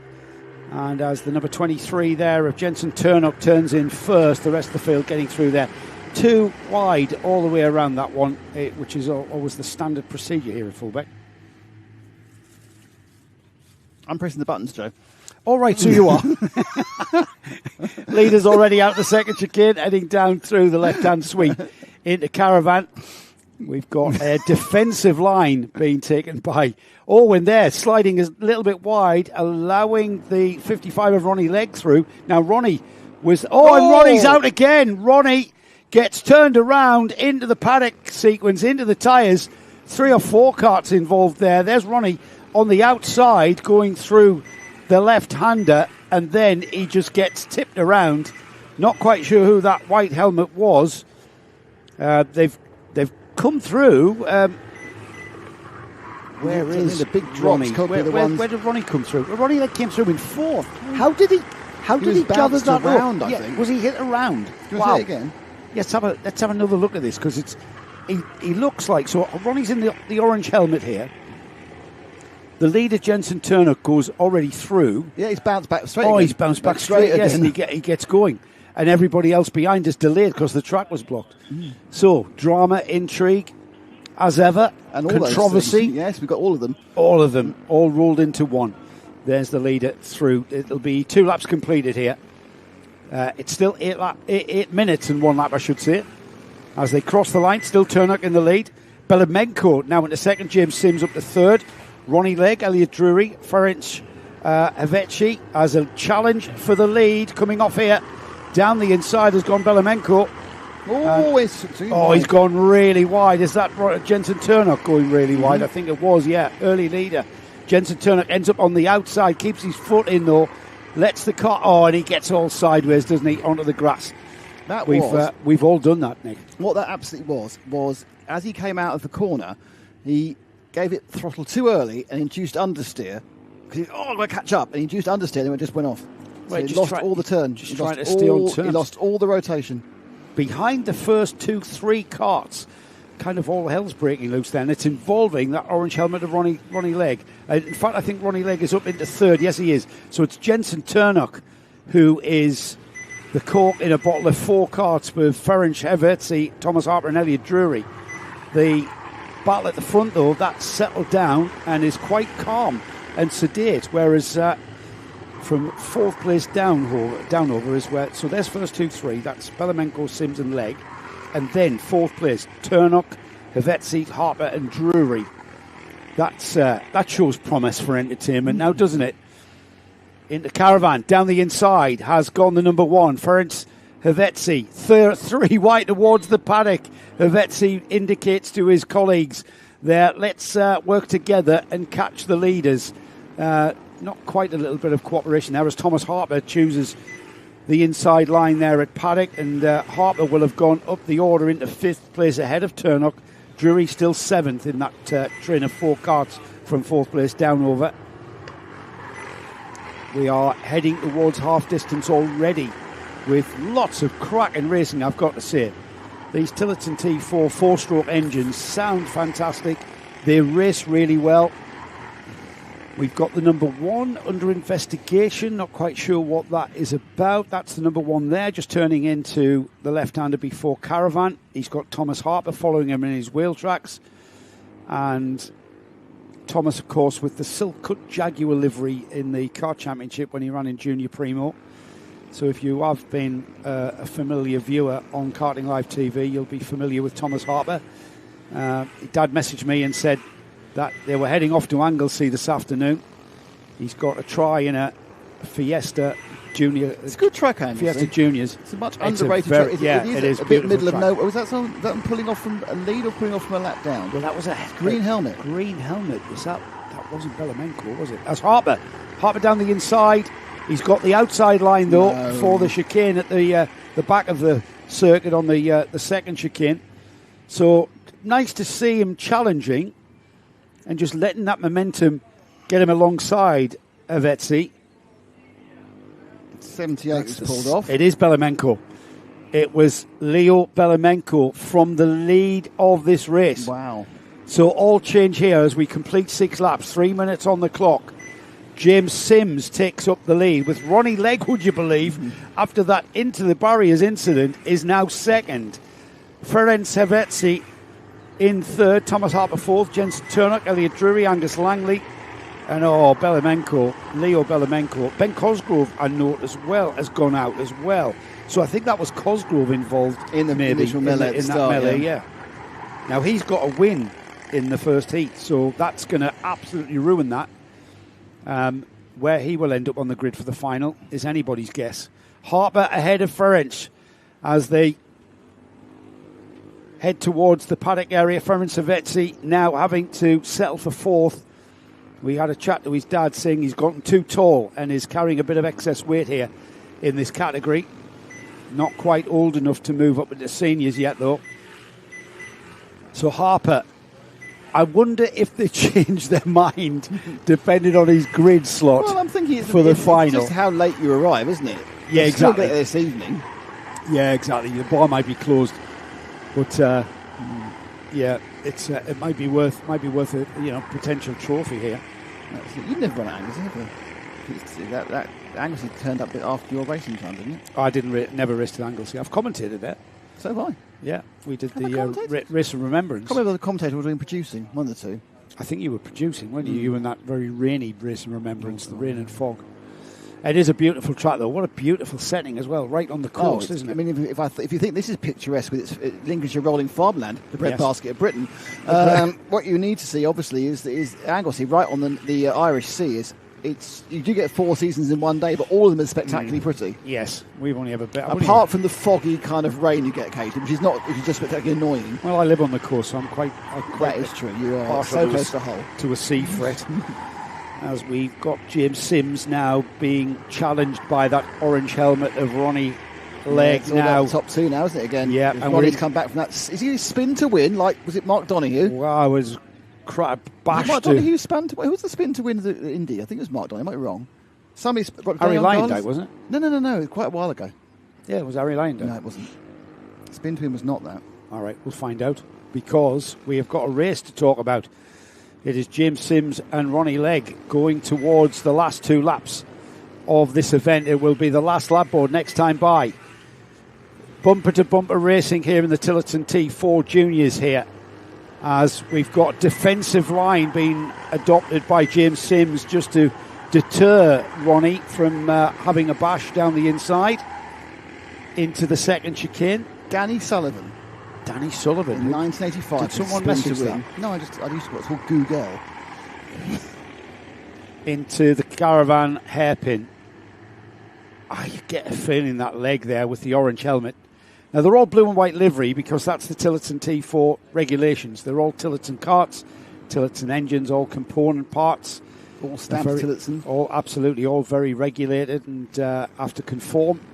Last lap board, and not so much a defensive line into the chicane from our leader, James Sims. He's happy with the pace, and indeed, he's pulled out a little bit of a cushion going into the top hairpin there, all the way through that very fast sweeping right-hander. And look at the gap he's pulled. Whatever tools he had in his toolbox, he's pulled them out for this final lap. And if anything, Ronnie Legg, who doesn't look like he's put a wheel wrong there in second place, but just has dropped off the back end of the leader, James Sims, through Caravan for the final time. Going very wide there, always off camera. I was waiting for him to come back on from James. Here he goes then. He's got two more corners. Massive pull out in the final lap, isn't it? It's amazing. It's almost like Ronnie's had a slight issue. Absolutely. Ronnie must have had an issue, or just backed right off thinking it's not going to happen. Hard to judge, really, as James Sims takes Heat 3 win. Ronnie Legg second. Thomas Harper might have to wait a little while before he heads off to Anglesey. Let's see. Ferenc Seveci was fourth. Elliot Drury fifth. Jensen Turnock, Angus Langley, and then Kevin Bogarski and Niall Green, your 8th and 9th. Harry Gardner was your top 10. There's the result there. Cracking win that from James Sims, who really did pull it out the hat, didn't he? Moving on down the order, 11th. We've got a touching moment now. Oh, it's gone. It was cut up. Look. It's lunchtime with Lara and Ash. Oh, that's sweet, isn't it? Look at that. Ash hasn't got his headset and doesn't know we're talking about him, so that's good. What is she doing?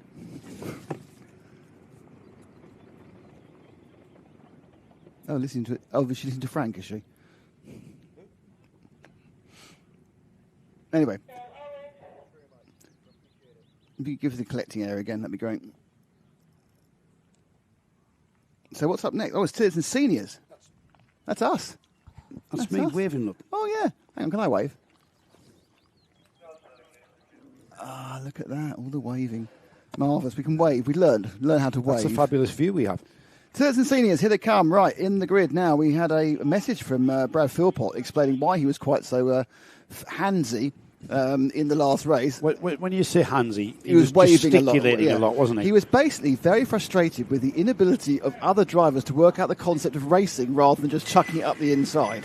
Yes, he was. That's a very concise précis that you've made of Brad's message to us. Brad was obviously very frustrated by the other members of the grid and wrote us a very eloquent, very long message explaining his gesticulations. Literally hear in the way it was typed the frustration. Yes, you could. Ollie Cooper-Welton and Philip Rawson, earlier heat winner in the number one kart. They're on the front row. Lucas Blanford and Charlie Bingham are on row 2. Row 3 is Jason Bradbury and Brad Philpott. Chris Alcock and Henry Bell are 4. Row 5 is Amelie Ackett and Caleb West, with Warren Dommett and Luke Dolby on row 6. Row 7 is Conrad Coveney and Lewis Lim. Luke Morton and Max Davison round off a 16 kart field. Karts are all ready. There's Brad Philpott, who has calmed down since he's ranked and hopefully will have a better race than he had before. He was getting bullied somewhat. Yes, he wasn't happy with the wheel. Was the inference. He wasn't happy. People were making moves which he didn't feel were clever. He didn't feel they were clever moves to make in the whole concept of the race. You know, you can choose when to overtake someone. Yeah, and this very close formula as well. Lights are on red.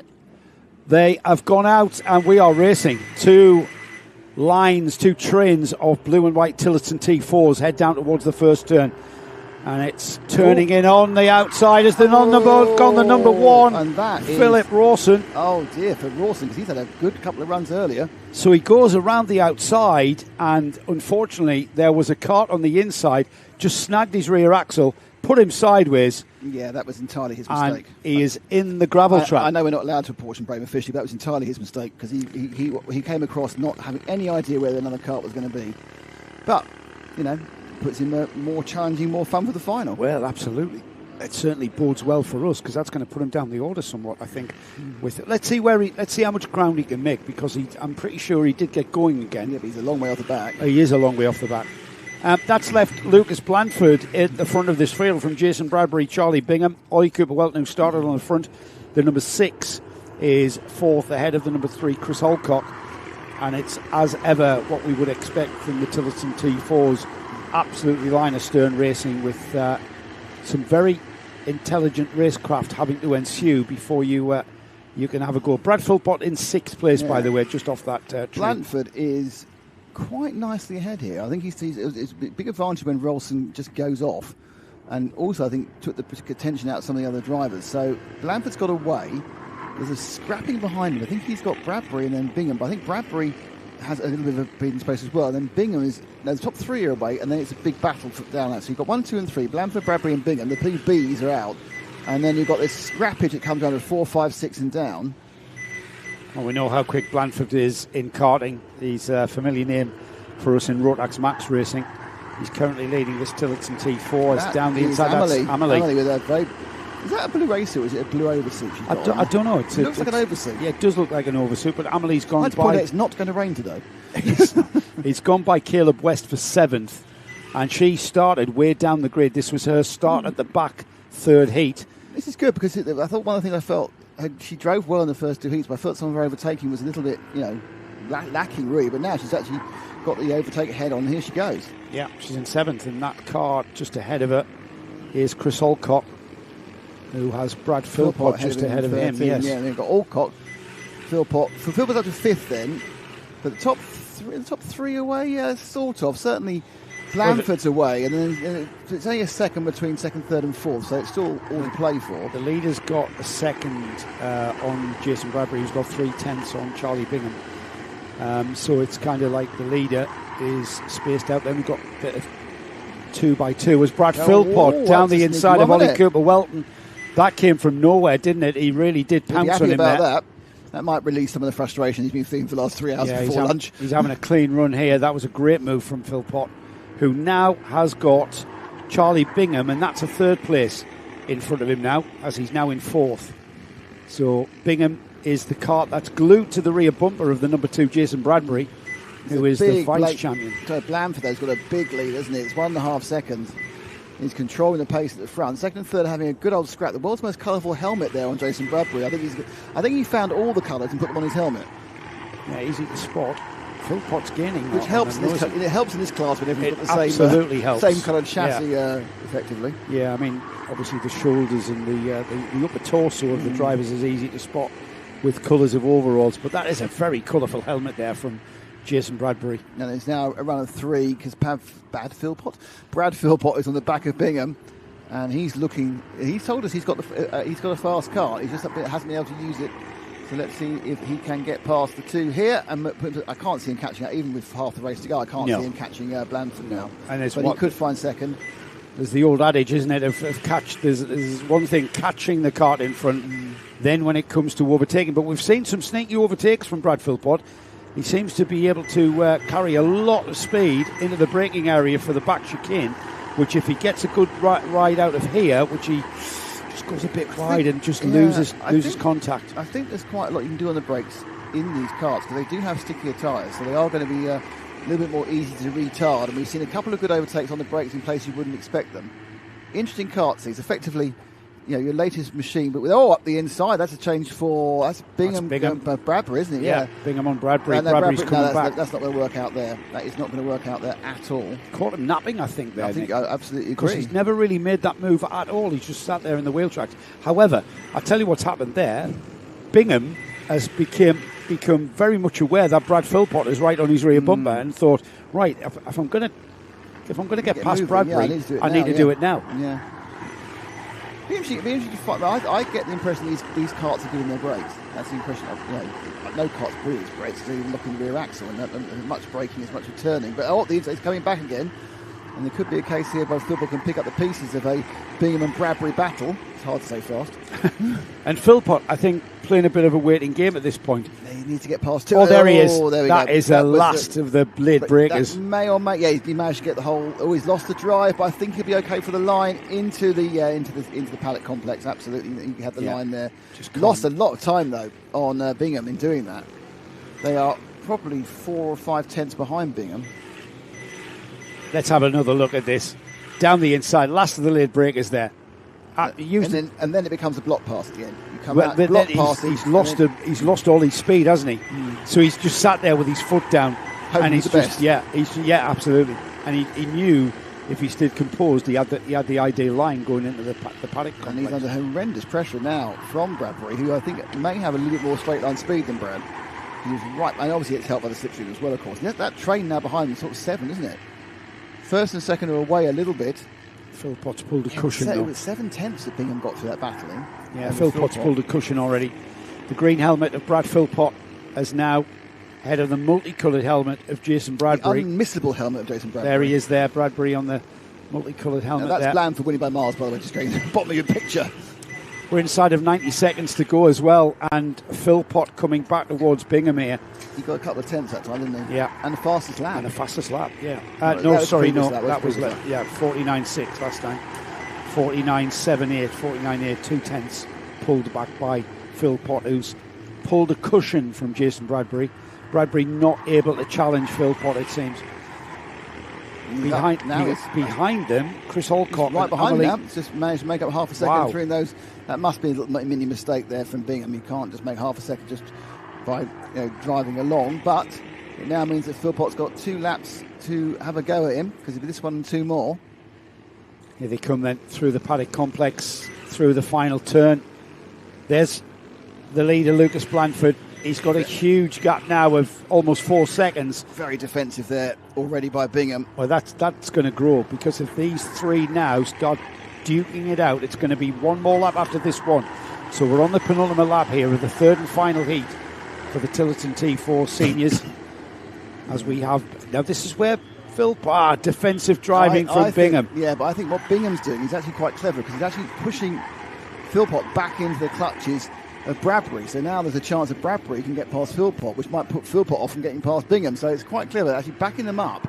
And that side by side, glance over his right shoulder as Philpott saw Bingham there, Bradbury there. But this is an interesting move by Bingham. I don't think he's trying to go fast. I think he's trying to cause chaos. He's defending. He's having to defend. Yeah, but he knows that by defending, he's going to put other drivers who have to concentrate on different things they don't want to concentrate on. I actually think, Nick, that he's just focused on staying in second place. He's looking behind a lot, and I think he knows that there's a chance that Bradbury can snap back off Philpott, and as soon as that happens, he's safe. He's very quick through that turn. Which assists him in keeping in that second place. And Brad Philpott's not close enough to make that pounce like he did with Bradbury. I think Philpott's got a chance here, because he'll have to go very defensive for 17, because there he goes, Philpott. Is he going to go wide? He No. Oh, he's lost 2. Bradbury's coming through. Oh, he's lost 2, got back. No, he's lost 3. He's lost 3 places in the end, I think, Philpott. That almost came off, but in losing the momentum in these underpowered cars, still 3 wide. Still going. Amelie Ackett getting involved as well as Lucas Blandford takes the win. It's all changed on the last lap. Jason Bradbury second, Chris Alcock through in third. Brad Philpott on to fourth. Charlie Bingham was fifth. Henry Bell, Amelie Ackett, Ollie Cooper Welton, Caleb West and Luca Dolby. That was a real SOB move, wasn't it? That was amazing last absolutely. few corners. Yeah, I mean, what happened was Philpott actually went for the move for second, going round Caravan, but in losing the momentum, here we go. So he went for the move going round Caravan, and then he lost momentum, and he was completely swamped by Bradbury and Alcock, and then in fact he was behind Bingham for a while as well. But he managed just to get back up again. That carried on. So I think he was in second, third, fourth, fifth, possibly sixth, then back into fifth and fourth in those last 2 corners. But the net winner, obviously, was the man who picked up second, and that was Jason Bradbury. So Blandford wins, Bradbury second, Alcock third, Philpott fourth, Bingham fifth, Henry Bell sixth. No, good race there. Looking forward to the final already on that one. Amelie Ackett, who came up from her lower grid to start the 3 on these random grids. Mixed grid, sorry. Ollie Cooper Welton, then Caleb West, Luca Dolby, Max Davison, Conrad Coveney, And bringing up the last four of this very compact and good senior grid, it's Luke Moreton, Lewis Lim, Warren Dommett and Phil Rawson, who, of course, as you said, he didn't quite manage to catch the pack back up again, Joe, because after his first corner accident. Yeah, he didn't. Did he actually finish that one Yeah, at the back? yeah, he was but half he a minute back. didn't catch. Yeah, 6 seconds. So here comes the big ones, the fast ones, the noisy ones, the smelly ones. You can see the smoke, and this is the grid. It's Kieran Metzen, Jack Bliss, Nathan Caddick, Justin Parker, Jason Tucker and Ben Dixon. And as you can see, Nathan Caddick has won the first two with ease, it would have to be said. Sorry, Kieran Metzen's won the first two with ease. Sorry, the number 7, Nathan Caddick's in the Biddle Kart. We've yet to get anything close like getting them all back at the end. So let's see if we can beat our record of 3 finishers. Not sure if we can. There's the 33, Jason Tucker, who's had some problems in the first 2 heats. They get another. They get 2 laps. Formation lap, don't they? They're going round now. Standing start as well, remember? Standing start, which is the exciting bit for all of this, especially if we put the camera in the wrong place. Thanks to SG Haulage, Automated Analytics and Rolec, who are the ones who made this coverage possible today, and the 2 other club meets we are showing. We're going to be at Fullbeck 4 times this year, including the fantastic Gearbox Festival at the end of June, where you will see many more of these 250s and 210s and KZ2s and random Gearbox carts for what is a celebration of changing gear, in my opinion. Best day of the year.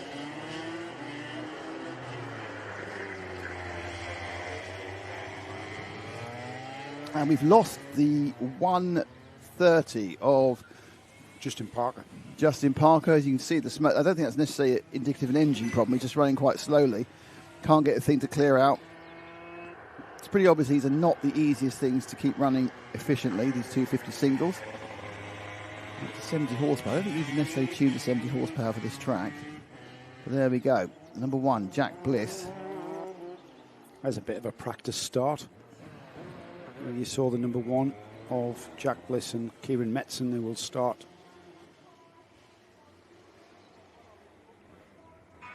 I think they're starting in the middle, on the middle row. They're coming round. They start back front. a bit, and they do a staggered side start, don't they? So 3 is not directly behind 1. So we're only going to get 5 starts, I think. On position, current champion, number 1, Jack Bliss. Beside him is the man who has made lightning starts every time and won the races easily, and that's Kieran Metzen. Then it's the very different-looking Birrell machine. It does look really like kind of a souped-up X30 more than anything else, and that's with the big radiator on the left-hand side. But with a weak wing as well, that's the 11, Nathan Caddick. And then behind him, we have the 153 to his side, which is Ben Dixon. And the 33, who is Jason Tucker, who I don't think's finished a race so far. He's had some problems. And they're going round again on a full start. Yeah, full start. I think it's the grid, the way they've gridded up. No, the one's stalled, I think. Yeah, we've got number 1 that is out. It's got a throttle cable problem. Yeah, it's doing something with that cart. The number 1 failed to take the start. Dan Ashton, our race director, didn't like the look of the way the grid was formed, so he's made the call. Stuck in gear. Is he going to bump it? He will get a hand to get that off the line. I think he's got a throttle problem. Yeah, game over, I'm afraid. Dragging to a safe place. Now that's a shame, isn't it? The number 1 not being able to restart. Absolute shame. He'd be pushed off to the side and out of the way. So, second place on the grid will remain empty. 7, yeah. So, interesting problem there. I think he's actually got an issue with his throttle, and he was testing it. Now, whether that's actually through the linkage or actually when it then goes into the carbon in the engine, it's actually a fuel field situation. He is to the side, so we're down to 4 in what has been a massively attritional situation so far. We had 2 finish in the first race. So they come and stop. Is attritional an actual word? It is now. Is it? I don't think it actually is. I think it's not actually part of the dictionary. It's actually a word. The Birrell machine in second is all ready to do his wheelie off the line. Yeah, slightly staggered, isn't he? So when you can drop the clutch. So let's see who wins the drag race down to turn Number 1. 7, Netson. Here we go. Number 7's been under orders, and they're away. And it's another great start from the 33. In fairness to Jason Tucker, he started well every single time, just not actually managed to get the thing to do the whole 8 minutes. And they sweep round the 4 250s. That's 1,000, isn't it, in total? And the back three push forward. 153 of Dixon with the novice plates. He's at the back. Jason Tucker got away in second and ahead of Nathan Caddick in the red and white Birrell Kart, who already trying to get by. Oh, and a spin there. A spin from the 33, Jason Tucker. Oh, dear. Can he keep it running? He can. Yes, he can. So we've got him continuing, thankfully. And that's allowed the number 153, Ben Dixon, ahead. Oh, big battle for second place. For the Birrell machine. The inside, no. I'm interested in how this 1-250 is completely different body shape-wise than the others. I mean, I don't know whether he's got a kind of a... Obviously, the majority are in their short circuit layout, which is limited wings. And if you put them on a long circuit, they put a massive rear wing on, wouldn't they? So, but he's kind of got the mounting for the wings. If you look at the actual rear wing on the 11, it's running no angle, as can be seen by the lack of rear traction. So it's almost like one of those wings you used to get from Halford and stuck on the back of your Cortina. It looks great, doesn't do anything. But coming down the straight, that'll be pulling some sort of. That will be doing something. So? Yeah, absolutely. Yeah, I mean, something. I mean, we're not talking certainly at that point. We're not talking many kilograms, are we? Of downforce. It has got a lip and it hasn't got a gurney, so it's a decision. It doesn't need to run the wing. You can take the wing off, and but obviously, if you've got the weight and you think that you're not going to compromise your top speed with the drag. But it's interesting because he has the very similar body panels and Nassau to a rotax kart, really, whereas it's very, very different for the others. But I'm just wondering also, just looking, obviously, the more standard-looking 250, they do seem to slightly position the driver to the left, whereas I think the Birrell machine, is in the centre, so it does actually change the drive position. So the Birrell machine driver is absolutely central. We've got another one gone now. That's the 153's lost drive, or has lost an engine issue, or gone off boil, but they are slightly to the left. The driver's to the left, the engine's to the right. Yeah, whereas they're sat alongside the engine, aren't they? But whereas with the Birrell machine, it's engine on the right, radiator on the left, and he's right in the middle. Yeah, slightly forward of the engine. That's a Ben Dixon raising his hand, white flag denoting the slow-moving vehicle. Nathan Caddick will come through in second place. Our leader's just gone through. There's second place, Nathan Caddick. There's the number 33, Jason Tucker. Recovering from the spin. Yeah, he was our spinner, wasn't he? I think he's easing back to let Caddick lap him relatively easily. Power splurged on by the 11. Ooh, a little bit two-stroke smell wafted in there. There's the 153 parked at the side of the track. It's not been a great day for a number of these 250s. They really have had an issue in smooth running. One person who's not had an issue is our number 7, who's led the first two heats. And he's now winning by what is described in the manuals as a country mile. And we are in the country, in the lovely Lincolnshire countryside. So, should we find our leader, everybody? Let's see how Kieran's going. Kieran Metzen. That's a lovely little hop across there to find our leader there. That's how far ahead he is. Just hop across a massive long straight and a hairpin and a chicane. And the purple machine, well, it's got a very little purple little vanity panel, really, isn't it, over the top of the knees. Flashes into... You mentioned the long circuit British Superkart calendar, and I'm trying to find it. Because they run most places, Mallory and places like that, don't they? The medium... Silverstone. Yes. Run at Silverstone. One the full circuit and the shorter circuit. But it gives them a chance to stretch their legs. As we know, these things can hit 130 miles an hour. They aren't hitting 130 miles an hour here, obviously. Just isn't that length of straight. They probably are getting very close to 100, though, putting down 60 horsepower-ish from a 250 single. So it's not a horrendously stretched 250 single, as it wasn't when it came out of the factory. But obviously, these things, but with age, and running any sort of two-stroke can take a while. You'd have had Alan Dove up, he'll tell you all about it. 37. Turning laps, 39 I've got it. and a half, and here comes the Superkart Super Series. Superkart Super Series. So I've got the Superkart Super Series 2026. This is the long circuit. So put these dates in your diary. We've missed Alton Park. That was on April the 3rd and 4th. But coming up soon, Donington Park Grand Prix. Wow. Which is the extension one down to Goddard's. Or what's the one called? The Melbourne Hairpin. Bishop Court, Northern Ireland, is June the 5th and 6th. July the 11th and 12th, Knock Hill. Ow. Which way round, though? Clockwise or anti-clockwise Knock Hill? No, it doesn't say. I'm sure it's clockwise. I'm sure it's the conventional way. Brands Hatch, not sure if that's the long circuit. They haven't got enough long circuit days with the short circuit. Snet, doesn't say which configuration it's Snet. Sorry, Brands Hatch is August the 1st and 2nd. September the 5th and 6th, Snetterton, doesn't say what configuration. It might be the full one. And then Silverstone International. So International, do you know which one that is? That's the one which you use the wing pits, but you hop across at before you don't go the Wellington Straight. You go right across the Arrowhead and then come out to bump out, hop back. Is that International? Yeah. So it's like the top half of the circuit. So the national circuit you can use both circuits the same day. I've done that International on my bike. Mm-hmm. It's quite a good track for the bike actually, because you get some fast bits and some quite That's nice a very fast track then. If you've got no slow bits. Well, you're not doing Wellington, but then you're not doing that bit. The slowest bit would be the Club Chicane, Club Corner, onto the start-finish strip. Yeah. So that's October the 3rd and 4th, where these karts are unleashed. I mean, they will lap. They will lap quicker than a Formula 4. They always used to be as fast as Formula 3. The full supercars. Yeah, the full supercars. Yeah. Formula 3s haven't got any the 250s. Formula 3s haven't got any faster in the last few years. They've been constantly restricted down. That's just right. made more expensive. Well, Formula 3 is not the Formula 3 that you and I were thinking No, of. because it's not independent chassis. Independent chassis? Yeah. Free chassis, sorry. Yeah.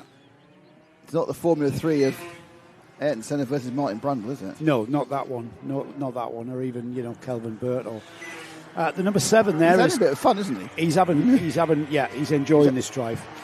We're inside the final minute. He's going to get around, and with 39-second lap time, he's going to have another 2 laps after this one. Oh, it's very close though. Yeah, went over about 35. There was 40 seconds, 41 seconds on He's the been clock. doing that. He's been consistently doing that, just clicking the extra lap, hasn't he? Mm-hmm. Just to get the extra lap of fun. And I suppose really, in fairness though, he's not looking like he's going to lap second place. He's a bit of a failure at this race. Yeah, he's let us down. Let us down completely. Come on, Kieran, get your finger out. Not even lapping the field. What are you doing? Nathan Caddick continuing to circulate as well, as is Jason Tucker. Jason, remember, had that spin on the first lap coming towards Caravan through the left-hander. Look at that. This looks so much fun. That is Genuinely phenomenal. looks so much. Again, I think I'm doing 3 laps, but I'd have so much fun doing 3 my laps. head would fall off, really. After I quite like the 3 idea. laps. I like the idea of the gearbox bit till I have to do it. Oh, it's probably 11. Slow. 11's gone slow. He is going to lap the field because 11's gone slow. So we've got the last lap board is getting ready to show the leader. He did by 0.6 of a second last time. So he's lapped Jason Tucker. And he's about to get number 11 as well because 11's gone very slow. Yeah. Waving at the paddock going, what's going on? It's not working. I don't know whether he just lost that way. That's fair enough. He's pointing at people. Board. I think he's decided if he carries on going round, he'll get extra points because actually if he pulls off now, he'll still get that second place. And once again, we have exposed again how these are quite hard to keep running unless your name's Kieran Metz, in which case apparently it's very easy. He's had solid performance in that. He's number had 3 7, wins, not a single. He's taken the lead on the first corner every single time no matter where he started, and he's just driven past a selection of karts that are parked at the side of the road. So not only is he a good driver, but he's got an excellent team of mechanics, which is probably just him sorting it all out. Here he goes then, out of the final turn. Checkered flag flies for Kieran Metzen. He will start the final on pole position. Well done. We just wait for the rest of the field to come through. It's Jason Tucker who finishes in 3rd place. And then Nathan Caddick limps home in 2nd place. Acknowledges the checkered flag. Sounds a bit flat, but I don't think he's trying to take. That's a good idea. Is he taking a shortcut? He is. That's a good idea. He's shortcut the last lap because of his issues. Right, is that what he's done? He's gone through the... Yeah, 11 just shortcut it because he obviously didn't want to do any more yards than he had to. Did you got a result? Let's just see this works.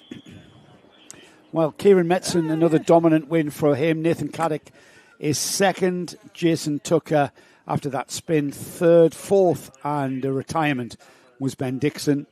And then the... Exciting, wasn't it? Yes. Junior Max coming next. Indeed it is. For their last There we heat of the day.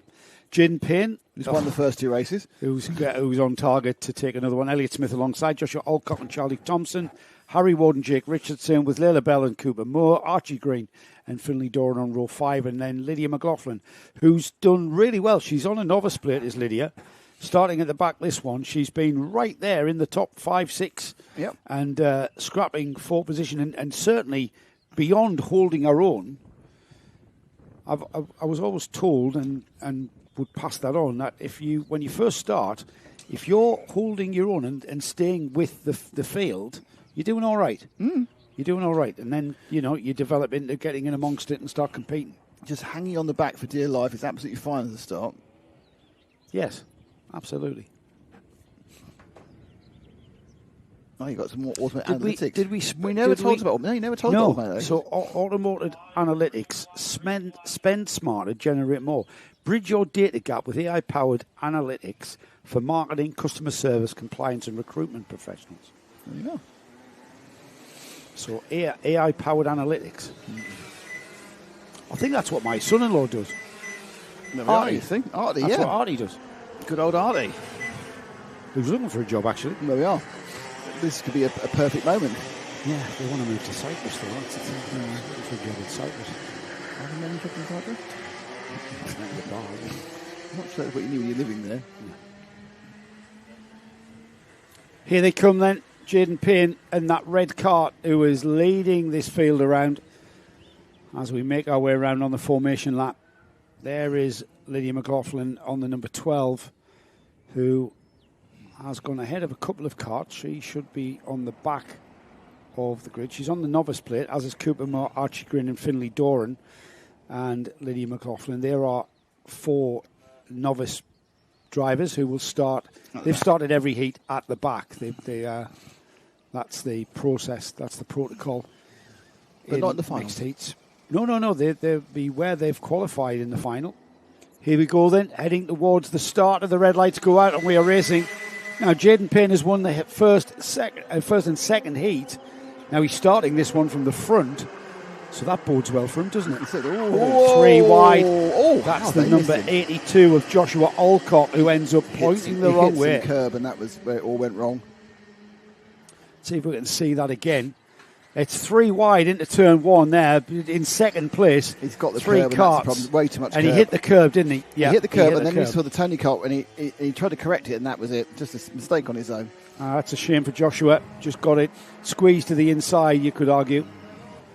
As we've got Jaden Payne now leading out of the paddock complex. We'll have a complete rundown of this field of 10 carts now. As we cross the line, Jaden Payne, Elliott Smith, Finlay Doran, the first of the novices in 3rd overall, would you believe? Harry Ward, Layla Bell, Lydia McLaughlin up from 10th to 6th. Jake Richardson 7th, Cooper Moore, Archie Green, and the recovering Joshua Alcock. Yeah, it's a great start here, but Payne unsurprisingly broken away. And you wouldn't have got very long odds in Ladbrokes about Payne winning this one from pole. There's a move there. I think that was Doran, who just nipped up in the inside of Smith. You had a chat with Finlay, didn't you, earlier on? Down below us. Was that Finlay you were talking with Jake? Finlay Doran, yeah. Great effort from Finlay. Finlay's now side by side, as Smith, I think, may have got it back again. He was hanging around with Jaden Patel Scott. He was. A great little He's driver. your favourite driver, isn't he? Honda Well, Cadet. not My favourite Honda Cadet driver. As was, yes. Look at Jaden Payne. Talking of Jaden Patel Scott, there's Jaden Payne. Jaden, a popular name, and yeah. people in racing. Oh, yeah, no, Smith got away with that one. There's kind of a few of them are taking a bit too much curb and having a massive oversteer moment. But the point is, unless you know it's going to happen, you can't get past. You end up blocking your line. Now, Doran's on a red number plate with white letters, which indicates that he's not on a novice. However, he's on the timing screen as a novice. I don't think he's a novice. That's how he maybe has signed on. Is he a novice? Oh dear. He's off the track wherever he is. He's just got nudged off the track by by his teammate, I would say. He's not happy. Maybe we'll have another look at that and see exactly what happened. So down the inside has gone the 30 of Layla Bell. and Bell takes him off, and they both go off the track together. So unfortunately, that's teammate on teammate. Lyle Bell a little bit enthusiastic in that passing manoeuvre. Yeah, 3.5 seconds ahead by Jaden Payne. That's why you can't see him in the shot. He's miles ahead. So the Tony Kart in second place is Elliott Smith. And he's gone full Tony, hasn't he? He's even got the Tony Kart overalls on. Yeah, he's gone full Tony Kart. Gone full Tony. That black and white kart with the green helmet in that second place spot there, which is actually third, is Harry Ward. And then look where the number 12 is. From 10th, well done, Lydia. From 10th and final spot on the grid. 11th and final spot, surely. Well, 11th. Yeah, I don't think someone started. 11th on the grid positions. That's Lydia McLaughlin. So she's doing okay. And she's doing great because very soon she's going to be having to deal with pressure from Jake Richardson. She also appears to be the same colour scheme as Doran and Bell, so I'm assuming they've got the same stickers, they're the same team. Who has? Jake Richardson? No. Lydia McLaughlin. Oh, hang on, no, she's fourth. I thought she was fifth. That's Lydia McLaughlin. Yeah, I got the wrong one. It's Richardson. Yeah, it's Richardson. I read it from the previous lap when she wasn't fourth. So, yeah, Lydia's not in the same team. Oh, she's challenge. She's got a place. She's got two places. Wow. Because that was Harry Ward. That was quick and a half, that, wasn't it? Harry Ward squeezing down the inside of Elliott, and Elliott having to contend with that. They both ran wide, and Lydia McLaughlin is through and into second. Already with half distance just completed here. She doesn't drive very novicely. She must have done an awful lot of racing in something else. This is not novice driving in the slightest. Did you see the way she went in on the brakes there? So what's she done prior to this? Is she like the world's most experienced indoor karter? Has she dropped out and her licence has worn out and she's to redo it? Ask the viewers who knows Lydia McLaughlin. I don't know. Lydia McLaughlin, tell us what's going on. She's got a very famous motorsport surname. She certainly does. Who knows Lydia? What is her experience? She's down here as a novice, but she's very un-novice-like in the way that she's handling the brakes on that kart, literally locking the back end up to the apex. She's under pressure here from Harry Ward. Now, Harry was the driver that went down the inside of Elliott Smith and spoiled his afternoon. Smith coming back to the fore, though, as Jake Richardson is still there as well. There's a fourth kart in that train. There he goes. Nice move. Now you need to get back into line so she doesn't get multiple overtakes, which we've seen a couple of times. But 71 of Ward moves back into second place. He's a bit mugged to be losing the first place. He's probably quite chuffed to get it back again. Still third, though, is Lydia. And then we have Elliott Smith and Jake Richardson. And just want to remind you, Jaden Payne is now 6.5 seconds in the lead. Yeah, Jaden hasn't really had any challenger. His best lap is about 3/4 of a second faster than anybody else's lap, which is quite impressive, to put it mildly. Yeah, he's just getting on with it. 5 second penalty for the 30. That's Layla Bell. We know why that was. That was the incident with her teammate Finley Doran. So she got a 5 second penalty for that. I can't really argue with that in any way whatsoever. That's knocked Finley's plug in, really, because he's dropped down behind Archie Green now. And in ninth, Joshua Alcock is still in this race as well. Yeah, Doran's number 82.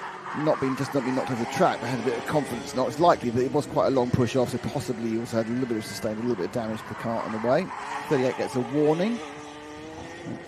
Doran himself got a warning, so it's all going on now with those two carts.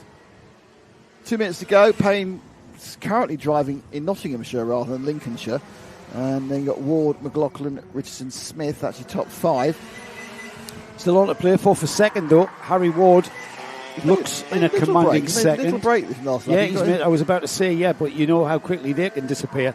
That cushion he's got to Lydia McLaughlin can disappear, as Jake Richardson has also gotten by Elliott Smith, and Richardson pushing on and now coming up behind Lydia McLaughlin as they head on through the left-hander.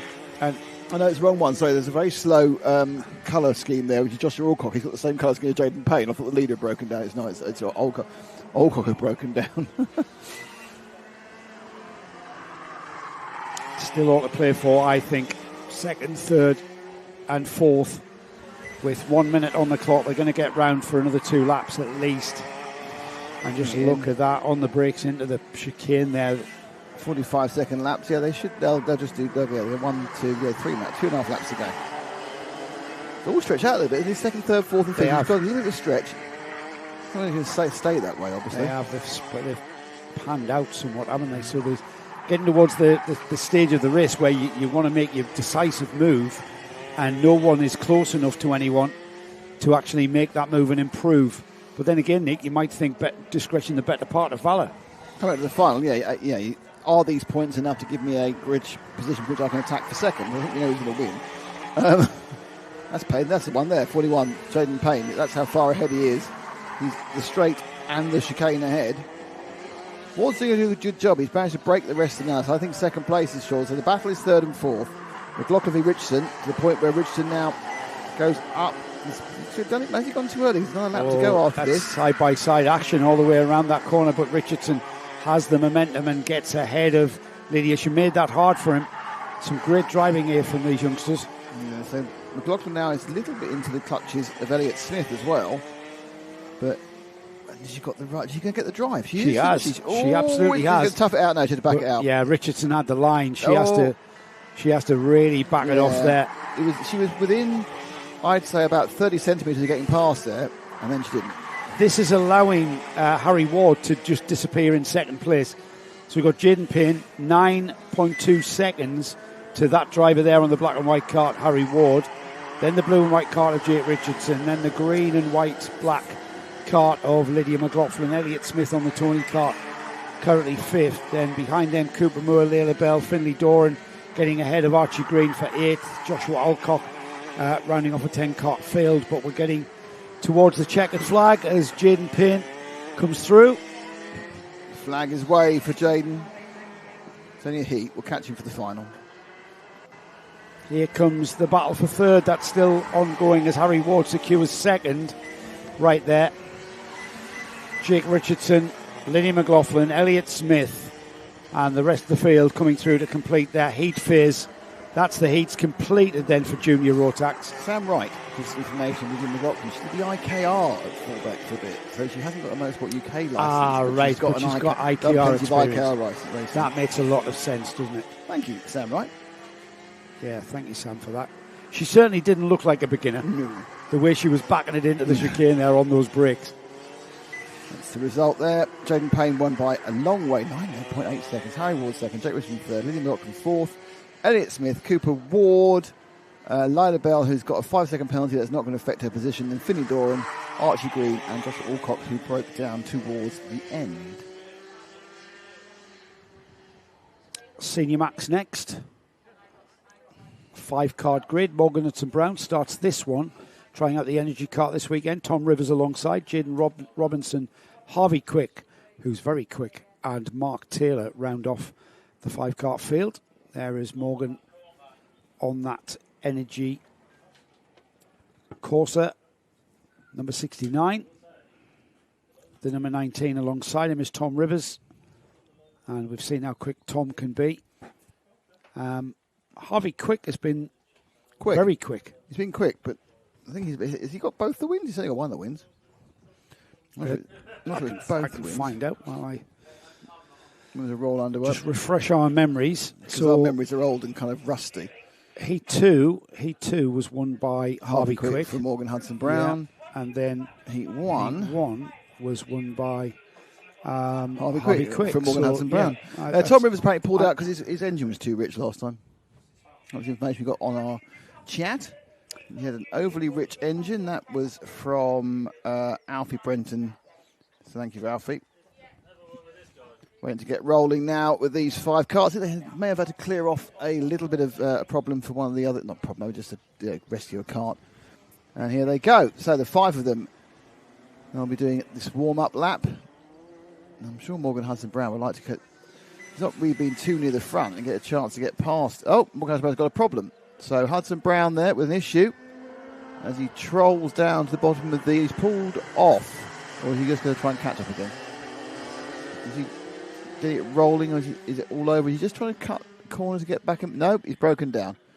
So Morgan Hudson Brown out, unless he can find a way of refiring his rotor. He's smacking it once, so that always helps. So we've lost one driver as it is. Still parked there at the bottom part of the chicane. They just need to push him very slightly to get him out of the way. Still, I think he's obviously got an electrical problem. He's having a look at the plug. He's having a look at the coil pack. And no, he's got out. So that's it. That's it for Morgan Hudson-Brown.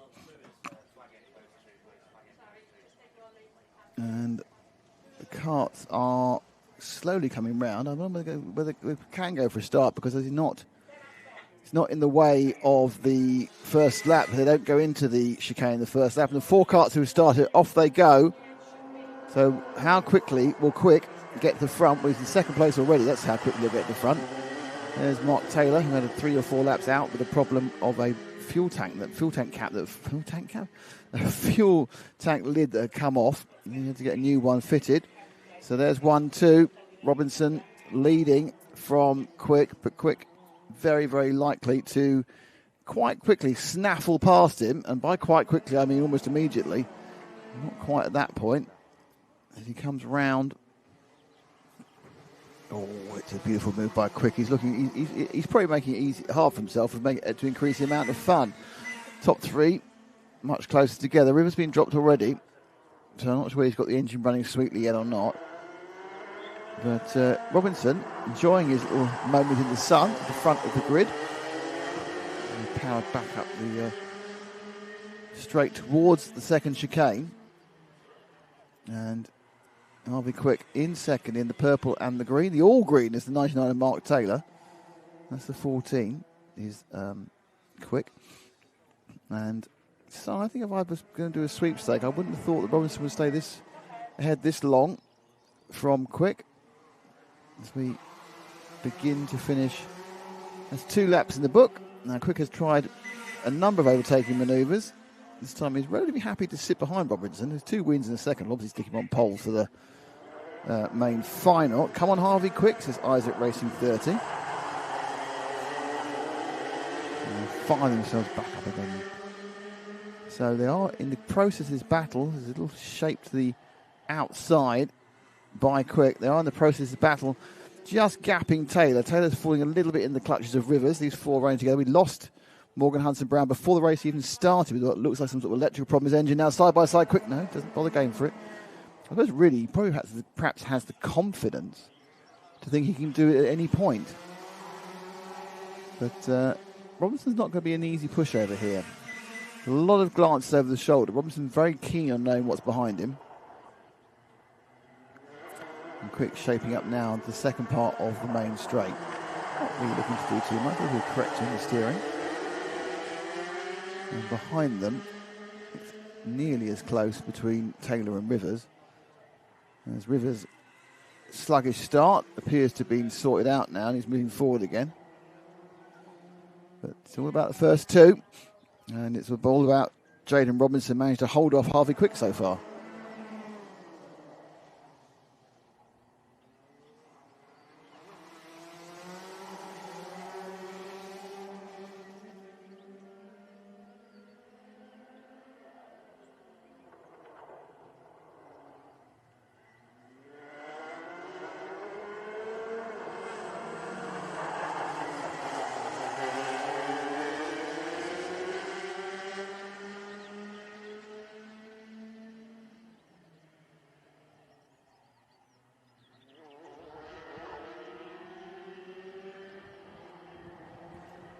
Internal conversation there about various stuff. We'll sort that out later. half a minute or so towards half distance, and it's a pretty good race, this, isn't it? We've got Jaden Robinson, Harvey Quick, who's won a 100% record there on the number 14. He's wanting the lead because he wants to take a 100% record in the heats phase. He's already won Heat 1. He's already won Heat 2. He's got half a race to get the lead for Heat 3. Mark Taylor, Tom Rivers. What happened to Morgan Hudson-Brown? Did not start the race. Oh. Looked like electrical issues with the engine. Oh, he's a move. The move not quite coming off there. Challenging. We've got a 5-second penalty for the leading kart. Now that is going to... Has that appeared on the board yet, Dan? It has appeared on the board, so the driver will be aware. And if Harvey Quick is clever enough... he doesn't need to.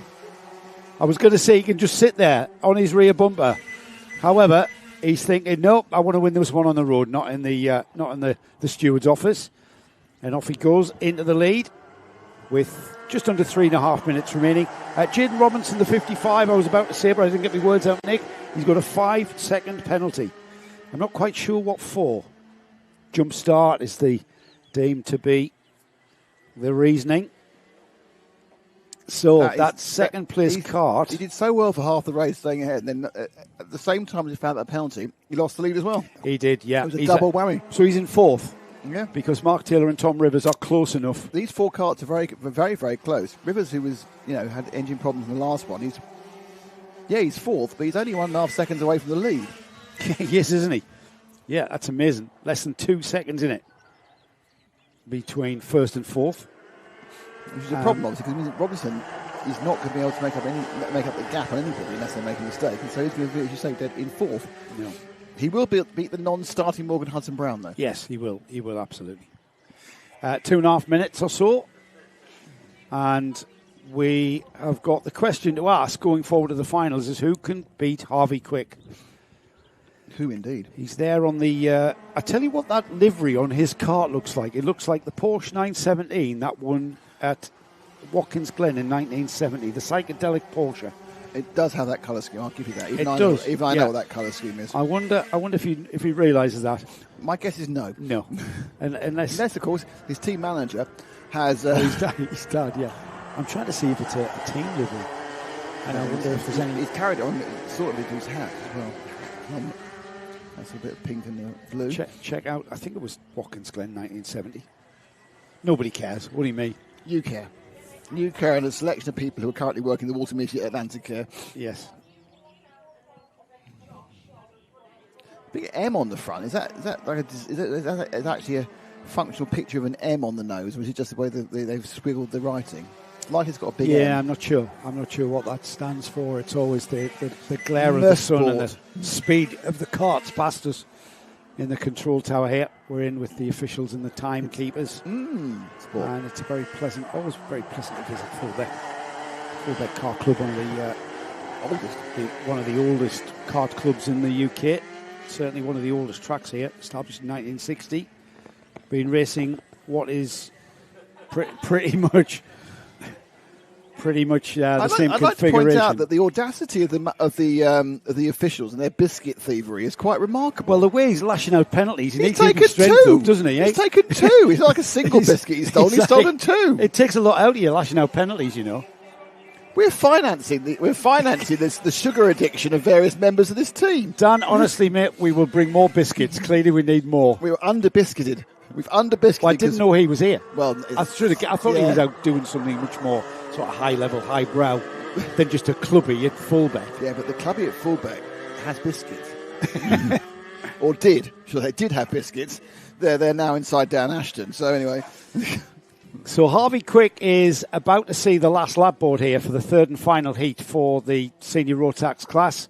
He has been absolutely unbeatable here this afternoon and this morning, of course.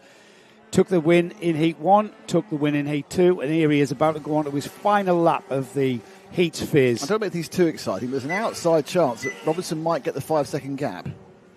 So Mark Taylor is 3 or 4 seconds. So Rivers is 5.2, so he's actually 4.3 seconds behind at the moment, Rivers. Yeah, he's 3 seconds. He's exactly, 2.97 to be exact.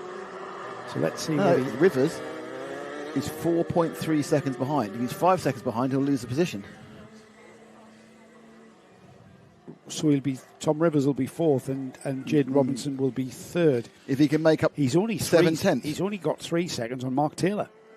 Behind him. I think Taylor's not going to drop 2 seconds in the lap. That's Harvey Quick, though, coming through.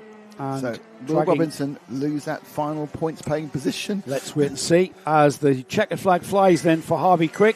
There goes Jaden Robinson. What is the gap to third? Mark Taylor, the gap is 3.8. To Tom Rivers, it is 5. He did it by 2/10. Rivers keeps his position by 2/10 of a second. Oh, my goodness. Does he? Yes. Does he? 4.87. That's near enough 2/10 for most people, isn't it? 3/10. No, it's 1.3. Oh, it doesn't really matter. 4.87. Yes. It's It's 0.3 of 5 seconds. No, it's 1300ths of 3 seconds. 87 plus 13. Or 300. 1300ths. Is it? Yeah. 4.87. Anyway, next week on Yes, maths it is. is not Sorry, a strong yes. point. It's 13. It's 13. It's 0.13. Yeah. Anyway, I know. here's the results. Anyways, there's the results. Let's have a look. Harvey Quick again, 100% record. Jaden Robinson finishes in fourth place. Mark Taylor second and Tom Rivers fourth. That's how they finished on the road, where you can see on the screen. Next out for their final heat is Minimax.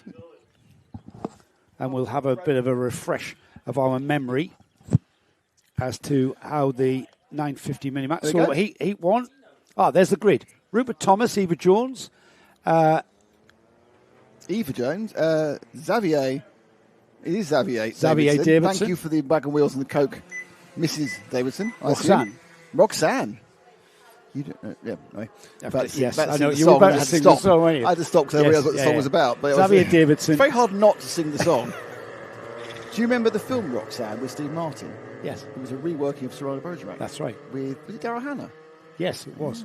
Yes. And in more 80s memories. So the first heat was won by Rupert Thomas from Xavier Davidson, Eva Jones and Kasim Iqbal.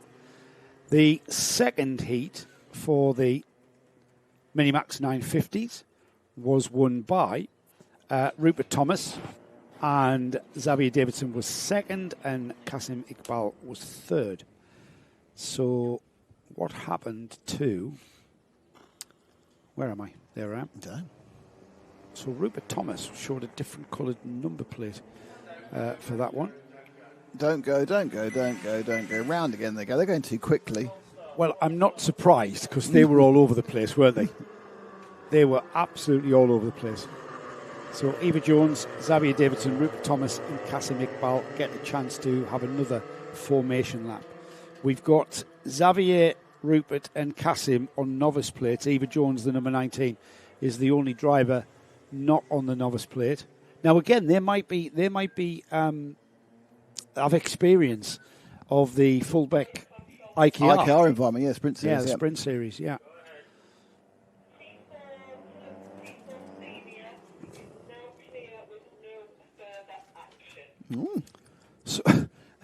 So we get to form up again. They're going to have to slow down a lot before Mr. Ashton is happy with them. Here they come again. And they're outside the tram lines. And started. They're outside the tram lines and they're far too fast. Dan, have you let them go? He's let them go. He's let them go. Oh! He's just let them go for a biscuit break. Xavier there was kind of, I wouldn't say 100% in control as he dived in the first corner. He got away with it, though. It was brilliant. Absolutely brilliant. He's into second now. Off after Eva. Eva, we know, can hang it out. How many times have we said that, when it comes to race starts, when it comes to race incident, and I'm not talking about the Fullbeck Kart Club here necessarily, I'm talking about Minimax 950s, generally speaking. Do quite it's that racing. kind of age group that they're in, isn't it? 10 years old and got your 10 favourite, to 12. Got your best result of the year, best race of the year, isn't it? That's Minimax at Yaz. Yeah, absolutely. Yeah. Here we go then. One lap completed. Eva Jones, Xavier Davidson, Rupert Thomas. Change for second. Oh, no. Almost a change for second, but not actually. What a scrappy battle there by Davidson and Thomas. Davidson having nothing of Thomas. You might have won the first two races, Mr. Thomas. You're not winning the third one. I'm going to show my exponential improvement. Yeah, I mean, considering Rupert Thomas took the wins earlier. Well, Eva didn't start the second race. She had a mechanical That's right, problem. yes, and in fairness, in the first race, the car was handling evilly, it seemed, because I don't think even she was throwing it around that much. So I think they've probably sorted out an evil handling card. A little bit tight there, Dave. Oh, no, it's probably not, Davidson. Of course, you can go a little bit tight in these 950 chassis, can't you? Yeah, they seem to find space on tracks, don't they? The narrower 950 chassis. This is quite. You can tell they're not interested in hanging around on this one. They are absolutely flat chat, aren't they? Into the chicane. The leader, Eva Jones. She leads in and out of the chicane, and Xavier Davidson looks very racy down the inside as Eva just keeps to a line. It looked closer than the perhaps was.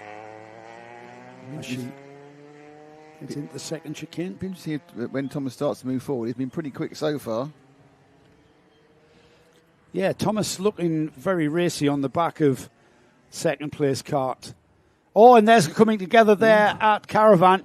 And that was Xavier Davidson who went down the inside. It's that late turn in that Eva's adopting there. Perhaps the textbook line. Have we got a chance to see that again? Let's have another look at it at Caravan. Here we go. Down the inside and contact there. Squeezing down the inside. I think that's... He got over halfway around the corner. I think that Eva was taking quite a sharp line exit, which you can do with these 950s. You can't do it with the bigger carts. It's that late apex giving you the optimum. Out. That's the textbook racing line. However, in race conditions, you've got to be wary of that.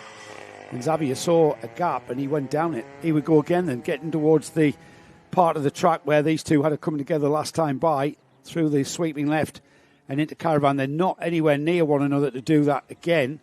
And into and out of Caravan, Eva Jones hangs on to the lead. They're beginning to drop Rupert Thomas away from them. These two, even though they're scrapping, they are absolutely maximising and optimising their lap and pulling a little bit of a gap to Rupert Thomas now. Out of the first chicane. This is a cracking battle. This is absolutely proving your adage, Joe. You only need 2 carts to make a race. You've got a 3, you get a good race. Yeah, absolutely. You know what? We're not even at half distance yet. We're half a minute away from that. And I'm wondering if Rupert Thomas is just watching this and thinking, I've got plenty of time to make a move. He's looking up the Here inside. Here is the move now for second. Is that going to work? No. I tell you what, Xavier Davidson has... He may be on a novice plate, but it looks to me as though he's got racing experience. So I think he's another IKR. IKR. Yeah, IKR. We call them. Oh, look at this. No, there wasn't enough track there at that point. No, good idea, though. I got the inside then. It's not really a passing place, is it? Even though if you have got momentum coming through the first right-hander. Just wondering if Rupert now is just seeing the gap that Eva's pulling and thinking, I really need to get past Xavier now. I'm not sure that's an easy thing to do, in fairness. Just absolutely flat shot through there. I'm not even sure if they're really breaking it at all. It's just a little dab, that's the micromax thing, isn't it? You can carry so much speed with these carts. Yeah, just a little feather of the brake through the right-hander at Frank's corner. Here they come then. Eva Jones back towards the paddock, out of Caravan. And second and third are battling now as whether Rupert can get past Xavier, or Xavier can just really try to bridge the gap. Last time around at 7/10, Eva had pulled away. Cart's coming on quite nicely. Last time it went first, up the inside. No, it's a bit of an optical illusion. I think it's the perspective there, Nick, isn't it? It looked like Rupert Thomas was a lot closer to Xavier Davidson. Last time round, 48.43 for Eva Jones, and for Xavier Davidson 48.43. So they did exactly the same lap time. Won't be this time because Davidson's under threat from Thomas. So Rupert looking left, looking right. Had it all his own way in the first 2 heats. This time settled third, and now again not quite firm enough. It's whether Jones, who's benefiting obviously from the battle between second and third, but she is driving very nicely, eking away a lead as these two lads scrap it out over second place. And because they're scrapping, that's just playing nicely into Eva's hands, isn't it? Just handing her even more of a cushion towards victory here. She looks over her shoulder there and if these two can stop challenging, you might just catch her. 2 carts, the science is 2 carts slipstreaming one another, will travel through the air a little bit quicker, punching a bigger hole. Strangely, and Rupert Thomas there. We haven't mentioned Kasim Iqbal, who is in 4th place, the novice driver, just finding his feet there, just driving his own race here and learning all the time. This is where the action is, though. This is second and third here. Eva Jones pulling out a gap of 0.8 of a second last time by. Let's see what the gap is this time. It's a second. And best lap was on lap 6, 2 laps ago for Rupert Thomas, would you believe? I would, because I think Rupert's getting very racy around the back of Xavier now. But what do you think about Kazim Iqbal? Kazim Iqbal's been best part 26.5 minutes behind the winner. I think he's not going to be that far behind. He's picking up speed, even though we haven't shown him this time because he's off the back. He's picking up speed as well. Oh, Rupert Thomas, a 3-second penalty. As has Xavier as well. As Xavier Davidson. So both got 3. So that just eliminates each other. Yeah. So it does mean that Eva's probably won. Yes. What was that for, Dan? Tramline. Oh yeah, they were all over the place, weren't they? A double tramline penalty. And again, you know what? If you're sitting at home thinking, well, what's the point of adhering to that rule? Well, these kids have got to learn. There he goes, and second place changes, and with the two penalties cancelling each other out, Thomas gets past Davidson. Davidson spent the entire of this race ahead of him. Now he stops being the hunted and starts being the hunter. Yeah, let's see what Xavier can do. Second place, both of them being given a tramline infringement at the start. 3 seconds will be added to their race time. It's not going to affect this race for second and third, though. That's just going to be a 3 second longer race time that will be applied. As Rupert Thomas now having got by Xavier, and Xavier on the novice plate, not sure what level of experience these two have in comparison to one another, but it was a very, very good race from Xavier. And it's not over yet. On to the last lap. Eva Jones leads into and out of the first chicane. They're running down to the top hairpin here. It's a very, very fast sweeping one through 180 degrees and then on the back straight towards the second chicane. Eva Jones into the chicane. The gap's coming down. I mean, it's got to come down and then they've got to get by her and exceed it by 3 seconds. Trying to get past and throw 3. It's quite unlikely in 6 corners, if I'm honest. Yeah, indeed. It could happen, but it's unlikely. Well, it's only going to happen if Eva Morris, Eva Jones, looks like she was bouncing up and down in the cart there. Maybe she's got pickup problems or something, because that cart has certainly lost ground to Rupert. She might not know she's got a 3 second lead. Oh, and there she takes the win. I've won. And is very, very happy with that. Just, I've got to say, a tenth of a second in it. Rupert Thomas will finish second. Xavier Davidson will finish third. And Kasim Iqbal just about to come through the final turn. Kasim Iqbal about to take the checkered flag.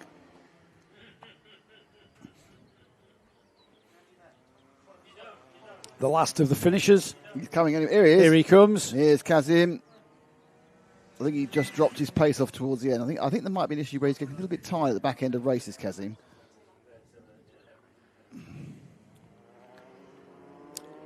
We've got our multi-class race coming up next. We've got the results this one first. We have indeed. Eva Jones. Now I know how they work again. I'm quite excited about it. Eva Jones takes the win and was very, very glad to took that. Very delighted. Rupert Thomas, Xavier Davidson, and the novice Kasim Iqbal running off a 4-kart Minimax 950 field. Would you like to see the penultimate grid for the heats before we start our finals? Yeah, let's have a look. We've got Honda Cadets in the form of Harry Grant, Henry Colborne, Oliver Pask, Isaac Young, William Boswell, and Arlo Herbert. Arlo Herbert and Ellis Holt are on Micromax. Charlie Kitchen is on the Walter Swift. Or as Nick says, Walter Swift. He's delighted with them. That was the result there. Let's have a look at our results from heat number 1. Henry Colborne took the Honda honours. Ellis Holt took Micromax. Charlie Kitchen, of course, is the only IAME Walter Swift. Heat 2, and it was again Henry Colborne, who is going to be very hard to beat in this one. Ellis Holt again in micro, as we have let the Hondas come out. Let those Hondas go. Oh, my goodness. They really need to check their steering, don't they? They really are checking lot of steering checks going on there. They're very fast. Leaping out. And there go the other 3, being released from the pound, I suppose. We're at the pound.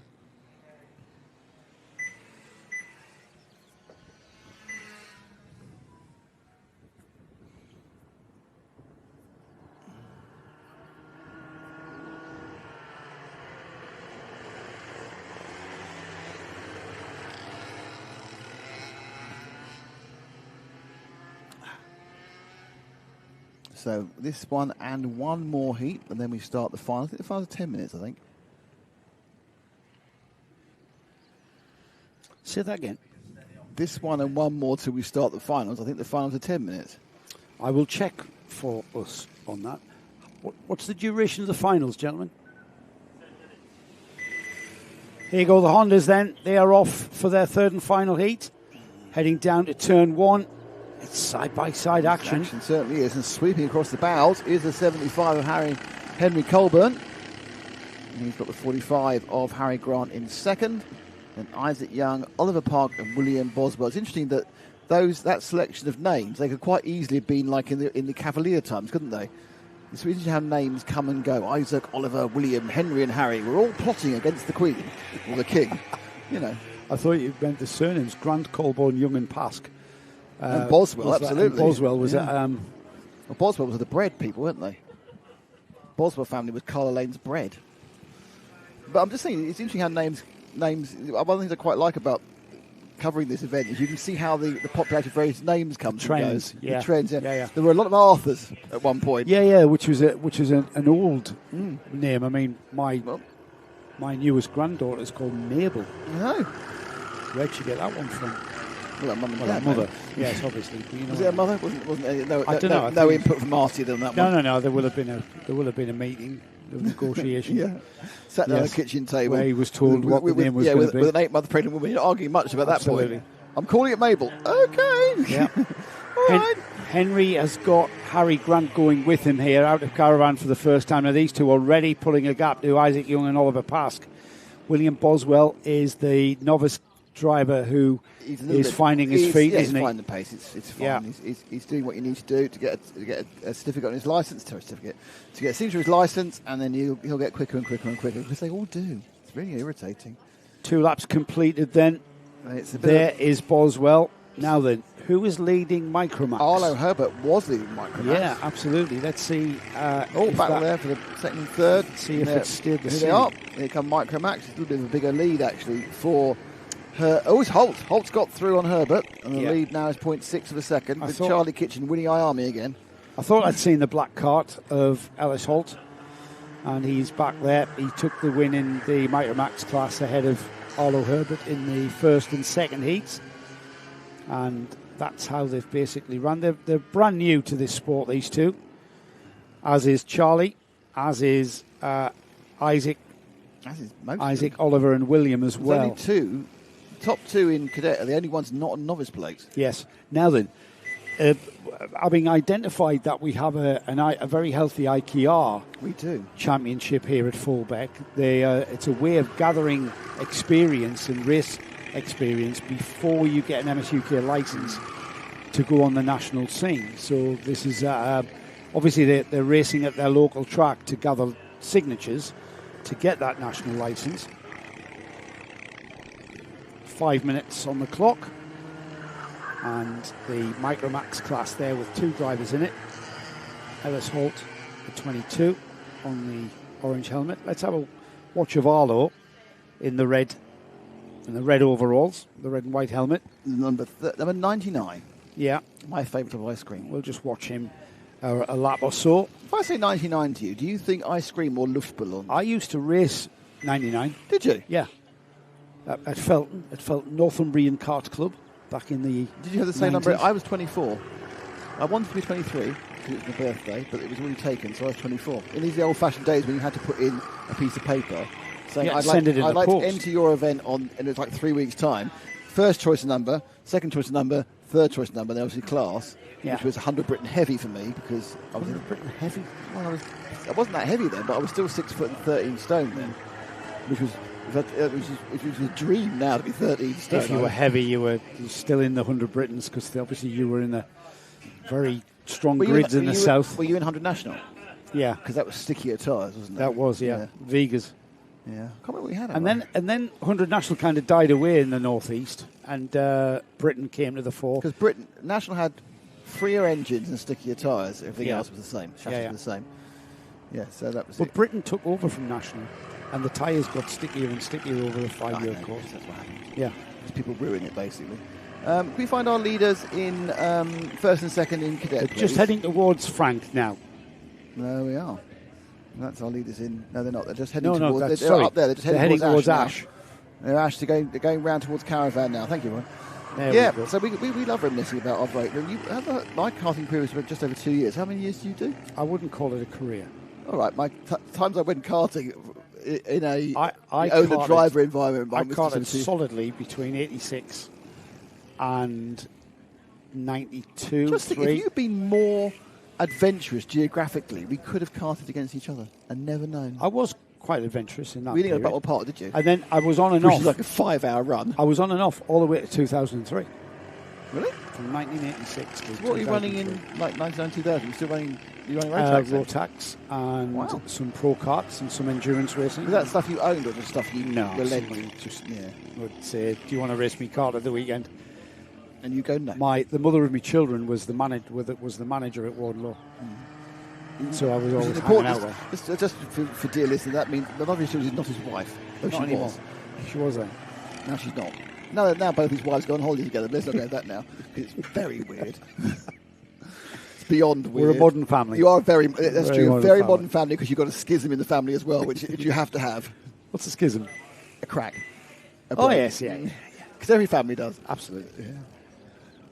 I think we've got about 3. Absolutely. They're all over the place. That's our Honda leaders, Henry Colborne. Harry Grant is hanging on to him. He's not that far away. So the gap of the line was 0.8.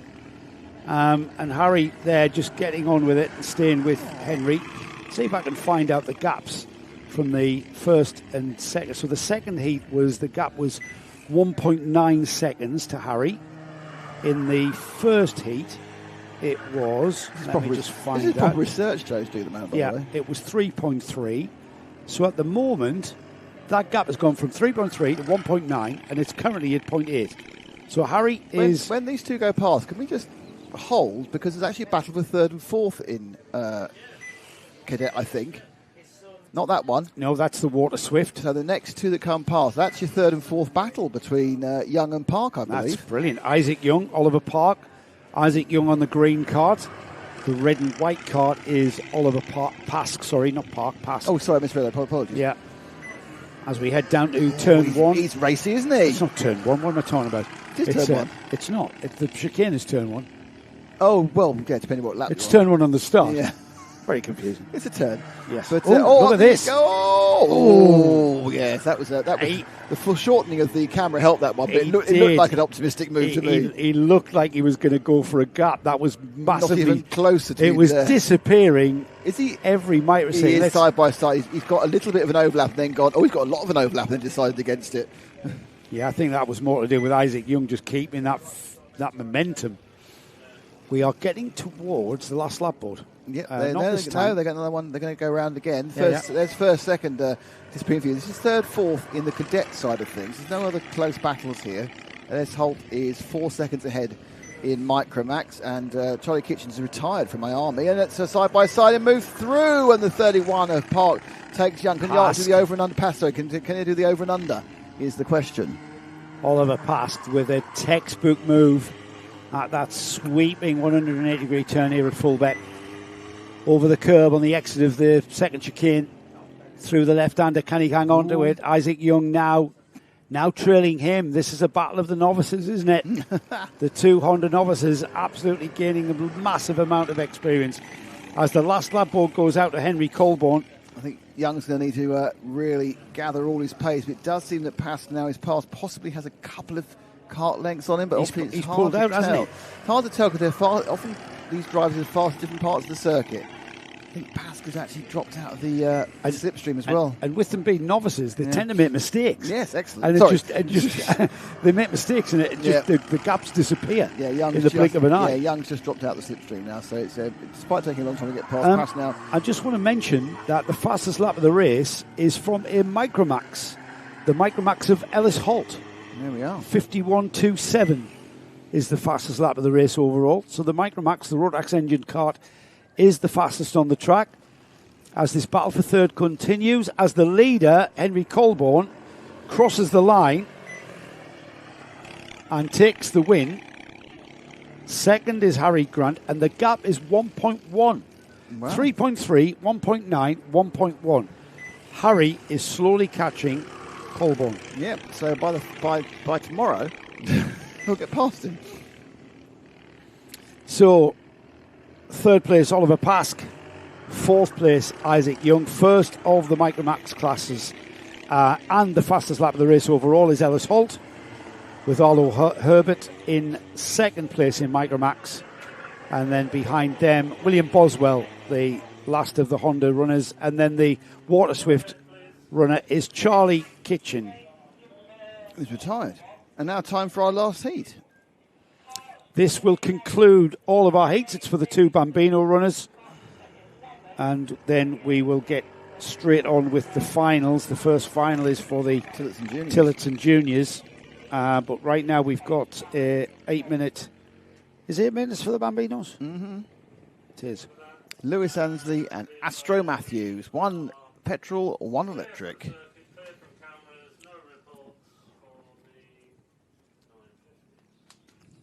And there they are with their dads. Also the team managers, sorry. With their team managers. So not the team principal.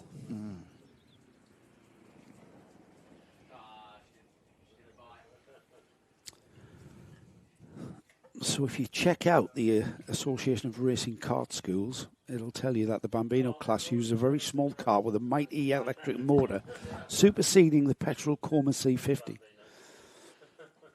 So already we're seeing the petrol-engined Bambinos being phased out. Certainly the Mighty Championship, which is effectively the British Championship that runs with the Kart Championship.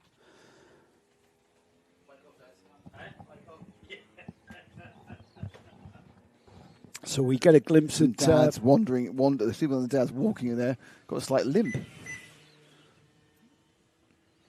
There they go, just on the warm-up lap. Where are the dads? Are they running? Are they walking? Is the question.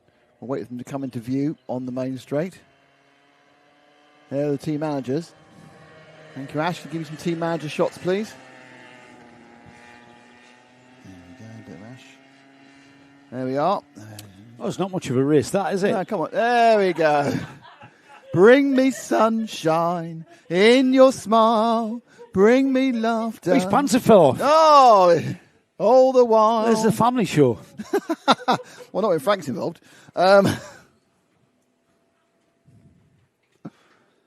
Here he comes. A little bit of a sprint towards the end. That counts as a few steps. We have a defibrillator on hand if we need it. His pants, he needs a belt. Yeah, somebody get that man a belt. You don't need a defibrillator, you just need a belt. Get that man a belt. Rope. Hey! Get that man a belt. They are waiting for the 2 Bambinos. Nick, this is going to make sense to you because you come from the world of electric racing, don't you? Yep. 50.4 volts. Yep. 35 amp hours. Yep. What's 14S? It's basically when you have lithium cells, one cell is 1S, and it produces 3.7 volts. So you've got 14. You've got 14 times 3.7 volts, which is where the 50.4 volts come from. Sorry, I nodded off there. Thanks, what? Dan. You've nodded off with the facts you asked for. Sorry, I wanted that's for the audience. Facts. I gave you the facts. That was You're for the a audience. very bad father. Do you know that? That was for the audience. So that's how it works. It's they appear to have missed the start. We missed the start with that now. That's all right. You've got going. These 2 youngsters are going to drive around and have great fun driving their Bambinos. So 35 amp hours obviously is the capacity of the battery. Right. So you could produce an amp for 35 hours. All right, I see. Several more amps, obviously. It's IV watts. So volts times amps is watts. And that's how power is measured. So you have 740 something watts as a horsepower. You know what? The numbers are going down, plummeting off the cliff here. I think you'll find. Check our viewers. I will think you find that a number of maths geeks have come over from maths live streams, and they're going to. Oh, hang on! The physics live streams are here as well. The physics are here. Yeah. I can't believe you start by asking the question and then get. So a mighty Bambino kart will take you back 1,800. That's the battery, isn't it? 18. Is the battery 1,800 quid? Looks like it. Oh yeah. How much is the whole thing? It's about 4.5, isn't it? Well, realistically, it's about 4.5. Harry told us this once. Yeah, the motors are quite cost effective. Yeah. So if you've got a petrol one, an older generation might eat. All right, okay. Yeah. So Dan is spreading a rumour here. How much is it? Harry Stinson is going to have to. I'd like to point out that Harry is very active in the chat. Whenever we've ever made a mistake before, he gets no. So Dan's saying that you're going to give a discount or a buyback scheme, Harry, where you can take your old Mighties and get a new one. If I take my old crashed Mighty half price, I get a new Mighty for just £17.50. Yes. Yeah. Oh, it's not £20. So not only is he a horrendous biscuit thief, he's also a terrible businessman. And a rumour monger. How much? Shop now. There's a shop page, yeah? Go now. Go up. Shop now. Let's buy one.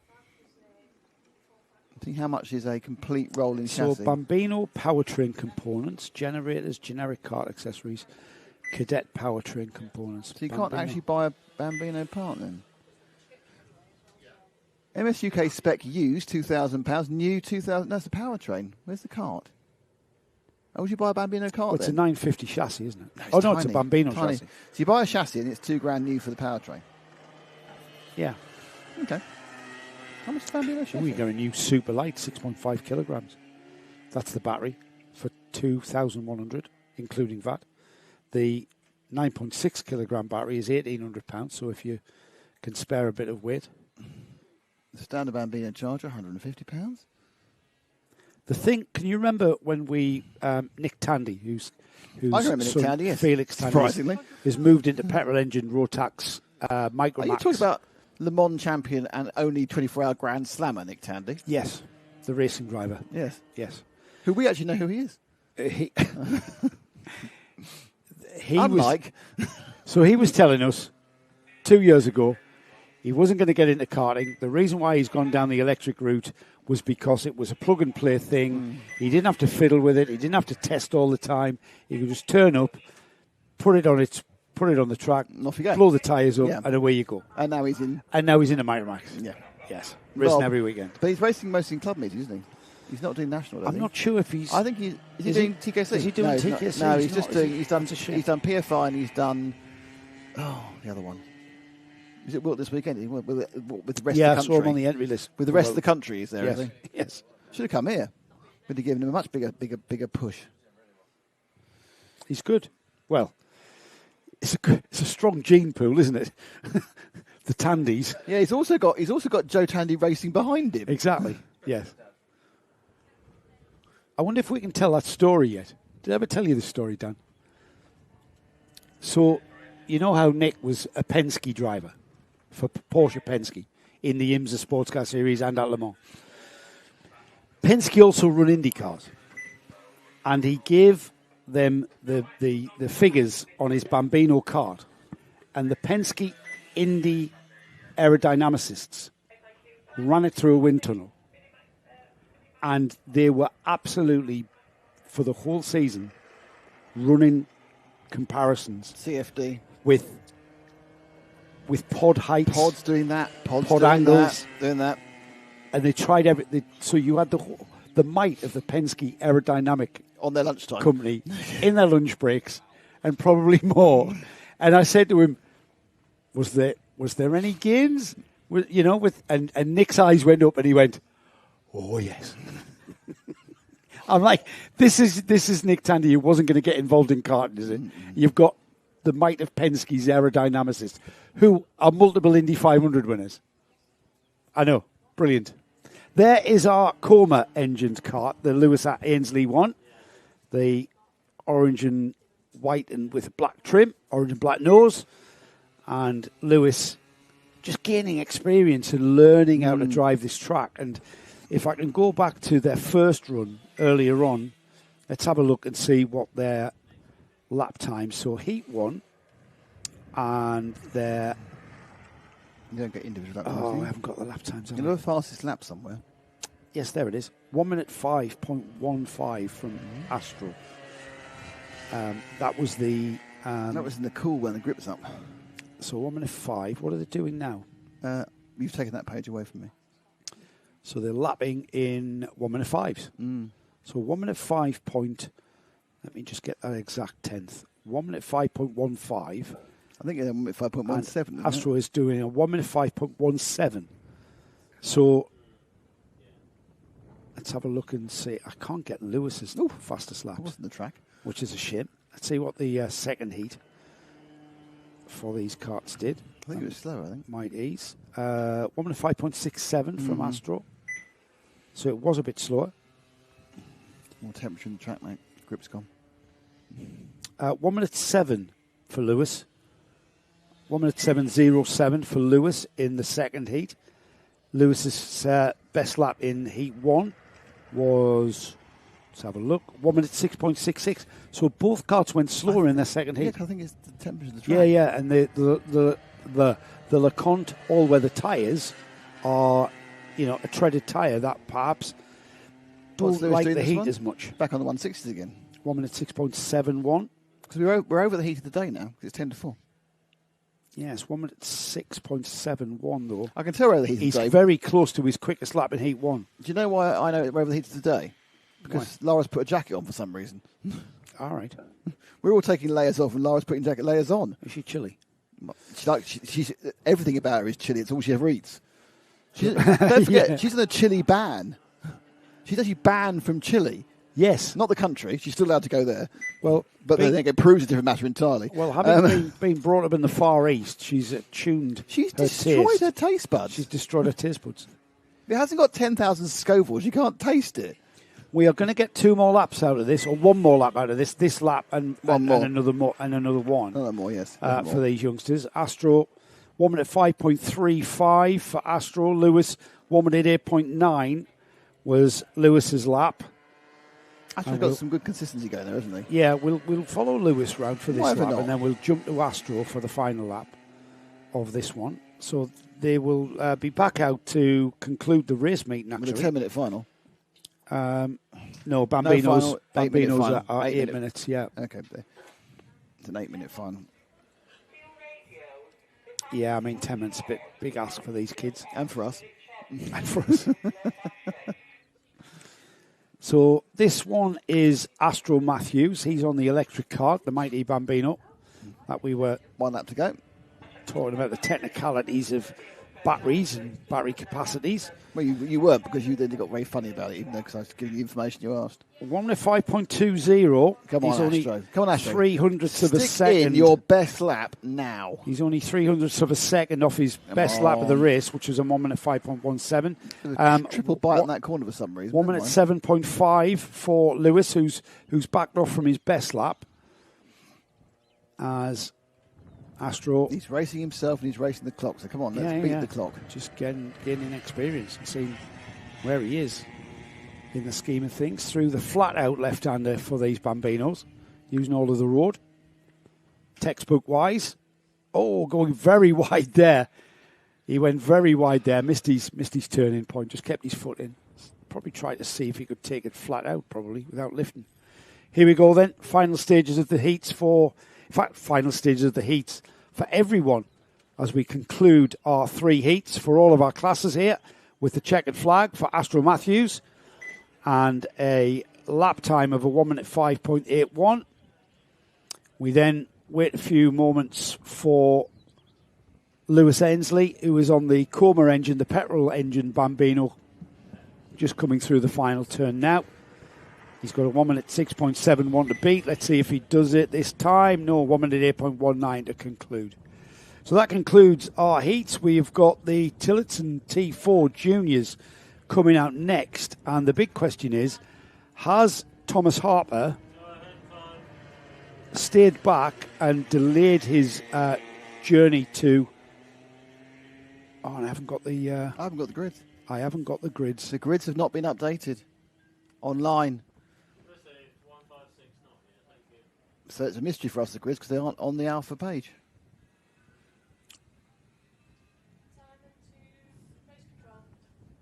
Yeah, that's a shame.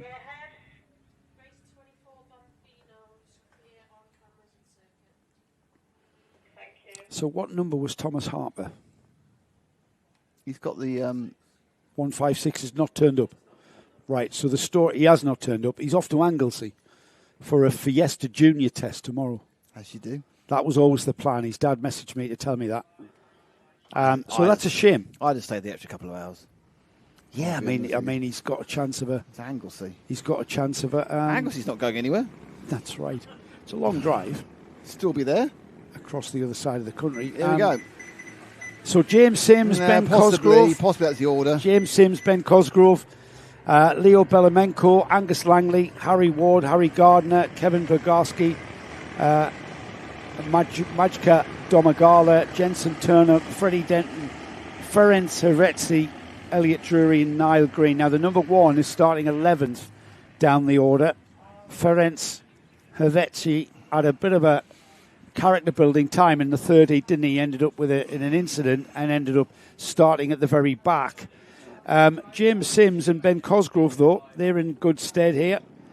And with these 4-stroke Tillotson engined karts about to get moving on their all-important final. This is round 2 of the Tillotson series. First one was at Clay. Yeah, Clay Pigeon back in early March. From here, at the end of May, they head off across the field there to PF. Here we go, though. We're about to go racing. We're away. And it's 10 minutes and 1 lap for this, as the blue and white Tillotson karts head down to turn 1 for the first time, missing out the chicane. Sims leading still in the 63. And it's Cosgrove, Langley. I think Belinko, there wasn't too much of shuffling about. I think Harry Ward is just shuffling to 6th, but we'll see when they come around at the end of the first lap and they swim through the chicane for the first time. It's 63, 27, 21 is your order. So Langley's got into second, Cosgrove into third. They are absolutely together. First 4 beginning to break a bit of a gap to 5th place kart of, I think, Harry Ward and Harry Gardner. We'll check that when they come through the paddock complex here. These 4 beginning to break away now, and they will cross the line to complete 1 lap. And it's James Sims who leads. Ben Cosgrove dropping to 3rd behind Angus Langley. Leo Balamenko 4th, and then the gap, and then it's Harry Gardner, Ferenc Helveti from 11th to 6th there, moving up 5 places there. Harry Ward 7th, Jensen Turnock 8th, 9th is Elliot Drury. Ronnie Legg, we saw how much of a character building time that was. And a move for position there, Nick. Yeah, Belamenko's got 3rd through Cosgrove, going round the first hairpin on the turn 1 or whatever it is, turn 4 is the hairpin. Moving on to Caravan now, no moves for a change. And they just come this next. In fairness to these guys, it's obviously a slightly longer final. They obviously they can't talk to each other, but it would make sense just to go around in the train for 2 or 3 laps and just carrying on this rather effective gap they've already got on 5th place Gardner, and then worry about arguing. Then they are slightly dropping Cosgrove, I think. Yeah, I think so. Ben Cosgrove. However, the gap then reappears. These are 4-stroke karts, remember, slightly restricted via means of carburettor in comparison to the senior Tillotsons. There is a bit of communication going on there. And Belamenko, did he wave him through there? Was he saying come alongside? I think waving through. So I think I'm going to go through. Yeah, we're talking about Angus Langley here. So Angus Langley on the blue and white helmet with the green helmet of Belamenko. Langley sort of indicated come alongside. Strange. I think he was trying to indicate. And got this. Oh, it's all going on now. That's changed all around. So who has got the position? Belamenko. The white helmet it's Cosgrove. He's come back through again. The 21. They all tripped over themselves. Look at and James Sims is saying, "Thank you for my birthday present. That was lovely, and you're all on my Christmas card list because I've now got a 1.3 second lead because you've been squabbling." Well, Belamenko squeezed Angus Langley, didn't he? And then that allowed Ben Cosgrove to come through. And now Cosgrove wants to work together. Now Cosgrove does, yes. Belamenko was the driver with the green helmet there, and he went down the inside where there's really no room at the paddock complex. And Belamenko down the inside into the second chicane, and Belamenko will come out in second place. This is playing massively into James Sims' hands here. James Sims being able to extend that lead even more so as Belamenko continues to squabble with Cosgrove and Langley. Yeah, it's the universal thing. The one way not to gain on someone is having a battle with somebody else. And the 3 of them had a lovely little scrap, which has just resulted in James Sims' lead now being... it's only a second. Belamenko's got into second, so they actually also gained a couple of tenths on Sims there. Cosgrove now into 3rd, Langley 4th, Ward's back off another, just in the background there, that's a second that little gap you can see. And they sweep round. There's a possibility they can gain on Sims. Well, that 4th place kart there of Angus Langley, he was the winner of the first round of this championship back in early March at Clay Pigeon. I didn't see any sign of... so Harry Ward was 2nd. Harry Ward's currently 5th. Adam Lismore is not here. Ronnie Legg was 4th back at Clay. He's currently 9th. Jensen Turnock who is down in 11th, was 5th. And then Leo Belamenko was DQ'd. Not quite sure why. Who knows? Angus Langley was on a novice plate then, but now he has finally completed all of his... Ben Cosgrove was as well. Yes, they've all managed to tick off those certificates, keep saying certificates, those signatures to go onto a full plate. Now, they also did manage to gain another tenth of a second as a trio on our leader, James Sims. So, possibly they can keep moving forward and possibly they can keep gaining. That's because they've stopped squabbling, isn't it? They've stopped squabbling and passing and overtaking each other and rolling over for one another. And now they're just circulating and bridging that gap to James Sims. So what was playing into James Sims' hands is now beginning to ebb away. Sims has got to really keep the focus. 3/10 more gone. We're only at half distance. Yeah, I mean, as you said, you often say, Joe, more physics here. But for some reason, 3 karts going through the air is faster than 2 karts going through the air, which is fast. All of them, not just the guy getting the slipstream, they're all faster. We need to ask our resident aerodynamicist why that is, don't we? That's true. You can ask him the aerodynamicist of the Land Rover wheel as well, if you like. Well, he'd say take the spaces off. It's not how the mathematician engineers at Jaguar Land Rover said. Anyway, we digress. There's a great race beginning to unfold here. We've got 4.5 minutes. It's getting very close. It is. It's in fairness, the big battle, if it's going to happen at the moment, is 3rd and 4th. But actually, look right on the tail now. So Belamenko has completely bridged the gap to Sims. It was 1.3 seconds just a moment ago. So first 2 together, a little bit of a space before we get to Cosgrove and Langley, as Langley tries to get round Cosgrove. Well, Cosgrove was defending massively there, wasn't it? And that's going to cost him lap time. He defends again. Oh, and there's a little bit of a move by Belamenko. James Sims went to defend and then decided not to, as we've got side-by-side action for 3rd and 4th. Oh, a little bit of a coming together as well. A little bit of wheel banging going on. It's the 21 of Ben Cosgrove who hangs on to 3rd. Angus Langley has to settle in behind.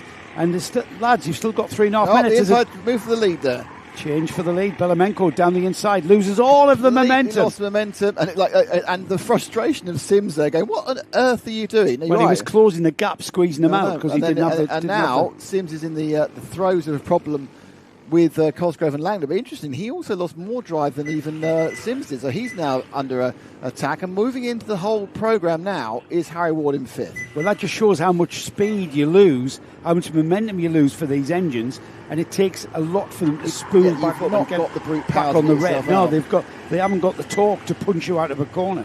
You've got to keep them revving on that rev band. And that's what we saw there. James Sims completely off the rev band. That deep vibrating rev band you hear as they go past every single time. But the first 4 now kind of cart length. Belamenko took the lead, probably thought I can pull away, but I think he's going to find the wonderful word slipstream, keeping him in check. 4-kart train for the lead, about to be joined by Harry Ward, who's, while these 4 karts are squabbling for 2nd, 3rd and 4th, Harry Ward there, beginning to make it 5. They're all blue and white karts. You might be wondering why. Well, this is the Tillotson T4 series. It's a series that has been created by the Tillotson company. The karts, the components, the engines are all Tillotson regulated and operated by. RPM being the engine people underneath that, of course. Yep, and there's Tillotson people on hand at every one of these rounds. All the parts are stamped, and the Tillotson people help you out. They help you out with setup ideas, they help you out with tyre pressures. It's all aimed to reduce the amount of work you need to do and increase the amount that your team manager does. No, and increase the amount of enjoyment you have. But yeah, I mean, it should be one of the more even playing fields. You know, there's always a way that people find, but theoretically it's even. Well, yeah, it's not exactly an arrive and drive. You have your own cart if you need to be. You can Tillotson will supply you with a cart, but this is all about setting the cart up as Leo Belamenko continues leading. That's 3rd place challenge. Horribly wrong. 3rd place challenge from Angus Langley, who makes it happen. Angus Langley on the 27 gets ahead of Ben Cosgrove. But Ward now right in place for in 5th and to go up to 4th, 3rd. But it looks like the top 2 are getting racy again. Sims looking to get that position back. He held it the first 5 or 6 laps. He wants it back from Belamenko. He lost it here a couple of laps ago. Now, the good news for him is he can start being a bit punchy because there's a huge gap to 3rd place. So you can lose a couple of tenths here and there. Can Harry Ward get the crumbs from the table here, because he's in 5th place there, right with the third, fourth, and fifth place drivers now together. As are we going to get another lap? No. Or is it going to be the last lap They're or slower next than time 41. by? It's 50 seconds. Yeah, you're So right. it's penultimate lap for these drivers, the juniors. If there's going to be any changes, it's going to come there. Third, fourth, and fifth. Very, very close. I'm not sure James Sims has any tools in the toolkit to do anything about Leo Belemenko. He's struggling to stay on the rear bumper. Now watch him prove me wrong. Now watch him absolutely prove me wrong. Waiting for him to prove you wrong. Absolutely. Willing him to prove you wrong. It's a very common occurrence. There they go, the leaders through. That's third, fourth, and fifth That's now. never going to work. No. From Cosgrove there in the 21 kart. Completely offline there. Belemenko will see the last lap board next time by. Here he comes. Last lap. This is what it's been all about all day long. We've been racing from this morning. It's come down to this one last lap of racing between Leo Belemenko and James Sims. Who's going to stand on the top step of the podium as third, fourth, and fifth still duke it out. Leaders heading down to the second chicane now. Through the kink. And then, is James Sims going to pounce out of the second chicane? It's going to be here, Nick, if it is. Yeah, it's not. It's just looks like James hasn't quite got that little bit of extra overspeed. And Belemenko, who managed to get himself ahead, he's going to try a side-by-side. Belemenko kind of disparagingly looks to his right and goes, that doesn't work. Yeah, that's not going to happen. That's never going to work. As Leo Belemenko goes through the final two corners then, he will see the checkered flag fly and takes a brilliant double-handed win and veers off the track. Yes, brilliant win for Leo Belemenko in round two of the Tillotson T4 Junior Championship. We had a change for fourth right there at the very end behind James Sims. Angus Langley was third. Harry Ward finally got by Ben Cosgrove well done. and took fourth place. Ronnie Legg was sixth. And in seventh place, Elliot Drury, Harry Gardner, Ferenc Herezi, Niall Green, Freddie Denton, Jensen Turnup was 12th. And then Kevin Bogaski and Majka Domagala, who were a lap down, were they? Yes, I think so. Great But race. they did finish. Very, very good race there from the Tillotsons. As you can see, you can apparently about 3 or 4 places you can put your own sponsorship on, but on the whole, as you can see, you have to have exactly the same livery on the sides. Senior final next, and I do have the grid for this one. So have I. Okay, let's go. Lucas Blanford starts on the front row with Jason Bradbury alongside. Amelie Ackett, she's been fast all day, alongside Chris Alcock on row 2. Philip Rawson and Brad Philpott share row 3. Henry Bell and Charlie Bingham on 4. Row 5 is Luke Dolby and Ollie Cooper Welton, with Caleb West and Max Davison starting on row 6. Then we've got Conrad Coveney and Lewis Lim, Luke Morton and Warren Dommett. 16 karts in this Tillotson T4 senior final. And looking at the drivers at the front of this grid, it's good. I think it's anybody's. I mean, Well, Rawson perhaps would be a favourite because he had 2 very good heats and a breakdown. Or he fell off the track, didn't he, in the third one? So he's 5th despite having a virtually no score in one of the 3 heats. yeah, that's how well he finished in the other 2. Yeah. But he's got to get past cars. He's got Philpott, who I assume is not going to be playing Mr. Nice in the final. So, interesting, to put it mildly, this one. Another selection of very attractive bright blue. If you're a Man City fan, this is your go-to kart, isn't it, really? Sponsored by the Emirates. No, they're Etihad, they are. Oh, Etihad, yeah, of course they are. One of our other airlines we use occasionally. Yes, indeed. Lucas Blanford's going to be a very strong contender to lead this from the front, but with these underpowered Tillotson engines, and I say underpowered with the greatest of respect, the racing's been fantastic all day long from this field. It's a completely different way of going racing, isn't it? And you've got to be smooth. You haven't got the power to get you out of trouble. You've got to be smooth. You've got to be clever. And you've got to be patient. And I think that is the key term. You've got to weigh up, is an overtake, even if I make it going to be worthwhile, or am I going to lose so much momentum that 3 other karts are going to go past me? That's exactly what I mean, Nick. If you make that impetuous move that might pay for a few yards, but then it's gonna absolutely cripple you for half a lap or so before you gather that momentum back. Look, Brad Philpott not to be discounted as well, as is the rest of the field. Surely not.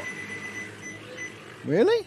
We are racing. There's going to be a tram line problem with one of them at least. Yeah, we'll look. Where's We'll the keep yellow line? We'll keep an eye. We'll keep an eye on the penalties coming through. You haven't got to be in the line exactly to get to the end of it. There's a yellow line about halfway. Oh, down somebody the going grid. off on the That's outside. the 20. That's number 20. That is Caleb West, who was going to drop down the order, having ended up on the outside. So Blandford leads. Yeah, from as we thought. Amelie. Amelie And then Hackett's been third fast place all already day. is Rawson. So Rawson's into third already. So don't forget, his day only had one problem. That was he ended up in the gravel on the first lap of Heat 3. 17 of Bingham appears to be in fifth. So he's made a couple of places up during the first couple of corners as well. 5-car train beginning to break away. We've seen that often. Crossing the line. Bit of a gap before sixth place. Jason Bradbury, Brad Philpott, Henry Bell, Luca Dolby. That's your 6th, 7th and 8th place karts. As we've got the leader, Lucas Blandford. Amelie Hackett has been on fire all day long as Amelie. She's been at the front of this field. Behind her, Philip Rawson has come through, and he's carrying the number 1. He's the current reigning champion from 2025 in this Tillerton T4 senior class. And you kind of get the feeling he's just waiting, biding his time, and doing what we suggested is the way forward of just waiting, being patient, and making the move and making it proper. However, Lucas Blandford, Amelie Hackett, and everybody else around is going to make that very, very difficult to do. Yeah, Rawson's got. I think he's quite confident he's got the raw pace, so he hasn't got to start worrying about anything too early. There's no real gap. It's a few tenths that Blandford's got ahead. Blandford's got a bit of speed. That's Rawson now easy move past Hackett's, breaking into the first hairpin. Now head down, because that obviously just that little move, but again, a small gap towards Blandford. Blandford will have 4 or 5 tenths, but now Rawson will bridge that, I think, relatively quickly. Did you see how Amelie just let her cart breathe to the right of the outside and didn't lose hardly any ground whatsoever to Rawson? Rawson, by going down her inside, that could have absolutely let her out to dry, left her all the way out to dry, but she didn't. She kept the momentum up, and it's cost her zero time at all to.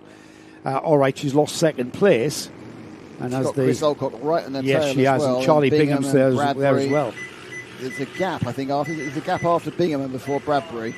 Or is it after Bradbury and before Philpott? It's Bradbury and Philpott. Bradbury, remembers, the driver with the brightest coloured helmet out in the there. history of the world, yep. Yep, and then you've got Philpott in the green. You've got Henry Bell in the bright purple outfit, yes, you can't miss as well. A very colourful lower part of the top 10. It's all colours of the spectrum out there, aren't Now, Amelie's been dropped a little bit by the top 2. Who have more pulled away than she slowed down, because she has the same sort of gap over 4th place Alcock. The top 2 now right ahead, as he was looking very much for that, the inside, and that's it. Rawson goes for it. Nice little block pass, and he got the momentum. So he's absolutely dispatched Blandford there. That was a great move. Absolute textbook. We got that again? See if we can just pick out the bones of this move. It's already been done. He's already consolidated that lead, and then on his way, they're beginning to drop Amelie off the rear bumper. He's come back. Blandford's come back. Well, Blandford's taking none of this. Yes. And that puts Amelie back into the whole thing again. So that's interesting. I thought once ahead, Rawson could pull away, but Blandford, of course, he wasn't really quite on song. 5-second penalty for number 2. That's Bradbury in the 6th place. Picks up a 5-second penalty. That will be important if you're Brad Philpott and behind him. But interestingly there, because Blandford's got faster through the weekend, and I think that's why we thought that Rawson would pull out and go, but Blandford is now at full speed, as is Rawson. This is why we've got a battle. Chris Alcock's picked up a penalty as well. 3 seconds. Chris Alcock currently running 4th. So he's the 4th kart in that train as they've all come back together.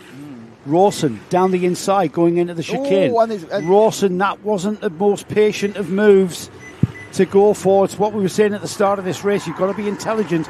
And there, without making it absolutely clean, he ended up on the curb, didn't he? And then hung out to dry. Look at all those. Look at all those. I think he's popped in front of Philpott, I think is where he is. He is. Yeah, the one ahead of yeah. Philpott and behind, and it's all going on now. Up the inside again. He's making some moves, isn't he? That was Rawson going up another position again. Oh, and Brad Philpott makes his way by Bradbury as well. He keeps indicating, let's catch, but who's that in the purple overalls around the outside? 15 of Henry Bell, but he managed to dispatch him because it's really hard to overtake going through the paddock complex. Right, over the line now. Blandford's going to have a very nice little lead there. It's Bingham in second now. Amelie third. Alcock fourth, Rawson after a very eventful lap fifth, and then Philpott sixth, and the bright purple of Henry Bell is in seventh. Have you discounted Alcock, have you? I heard him. I think he was fourth. All right, okay.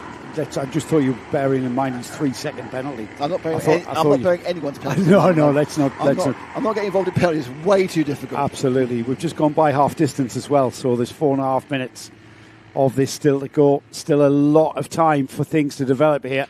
And that number one is coming back towards the rest, as we've got Chris Alcock on the number 3 there. He will be completely aware that he's got a 3 second penalty, so if he's going to do anything, he's got to get by people and then pull out a gap of 3 seconds as Blanford goes through. Blanford got 2/10 on Bingham that time round. Rawson has got past Alcock. I mean, he was already ahead of him because of the penalty, but he's actually ahead of him on the road now, so still moving forward is Rawson, who's had an incredibly eventful last couple of races. He's been in several positions now. He was in the lead for 6 corners, but he's now in fourth, and there's Amelie Ackett in that blue racing stroke oversuit just ahead of him. She's raced really well this weekend, as Amelie. She's been always there near the front, top 3, top 5. And here she is holding her own very much so and challenging the carts ahead of her. However, if she had mirrors, they would be full to Philip Rawson. Yeah, they absolutely would. Yeah. That's the Philpott versus Alcock battle. Philpott is ahead of Alcock because of Alcock's penalty. I don't know whether he knows it or not. And then further back, there's more scrapping. In fact, you can just see the battle for third and fourth. Again, a bit too much curb taken by Rawson. He got away with it that time. And Ackett is looking left, looking right, and blocking.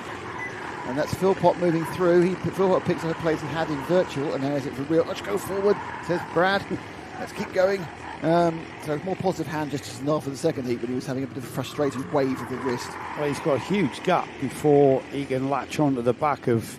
I think there's a chance. I think Rawson. Second, third, and fourth. I think are not going their maximum speed because they're holding each other up. Beautiful lead for Blanford. Blanford pretty much has his one hand on the winner's trophy, if there is one. I'm sure there is. But these bunch here, second, third, and fourth, Bingham, Ackett, and Rawson. That's really up for grabs with 2.5 minutes and a lap to go. There's Blanford across the line then.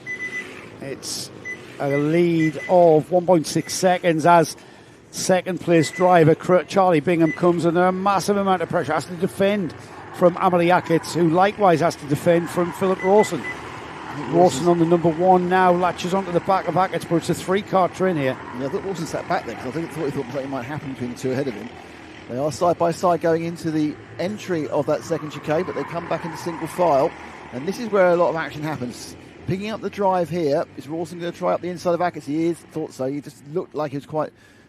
That's a good move from Rawson. He didn't lose much drive either. He gets back out again, gets the position, and picks up to third place. Ackett's down to 4th. Philpott, though, trying to bridge that gap. It was a second last time round. It's not a second now because there's been some fiddling about. Ackett loses very little time in that process as well, and so she will want to get back onto the rear bumper of Rawson, who has to take the optimum line because Bingham defends into the sweeping turn 3. There it is now, chased down to the second chicane there, and Rawson looking like he might line him up. Is he going to go for the gap? No, because he defends again. He's gone round. He went wide.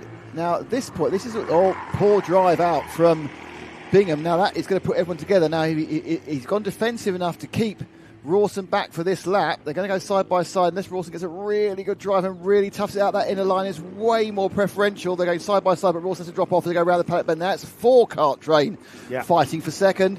And did he get it there on the exit? He did. He got it on the exit. So Rawson picked right off the track. I think that's Bingham, isn't it? It's Ackett's gone the track. Oh dear.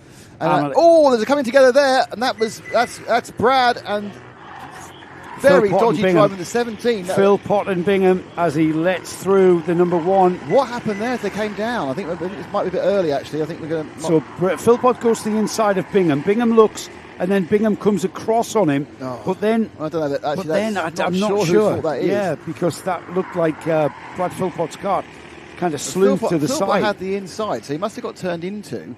It looked almost like Philpott was taking a later entry.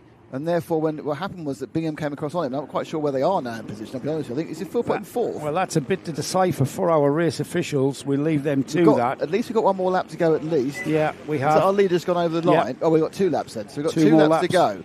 Right, let's watch him over the line now. It is Philpott's in third after that. Now, I think that some of that may go to a conversation with officials because it was a hairpin miss. It was coming together, but we'll find out what that is eventually.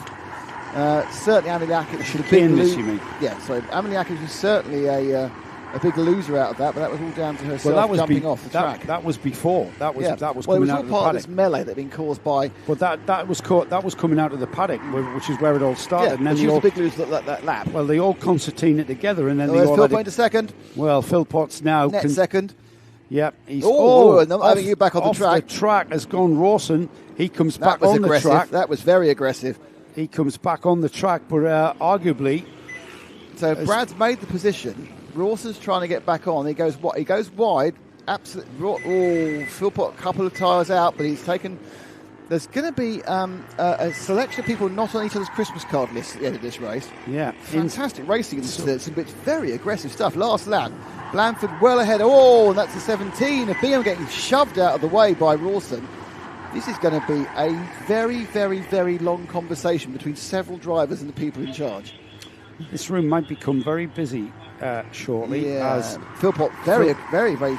Well, he's heavy defence there. Well, massively aggressive defence here. I'm not sure what is happening with Brad Philpott, but now he's got maybe perhaps he has a steering arm go or something. Yeah. Can we find the leader, please, immediately on the front straight, please, leader? There we is. Go. Lucas Blanford Sorry, takes Lucas, the win. you were too good. Takes the win. So second over the line now on an incredibly action-packed race is going to be Rawson got second in the end, Philpott third, Bingham fourth, Alcott fifth, Bradbury sixth, Ricketts seventh, and Bale Dobby. But that is the most provisional result you're ever going to see. As we've got under investigation, Bingham's got another penalty. There's an awful lot going on, so that's going to be there. You're going to have to look in your local paper for the results of that one. Yeah, I'm just looking at the penalties now. Let's have a look at the result on the road. This is very, very provisional. Lucas Blanford, Philip Rawson, Brad Philpott, Charlie Bingham, Chris Alcock, Jason Bradbury. That's your top six. Amelie Ackett, Henry Bell, Luca Dolby, Max Davison, Caleb West, Ollie Cooper Welton. That's 12th, 13th, Lewis Lim, Conrad Coveney, Warren Dommett, and Luke Morton was the final finisher there. There's a lot of penalties to get through there. Bradbury, Alcock and Bingham have all got penalties already. Brad Philpott under investigation. Yeah, I can see that because he jumped the... So at 16:21, under investigation was Charlie Bingham. At 16:21:54... Well, I'll tell you something, nothing. Amelie Ackett is currently scored 7th. Is going to be worst place 4th because the three people ahead of him have all got penalties already awarded. Well, was that Charlie Bingham 5-second penalty for that under investigation? Don't know. Don't know. Because that might be an additional one. Well, that was exciting. Yeah. Now it's the attrition race. Yes. How many of our 250s can we get home? And here are the 250s. 250 nationals now line up with this getaway. Kieran Metzen Really? on the pole, yeah. Oh. Nathan Caddick alongside Jason Tucker and Ben Dixon, and then Jack Bliss. And what was the 6th place cart there? There you are. Justin Parker. I think I've just heard that they're going to call all the drivers into the stewards' room for that one. Every single one. Every single one. All They're all coming up for as long as possible. Yeah, exciting stuff, certainly. The soap opera that is kart racing continues here with the Tillerton T4 seniors here at Fullbeck Kart Club. Cracking racing. And we will leave. Not sure whether that shouldn't be on your list, that final. I don't need to forget that when it comes to the end of the month. Not we've done last month yet, but... April's, yeah.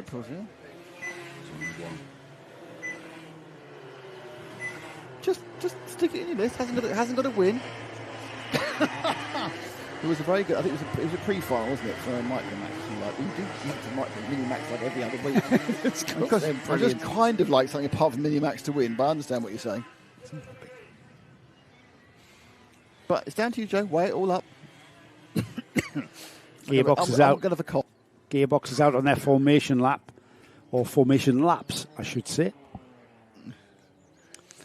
As we should get some really, really good cutting now because Lara's on Red Bull. Oh, really? Yeah. She's literally giving her wings. She's hovering above us. She's got a coat on and she's on Red Bull. It's like she's out for the evening somewhere in Berlin. As long as we get the winners coming across the line, Lara, that's all that counts in the finals. Have we got any biscuits left, or is Ashton at them all? What do you think? Has he had them all? No, there's one left. Oh, There's right. one gone. You have the one just left. No, you You have. bought them. Didn't you? Oh, there's two. There's two. Oh, that's well. Have them quickly before Ashton gets anywhere near This is them. a test. No, Mr. Biscuit Thief. Shocking. The man who officiates so efficiently so many karting meetings is just a basic biscuit thief. Shocking. No other word for it. Well, he needs a sugar rush, the way he's been dishing out. Do you want to speak with your mouth full? No.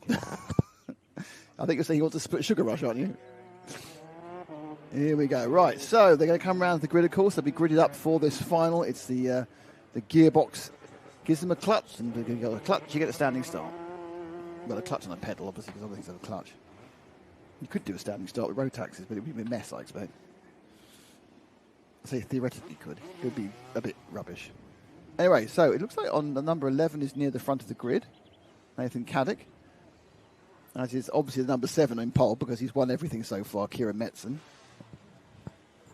That number 7 is about to be fired out of a cannon towards this Again, corner. yeah, and the 33, who is currently starting third, will also be in second place by the end of the first corner. We have lost one kart permanently, which is the one... No, it's not. I think it's the 130 we haven't got. Yeah, that's right. There we go.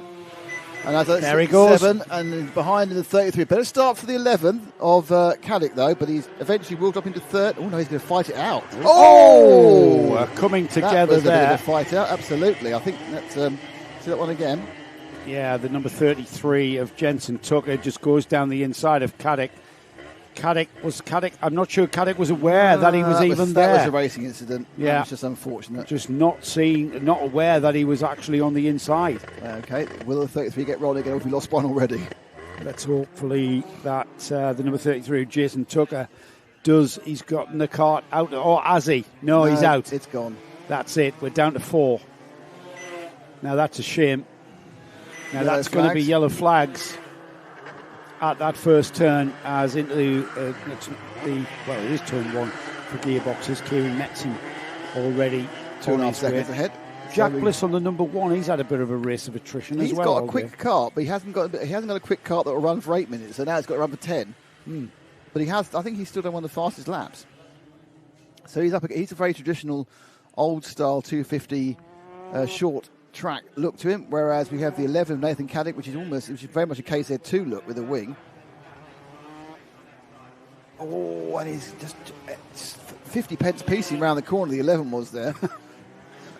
Just trying to get it to turn. He couldn't. He was soaring at the wheel like he was chopping down a cherry tree. And it cost him time, didn't it? It cost him time because he couldn't get the car to turn. He's got horrible understeer in that car, Yeah, or he's yeah. going too quickly into the corners. Well, it could be an element of that, but and look at how he's taken the inside line there. It wasn't a sort of what we would call a conventional racing line into that chicane. Well, Just Bliss is free basically now. firing with it the in. Current, obviously, he's the reigning champion. That's why he's got the number 1 on his kart. Kieran Metz, I'd assume he was 7th in the championship. It might be that number 7 was a free number to choose. But most kart championships don't allow you to run any sub-10 numbers unless you were that position in the championship. But Metzen fires it down the main straight. I think that Bliss didn't lose much. What was his lap times last lap, Joe? So I think that Metzen was quite close to... you don't be showing me lap times. Okay. The kart club champion in 250 national was Jason Tucker. So why is... So we've just Bliss lost got the him. number 1 I then? don't know. Maybe he's the British champ. Overall British. Because it is an MSUK run event. So, Yeah, so this is you're not necessarily running Yeah. the club numbers. What were you talking about? The last lap time. I don't think Bliss is being dropped. I think Bliss is gaining on Metzen. were you wanting lap times? Yes, live lap times, please. Which you've had it every single time I went to look for them.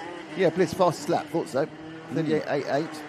Gained 3/10. So we actually now Bliss has got his card actually up and running. We might have a race here, Joe.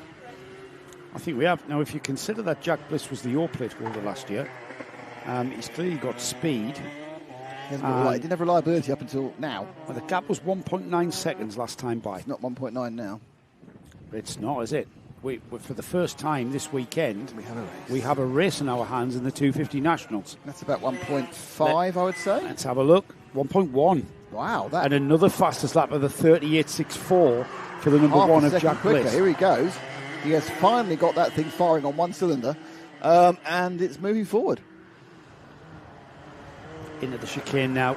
Kieran Metzen becoming more and more aware that he is being joined and he's being caught hand over fist here from the number one, who has left it until the all-important final here to gather and find performance, and not just performance, but reliability, dare I say it. Real speed, Joe. He flew up behind him during that little short shoot between the caravan and the complex. I think in actual straight line speed, I think that Metzen's fine, but I think in power, like where you can, punch out of the corner. I'd say absolutely Bliss has got him at the moment. Looking at a side-by-side moment, not quite the moment to do it though.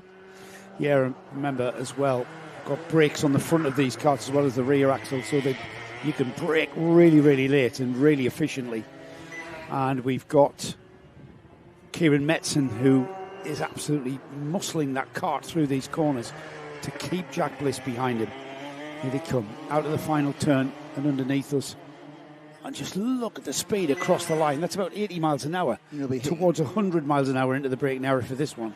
Let's drop down, let's look at the inside. No, not possible for Bliss to get. These guys obviously raced many times, and they know what each other's doing, and I'm sure also they know each other's strengths and weaknesses. But Bliss now, this is what we've not seen all day. Is anyone getting close to Metzen? Not only close, but Bliss has the fastest car on the road at the moment.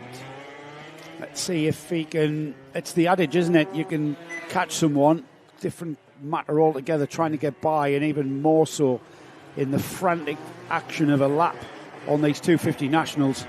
Gearbox up and down the box, heading towards turn one now, across the line.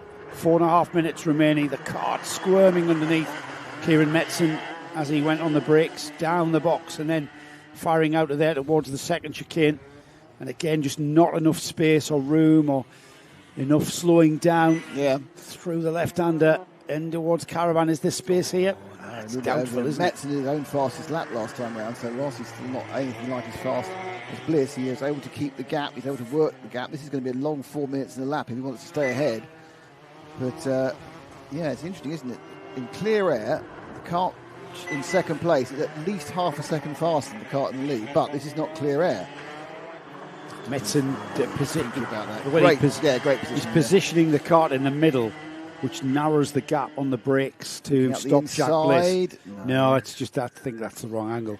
That's going to be really, really touchy going through there towards Caravan now. And this is the technical part of the track, isn't it? You can sort of lose time without being threat of being passed here on these big numbering 250 Nationals. That's the part of the track where very obviously Bliss is faster, but it's pointless being fast because you can't get past. Yeah, that's what I mean. There's just not the space. Now then, back markers coming to the fore. Ben Dixon is the kart ahead of them. Metzen goes on the brakes. Bliss behind him. Oh, Metzen, well done. The number 153 keeping out the way. Ben Dixon didn't want to be part of that whatsoever. Great heads-up drive. He saw the blue flags, knew the leaders were with him. Out of the second chicane and heading towards Caravan. And Bliss able to take a more optimum line through Caravan there because he's not having to defend, of course. Yep, he's looking further back this time actually, and by a couple of kart lengths. So you're kind of sitting there going, if Bliss can get through, then he's going to disappear away. But you're also thinking, given what we've seen so far today, is Bliss even going to be able to do the last 3 minutes? That's not happening side by side. Almost side by side all the way around the corner. Now Bliss tries to get down alongside the number 7, has to slot back in. It's getting 2.5 minutes remaining. There's plenty of time. However, if the opportunity arises, you've got to really take it, and that's what we saw there with on the brakes going into turn 1, the sweeping 180-degree turn here at Fulbeck. And we're about to see it again as they come through the paddock section here. And then they'll want to optimise this one, the left-hander, up through the box. They do. Look at that, firing out of that one. Side by side, is it? Or not no, quite? No, it's not. He's a bit further back this time, Bliss. Metzen has kind of got him under control. And you kind of think now that Bliss needs to have a little bit of a think. He's got 3 or 4 laps. He needs to have a little bit of a think about what he can do to force an overtake. Because in fairness, at the moment, Metzen driving online is going to be very hard to pass. You can't dive up the inside, can you? No, was he? He's had a damn good think about it, though. Then he's got some drive that'll keep him right on the tail. I think that was a research mission. I think he was just researching that. Maybe if you just come off the brake and let the kart go towards the corner, maybe you'll wash out if Metzen's got his wits about him. I mean, it's the first race he's had all day, Kieran. Kieran hasn't had anyone to contend with here. And Jack Bliss hasn't really had a race as well because he's been fighting whatever problems he's been fighting on that number one. Yeah, it's so difficult to pass. I think once you, as any formula gets faster, it gets harder to pass because your braking distance gets shorter, your difference in accelerations gets less, and you are in many ways waiting for an error. But we do have another backmarker coming up as well. Not wishing to inspire any backmarker shenanigans, but there's a backmarker coming up just there, which is actually third place man Nathan Caddick. As they sweep round to begin what is probably this one and two more. So we've now got 3 laps to go. Yeah, they're lapping in 39 seconds. It was 45 seconds on the clock. Nathan Caddick has been pretty competitive on that number 11. However, these two here, absolutely blistering pace in this final, about to put a lap on him. Caddick will see the blue flags. He's going to get. They're going to come upon him at the worst possible place to get him. And he gets out of the way. Well done, Nathan. Well done. Oh, the drive, is it going to... it's so close there. It's almost like Bliss had enough drive to get up the inside going into the paddock complex, but nope. And they're going to be about to begin the penultimate lap. And you kind of think, well, Bliss has been sat behind now for 7 or 8 laps. What can he do now unless he absolutely lobs it somewhere? I'm not really sure, Nick, because, they're very, very quick. Both of these drivers are very quick into there. And you've got to have a massively different speed differential to get into any of the braking areas. There's not enough of a speed difference there. Here, it's going to be opportunistic. The number 7, there it is. That's the opportunity that he's been looking for. Beautiful. He got a great bit, and he's just immediately pulled away. As you said, that was a research mission. He got close this time, and he just went, right, I'm going up the inside. And in fairness, I don't think Metzen knew he was coming. Well, Bliss was locked up there. There was wisps of blue smoke. And that's because he was feathering the brake to stop the front end locking up. And now he disappears. And for the first time all day long, we've got a different driver at the front of this 250 national field of karts. And it's the last lap of the final lap of the day. And he's finally got himself ahead. And that was a great move. And he has got this... I'm not sure whether Metzen's really pushing 100% now. I think he realises he's not going to get past again. But there is a huge advantage. Bliss has really found some speed by making the kart work, mechanically. Unbelievable. And I've got to say commiserations to Kieran Metzen, who won the first, second and third heat, and then he's had it stolen from him right there at the final. Jack Bliss finally getting that kart to perform and stay in one piece, and then he gets it snatched off him there in the final. So Jack Bliss takes the win from Kieran Metzen in second, Nathan Caddick through in third, and then fourth place Ben Dixon, Jason Tucker, who we lost going off into the gravel there very early on. And if you want to see more of that, tune into the Gearbox Festival in June. Yes, a lot more Gearbox karting at Fullbeck here on Kart and Live TV. We all look forward to that for sure. So that concludes that one. We have got our Junior Max final coming up next. Mm-hmm. And we've got 11 karts. Guess who's on pole? Can't think. It's not really a hard one, is it? Jaden Payne's on pole. Yeah. Then Who's Jake going to... Richardson, Harry Ward, Lydia McLaughlin, Lila Bell. So we've got ladies in 4th and 5th, and Elliot Smith is in 6th. Finney Doran, Cooper Moore, Charlie Thompson, Joshua Alcock, and Archie Green are your 11 starters. So interesting in the mid-pack, but you do kind of feel that it's about who's going to come second. Yeah, I'm not sure anyone has anything to compete with Jaden Payne today. He's been absolutely on fire. As we've got a couple of gearbox karts to recover before we can get these junior rotax out on the track. Jaden Payne has got Jake Richardson alongside. Richardson on the number 18. There's the blue and white kart on the right-hand side of the screen there. Jaden Payne, the kart to look out for, the red kart with the black nose fairing. Easy to spot. As we've got a bit of gravel being dragged off. He's getting a push start. That's stock car fashion, isn't it? Getting a little push around, I think.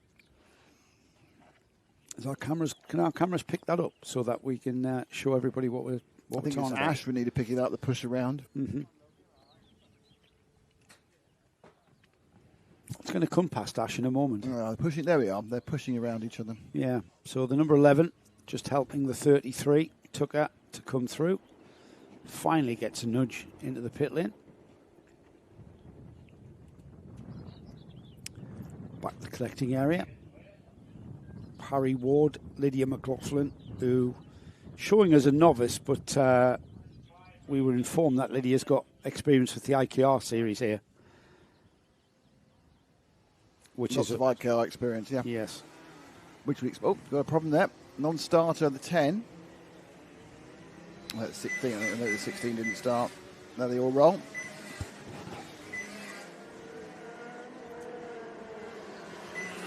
So they're off on their formation lap. This is where they check the steering by weaving backwards and left and right, I should say. So Jake Richardson, who's on the outside of the front row, actually had a problem getting the kart started. So the whole left-hand row is behind the whole right-hand row. All right, okay. But they've got a while to sort this out. They will get a chance to slow down and get formed. They're all spread out at the moment, of course.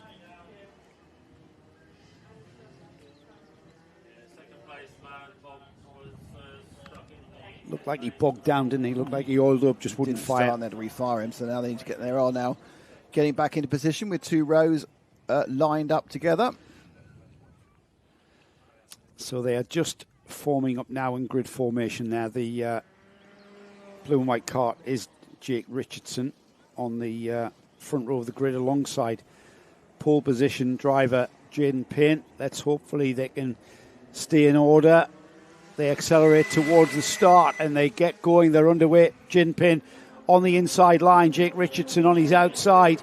It's a very fast turning point here. Richardson all the way around the outside there. Hands on to second place, but it's Jaden Payne who leads. Yeah, it's another good clean start there. Payne, I expect, will begin to gap everyone quite quickly. But he is currently being kept honest by Jake Richardson. And then he got the pack behind him, 3, 4, 5, 6, 7. The rest of them roll round, a little move up the inside. I think that was Doran. I think that was a 38 made a move up the inside. Oh, that's rough ride and possibly a problem. No, got away with it. That's Doran, isn't it? Yeah, he hit the first half of the overtake went really well. The second half not quite so good. Didn't he do that in the third heat when you were all the way around the outside of? There's been a few things. There's been a bit of that going on, yeah. Jaden Payne leads, though, as expected. Jake Richardson doing a great job. Layla Bell up into third, would you believe? That's Harry Ward. Yep, Lydia McLaughlin down to fifth. Elliot Smith sixth.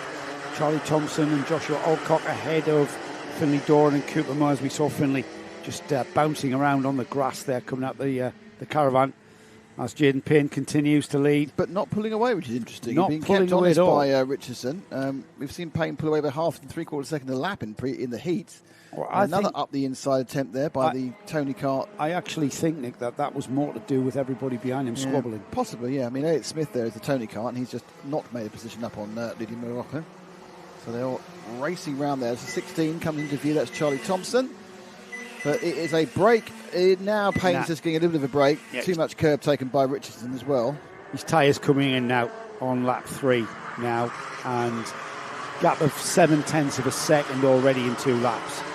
And that's what we've come to see and come to expect. Third and fourth are the closest on the track, and that's Layla Bell leading Harry Ward. Bell with the blue and white stripes, Ward with the kind of the grey and white machine. Through caravan and on towards the paddock complex. It is Jaden Payne, Jake Richardson.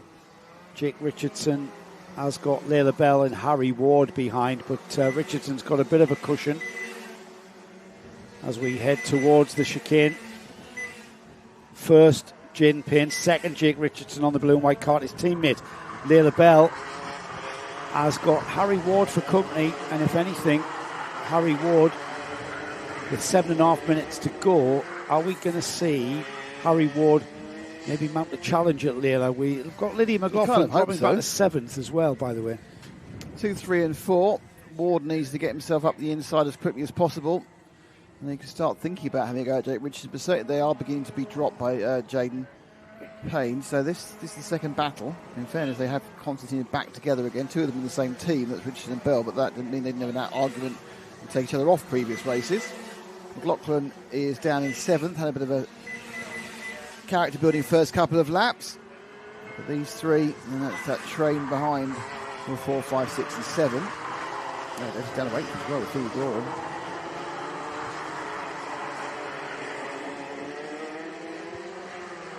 Yeah, now third place being joined by Charlie Thompson. So a 3-kart train now beginning, or is that second, third, and fourth Second, still? third, and fourth. Ah, still. right, that's Jake Richardson.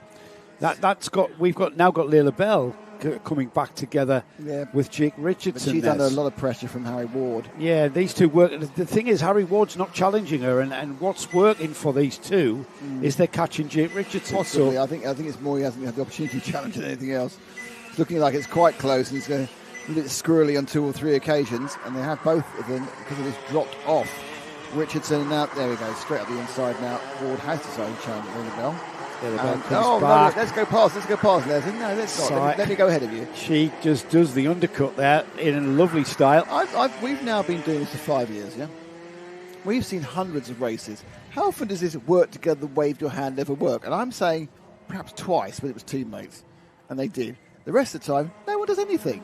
No, they still challenge, don't they? You see intelligent driving where they'll just bide the time and follow each other around until, I call it the 2-minute bell, don't I, when they start thinking about, time's running out if I'm going to make the move. You get drivers like we saw in the Gearbox class there with a bit of a research into where I'm going to make the move. I'm just going to have a look at that. Maybe next time I'm not going to brake as hard. I'm just going to let the car just breathe down the inside, and maybe Harry Ward has now shown his cards to Layla. She knows where the move might come. Yeah. However, there's no defensive driving certainly Yeah, at this stage. We're just at half distance. Literally at after all. halfway, aren't we? And it's like they are very much concentrating on turning laps at the moment. It's a very different sort of mental attitude. Normally the finals are more frenetic and the heats are more kind of measured. It's the opposite way round at the moment. Into the chicane goes second place Kart of Jake Richardson.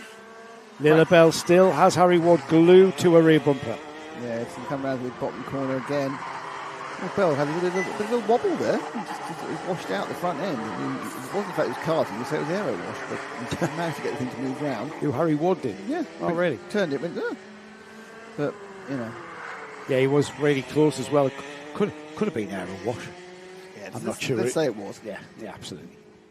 Might as well. He's running a very low nose. I don't think it's down. Or is it down?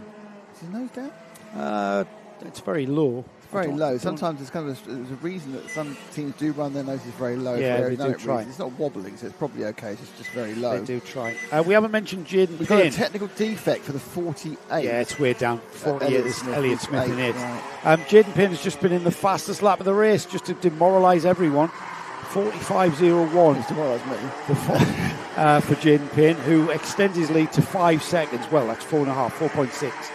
As this tussle for third, this game of wits, this game of patience goes on. The pink helmet there of Layla Bell and Harry Ward there glued to the rear bumper of the pink helmet. Harry Ward in the green helmet there. About to be joined. Who's that coming? Charlie Thompson, Lydia McLaughlin. He's been about to be coming for about as long as He has. out. What has happened But is that's a narrower gap, is Nick. that second and third have dropped off Richardson. So Richardson now has got a really nice cushion, probably over a second now. Exactly, just over a second. And now the battle between third and fourth, between Bell and Ward, is not suiting either of them. And I suppose you're probably right that Thompson and McLaughlin got a bit closer, but it's not like hand over fist going on. Well, the gap is coming down, but whether with 3 minutes remaining, whether they've got time to close that gap enough to be able to challenge, because we've got Layla Bell, who's not defensively driving yet. See, her ponytail has come out of her helmet and is flapping on her back there. Sounds like Isadora Duncan. You'll be careful with that one, you know. As Do you know about Isadora Duncan? No. Isadora Duncan was a dancer and a society figure in the 20s and 30s, and she wore a long flowing scarf that got stuck in the back of her Bugatti and it strangled her. Nice story. That's the point. Jaden Payne continues to lead from Jake Richardson, but this battle for third is about to change. As into it's third not. and The done it second time again. that's happened, yeah. Great stuff from these two. Layla Bell and Harry Ward duking it out. Charlie Thompson getting to join in here because they are not lapping as quickly as they can when they are racing like this. We're inside of 2 minutes, so the urgency is beginning to mount here. as Harry Ward squeezes down the inside of He's not got Lilabelle. the drive, and he's going to lose behind as well. He had to take the narrower line, which scrubbed off all his speed. Here comes Charlie Thompson and Lydia McLaughlin. It's a 4-kart train for third, fourth, fifth and sixth now. 90 plus minutes on seconds, sorry, not minutes, 90 seconds or so on the clock. As Lilabelle knows that Harry Ward is coming. For them to go a little slightly inside line from Ward there, was thinking about getting above, but he's now got his virtual non-existent rear view mirror is completely full of Thompson and McLaughlin. Thompson has been especially really looking for a chance. He was drifting off the back, but now he's been given this by the scrapping they've been doing. First and second away, Payne and Richardson are both away in their respective positions. They're not going to get near each other. Lydia McLaughlin through. McLaughlin, is she through? Did it stick? No, she's ahead of Charlie Thompson. But they've lost so much time in doing that. Yeah. But they have swapped round, so there's an extra position from McLaughlin into fifth place. At the moment, there's no penalties being called, so these are the results as they will be. Third place still up for grabs here, and it will be the last lap board potentially next time by. Not sure how you've got to cross the line in plenty of time. There's 2 more. There's 2 more laps after this. So that's great for us because we're loving this. Lilabelle and Harry Ward. Again, time lost. Curb. See, it's all right for these because this is Junior Max. They've all got backs that will repair themselves. We'd be sitting be out for a week with a job, but they go, it's fine. I'm better already. So sweeping in nose to tail around the complex of paddock, and a bit of power on. Ponytail flapping in the wind, right behind her under acceleration. And what can Harry Ward do? Black flag for number 30, Lilabelle in third. I'm not sure what that is for. It's the ponytail. Hair. It's the ponytail. Oh, that is tragic. My Isadora Duncan story has a resonance. Yes. Because it is a loose thing that could get caught into a moving part of a cart. Oh, that is tragic. Very bad luck. It's a correct decision as well on safety grounds. Lilabelle's ponytail, we saw it pop it's out. Quite long, isn't it? Yes, it is. And what we don't want it is to snag on the rear axle or on the chain or anything. I'm not sure. She's going to start a last lap. That's a no-brainer from the officials. If she doesn't pull off, then she's going to be disqualified anyway. Now she's got a black flag, but that means she's not in third place. So we're going to need to pick up Jaden for his last couple of corners, please. Jaden's our leader. There he goes. Ash, he should be on your camera right now, coming towards you, Ash, in the red cart.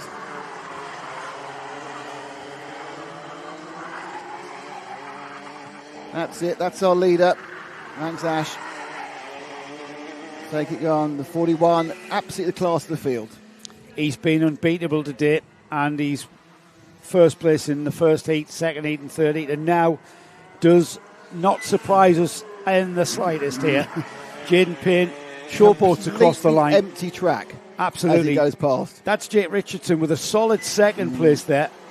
And Layla's continue going round, but it's not going to be any good because she is black flagged. Yeah, so that's Harry Ward, Lydia McLaughlin in fourth, Charlie Thompson in fifth, and Finlay Doran finishing in sixth. Rest of the field coming Layla through. will unfortunately not only have a result taken away, but she's going to have a conversation with the officials because she ignored that or didn't see it for a couple of laps. And that's going to go not too badly. So with the results about to unfold, they're very provisional, the They results. are the results. Here they come. Let's have a look. This is how they finished on the road, but we leave it to the officials to clarify and sanction that. Jaden Payne takes the win. That's undoubted. Jake Richardson second, likewise. Lilabelle, Harry Ward, Lydia McLaughlin, Charlie Thompson. And then in seventh place, we had Finlay Doran, Joshua Alcock, Cooper Moore, Archie Green, and Elliot Smith. That's rounding off the 11-kart field. There we go. We stay with Rotax Max. Action unlimited. It was great. And great also race. action still to come in the... I saw a ponytail bounce out. It was a bit longer than I thought, to be honest. Well, I saw it bounce out. I saw it come out of our overalls, and I just thought, I'm not, and it's a no-brainer. It's a no-brainer. The officials have got to call quite that. long. Yeah, so they've got to call that. And you can't risk a kid being out there with long hair coming out the overalls. If you do that anywhere, really.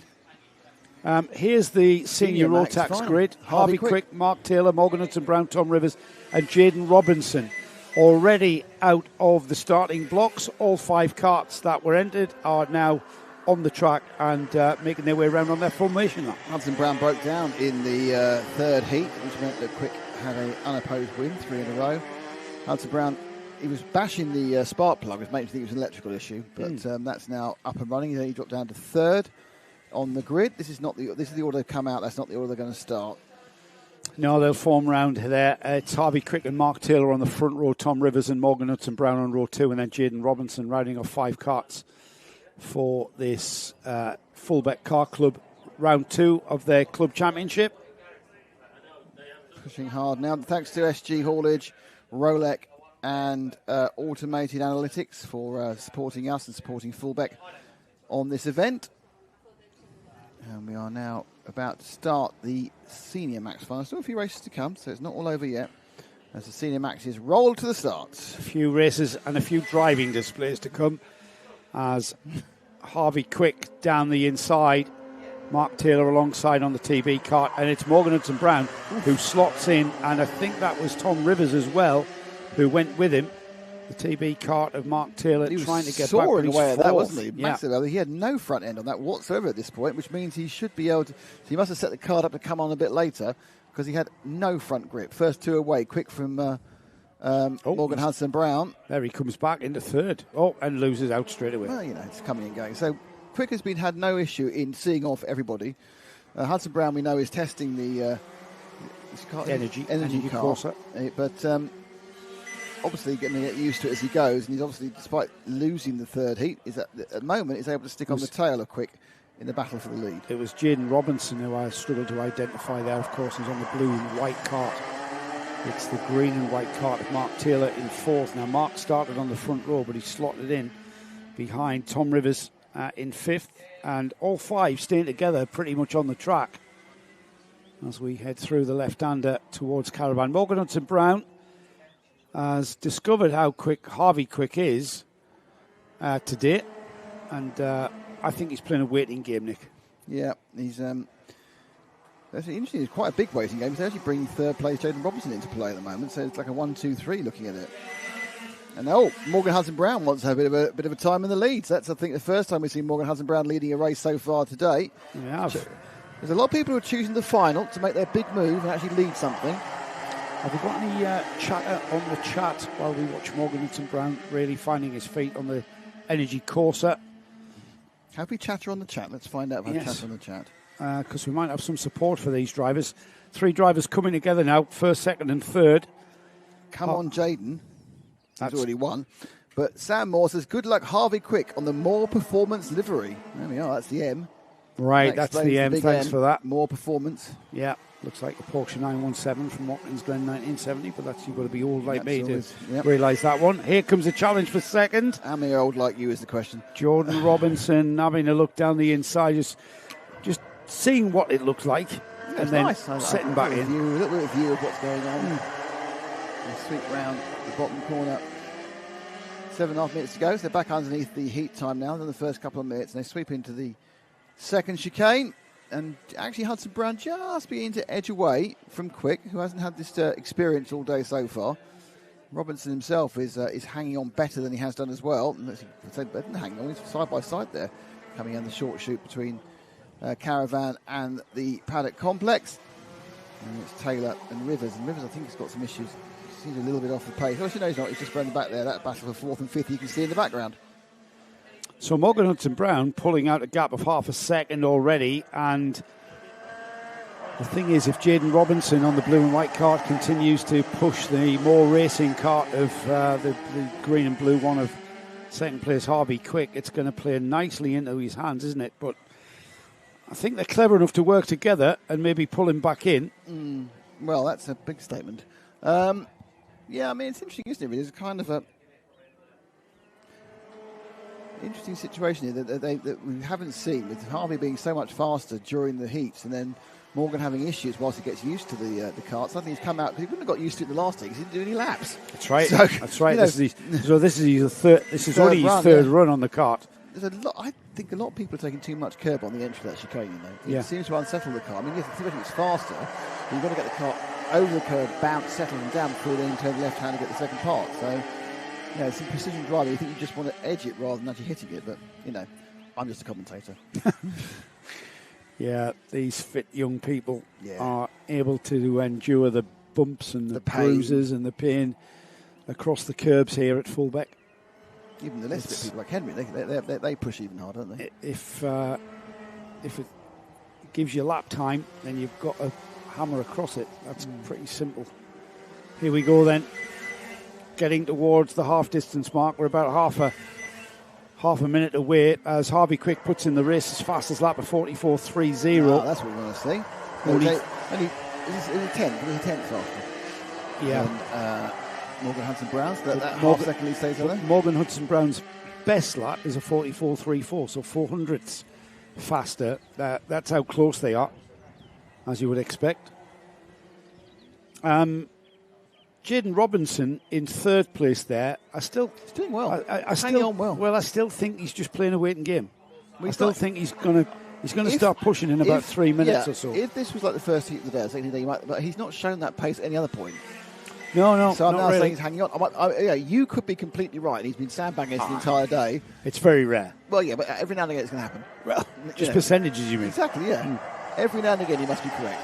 Yeah, I mean, as well as that, I'm also being drawn in by the perspective from our cameras, and the impression that we get is that Jaden is closer into the braking areas. There's about 2 or 3 karts lengths in reality as they turn left.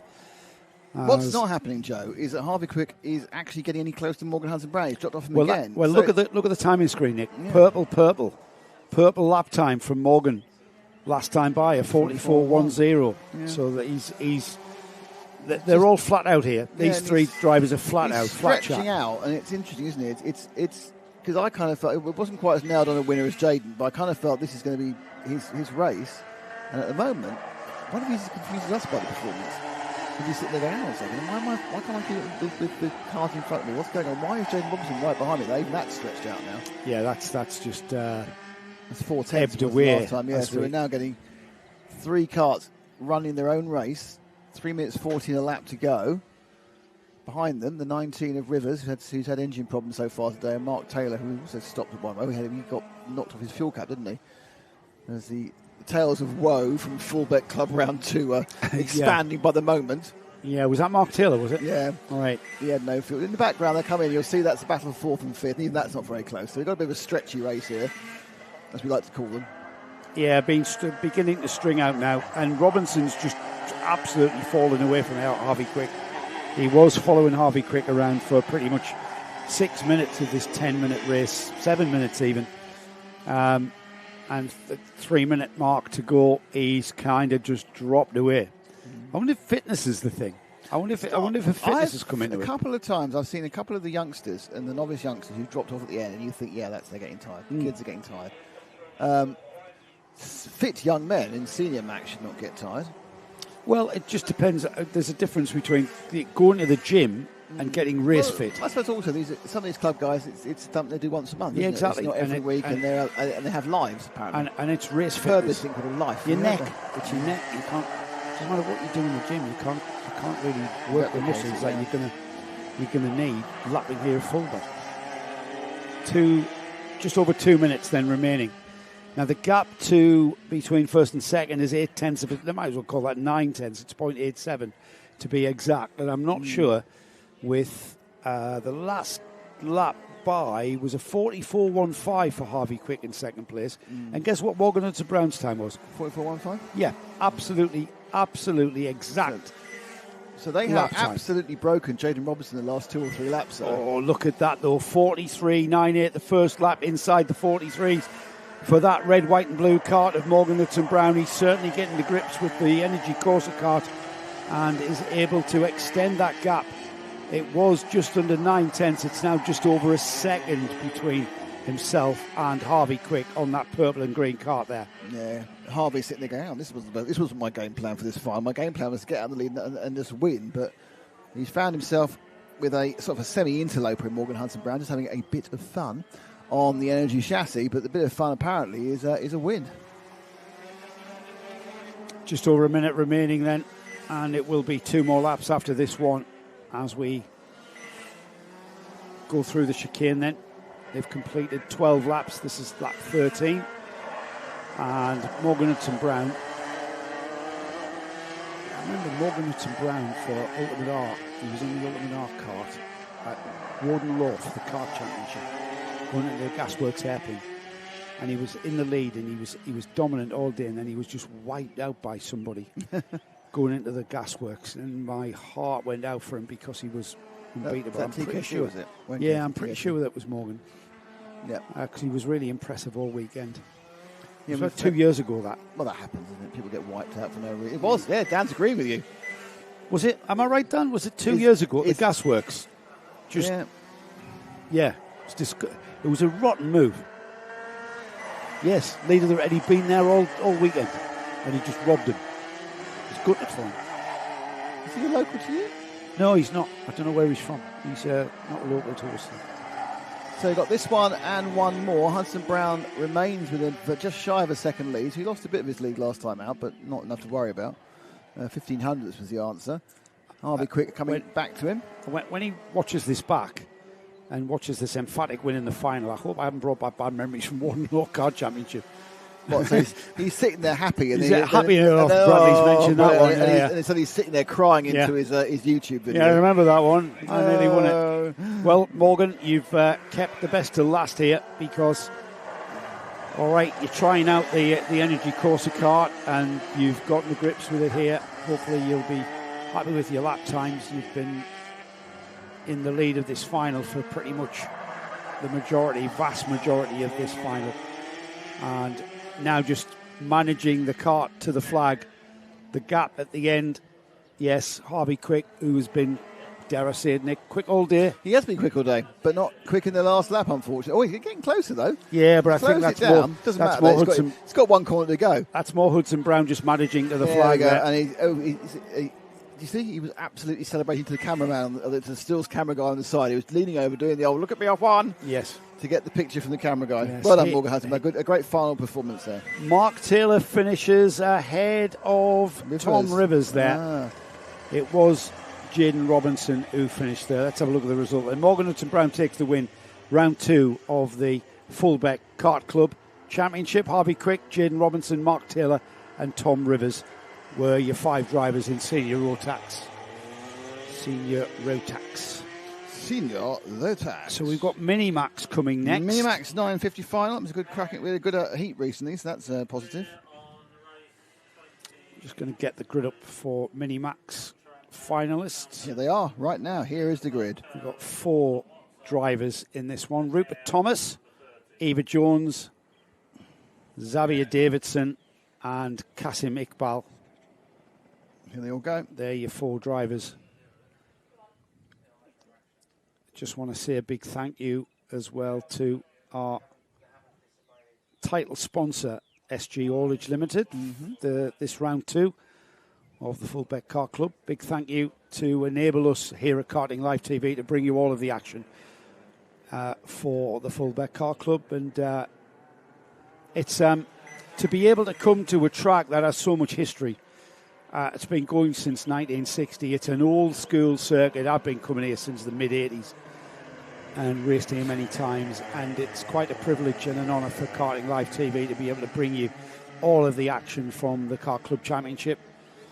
We've got another 3 rounds to live stream from here. We have. Well, we've got next month. We are here for the May 24th, 25th for the next round, which I believe the guest is the TKM Extremes. And then we have the Gearbox Festival. Woohoo. I love the Gearbox Festival. And I think in September when we were here, we have the 210s, the Gearbox 210s as a guest. So, yeah, plenty to do.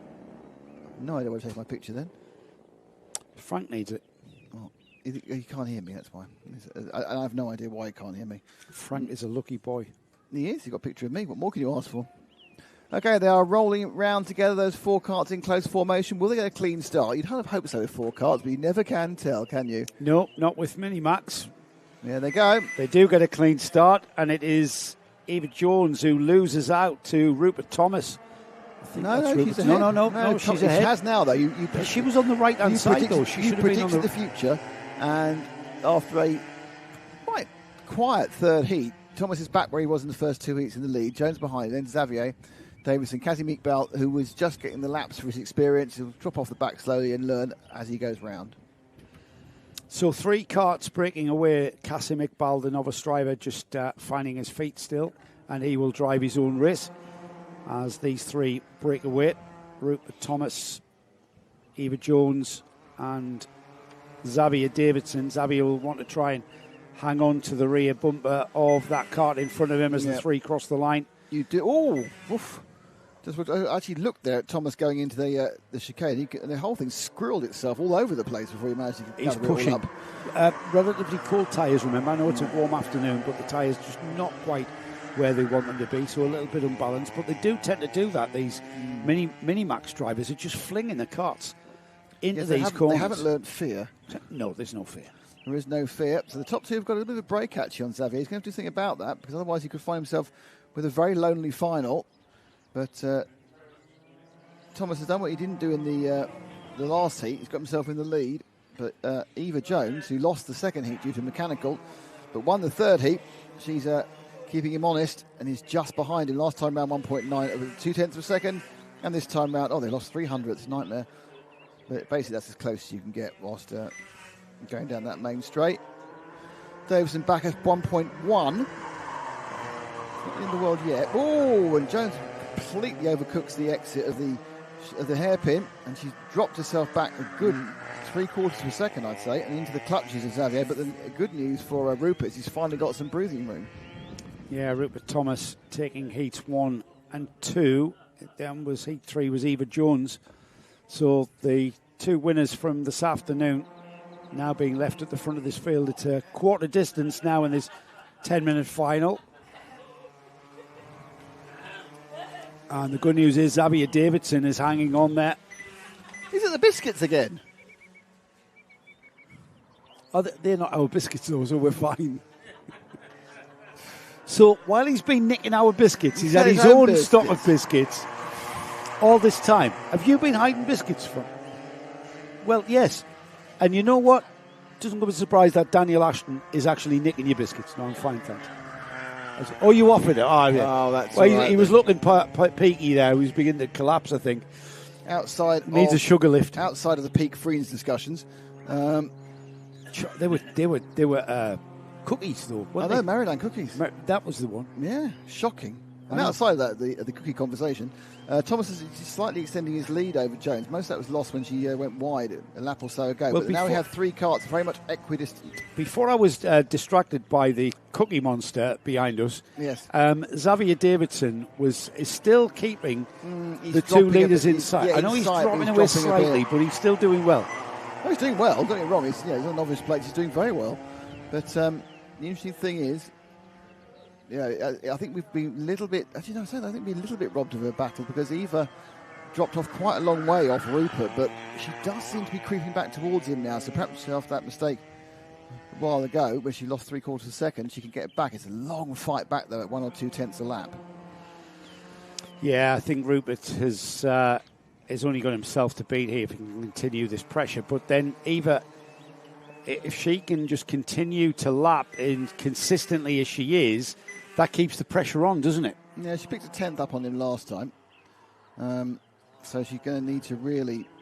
It's hard though. I mean, she's not in the slipstream zone yet. And of course, she can get within 3 or 4 tenths. She'll get 2 of those back with the slipstream. So it's just a case of trying to catch up again. Just goes to show even these small fields in a tightly packed, one little minor mistake can really set you back. It wasn't a big mistake; it was a minor mistake, but that's pushed her way back in the field.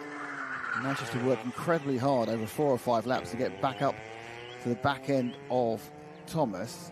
Xavier just been lacking that last element of pace. He just needs a couple of tenths of a second a lap and he'll be right back up there again.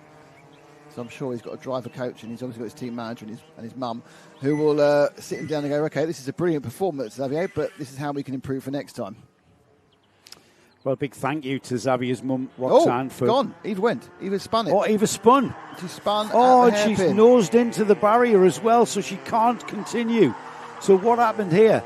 She hit the curb on the right, and then just it came around at her. Came around. Oh, and then she pulled forward. And into the barrier. She pulled the nose of the cart into the barrier. So Xavier Davidson, I was about to... It's gone. In fact, she's been there for so long. Kazim Iqbal's virtually with her. Yes, so Iqbal now coming together with Eva Jones.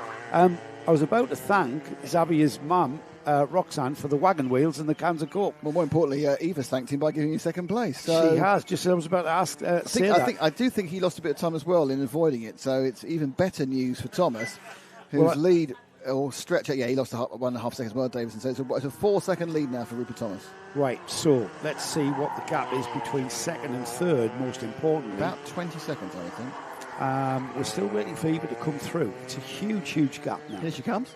There's only 4 minutes remaining. I imagine quite a frustrated young lady at the moment. It's 23 seconds. 23 seconds. Still in a podium place. But it's going to be...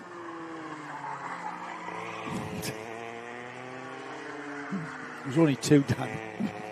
And I ate them before you came back. So we now have, we've just discovered there's wagon wheel gates going on here. So there's every chance we've got Xavier disqualified from second. Because his mum didn't bring 3. She failed to recognise that bribing the commentators is one thing, but you need to bribe the race director as well. Yeah. And he's easily bribed. To be honest, he is a very cheap bribe, it has to be said. But wagon wheel, and it was, that marshmallow filling. Exquisite chocolate-covered marshmallow filling. Shall we Tremendous. try? Let's have a look at. We've got a couple of minutes. This race is going nowhere as far as the competition is concerned. Let's see if we can find our last place man, the 333 of Kazim Iqbal, just coming in front of Frank now. The 333. So Frank should have him right in front of you, Frank. There we are. There he is. There's young He's Kazim. going up towards Ash's camera in a second. Now, just give him a bit of love because this is, I think, one of his very early races. We're not sure exactly how much racing Kazim has done. He is quite small. He's tiny, isn't he? To look around, I think he's looking around the side of the steering wheel. Yeah, so he's the age group for 9 or the 10. age range is 10, isn't it? There are some very small 10 for mini max. Yeah, absolutely. My grandson Teddy's going to be small for 10, I think. Oh, look at that, throwing the cart around there. I really hope you're not going to put him in a cart because that's the end of your money. Oh, absolutely. Giving him a football, mate. As Kazim then continues on this learning process of how to drive the Minimax 950 around Fullbeck. We'll watch him and just needs to let the cart breathe there. Just let the cart breathe, Kazim. All the way to the outside. I'm sure he's driver coach or his team manager or his mum. Yeah, he's too tight, isn't he, in a lot of places. He's too tight there as well. He's doing what every youngster does when they first start, and that's not. He's not allowed. He's kind of not he's going anywhere near the outside curbs. So eventually, when he gets his confidence, he'll start. There's a lot of time here, isn't there? We just need to get his confidence. Just let the cart breathe out and use all of that momentum rather than tugging the cart away from the outside curb, which costs you time and momentum.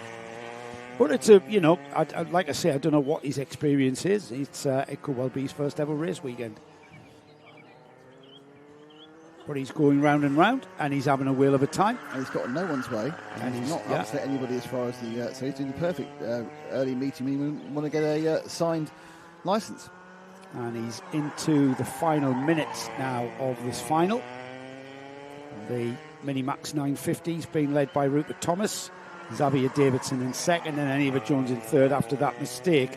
And the gap, Nick, has gone out to 25 seconds to the leader, Rupert Thomas. It's 17 seconds to second place. She's lapping last time by 48.46 to a 49.18 of Davidson. So she is closing the gap. However, it was a massive, massive ask. Into the final half a minute of this as... I think you just hold on this shot and you'll get the leader in a second, Frank. So there's the leader coming through. Kazim Iqbal continues. Here's our leader. Still got 2 laps to go. It'll be the last lap board for Rupert Thomas next time by. And Rupert will be catching Kazim ahead of him and will probably get to him before... before the 6 flag. seconds. You see what he's going to do? 3 seconds of that faster. So probably not. because he's got this one and 6 corners to go. No, I think he'll just avoid being lapped. He'll just avoid the lapping for Kazim. So the last lap button is being ready to press on the light board just above us here as Rupert comes through the final turn. Lets the kart breathe. There's the final lap board there, just on the right of the picture there with the start line official on the gantry. And with fastest lap of the race to Rupert Thomas on a 47.96 on lap 7. We're on lap 14, so that was at half distance. Lapping in the 48.4, 1 second lap time last time by. And he really only got himself to beat here. He just needs to keep doing what he's doing. Keep that rhythm, keep that flow as he goes through Caravan for the final time this weekend. Kasim is probably going to cross the line in front of him and get another lap of racing as we come through the final turn. And here's the checkered flag. And a great result for Rupert, who puts behind a disappointing Heat 3 to give it full 2-arm salute as a victory in the final. Xavier Davison will be over. Very solid, good run from Xavier. I think he's quite chuffed with second place. Well done, Xavier. And Eva, who I think is the one who's going to be a little bit disappointed. She was battling, and then she made a small mistake. And unfortunately, in what was looking like quite an effective attempt to catch back up again with Rupert, she made a big mistake. But that's what this is all about. This is what Minimax is all about. It's about learning, it's about making mistakes and learning from it. There's no problem making mistakes. It's just what you just learn from them. Well, we take it for granted, don't we, that these youngsters are just going to brake at the right point, hit the right apex, turn in, throttle on. But sometimes they do make mistakes, and that was a mistake. Too much curb on the entry to the chicane. Here is the Minimax final result. Then Rupert Thomas from Xavier Davidson, who will stand on the second step of the podium. Eva Jones will stand on the third step, and then Kasim Iqbal will take fourth spot for Kasim. So we've got 3 races in one here, as we've got the Honda Cadets being readied, Micromax, 2 karts in Micromax. It's Henry Colborne and Harry Grant, Isaac Young and Oliver Pask, with William Boswell, the last of the Hondas. Then we've got Ellis Holt and Arlo Herbert and Charlie Kitchen, who's on the Water Swift. He broke down last time, so hopefully they can mend that one and he can get out for the final. That's Charlie in the Water Swift. So the first heat for Hondas was won by Henry Colborne. The second heat for Hondas was won by Henry Colborne. And the third heat was won by Henry Colborne. So who's your money on? Henry, possibly. Yeah, we're not betting people, are we? No. Sorry, I'm just on Ladbrokes right now, sorry. Fullbeck Club meeting odds. Someone will offer odds on anything. Here they come. But they've released the Hondas. We have got 2 more sessions left. We've got this Honda race of 5 karts, and then we've got a 2-kart run for Micromax. The Micromax kart of Ellis Holt and Arlo Herbert. Charlie Kitchens on the only Miami Water Swift in the field. Hopefully. He will drive round. He's hopefully on it. Yeah. They've released them, and they have released 3 karts, so Charlie is getting going. Because you like him best, because you've got Ayrton Senna helmet. Yeah, we need to have a look at that. If this Honda race is strings out, then we'll have a look at the Water Swift. The Miami Water Swift is it's a cadet class, isn't it? Yeah. Everyone's got a cadet class. See a huge grid of them at the British Championship at Wilton Mill next weekend for the Miami round, event 2 of the Vera Tools British Championship.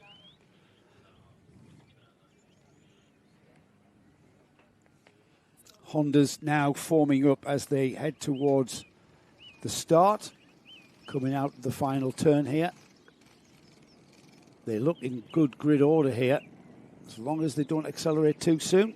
There we go. They make Mr. Ashton very happy, and we get things underway. Got a question for you, Joe.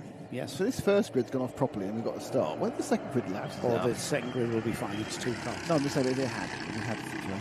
No, we didn't. No, we have. Let's not talk about that then. It doesn't matter what happens. Yeah. It's going. Here they come, though.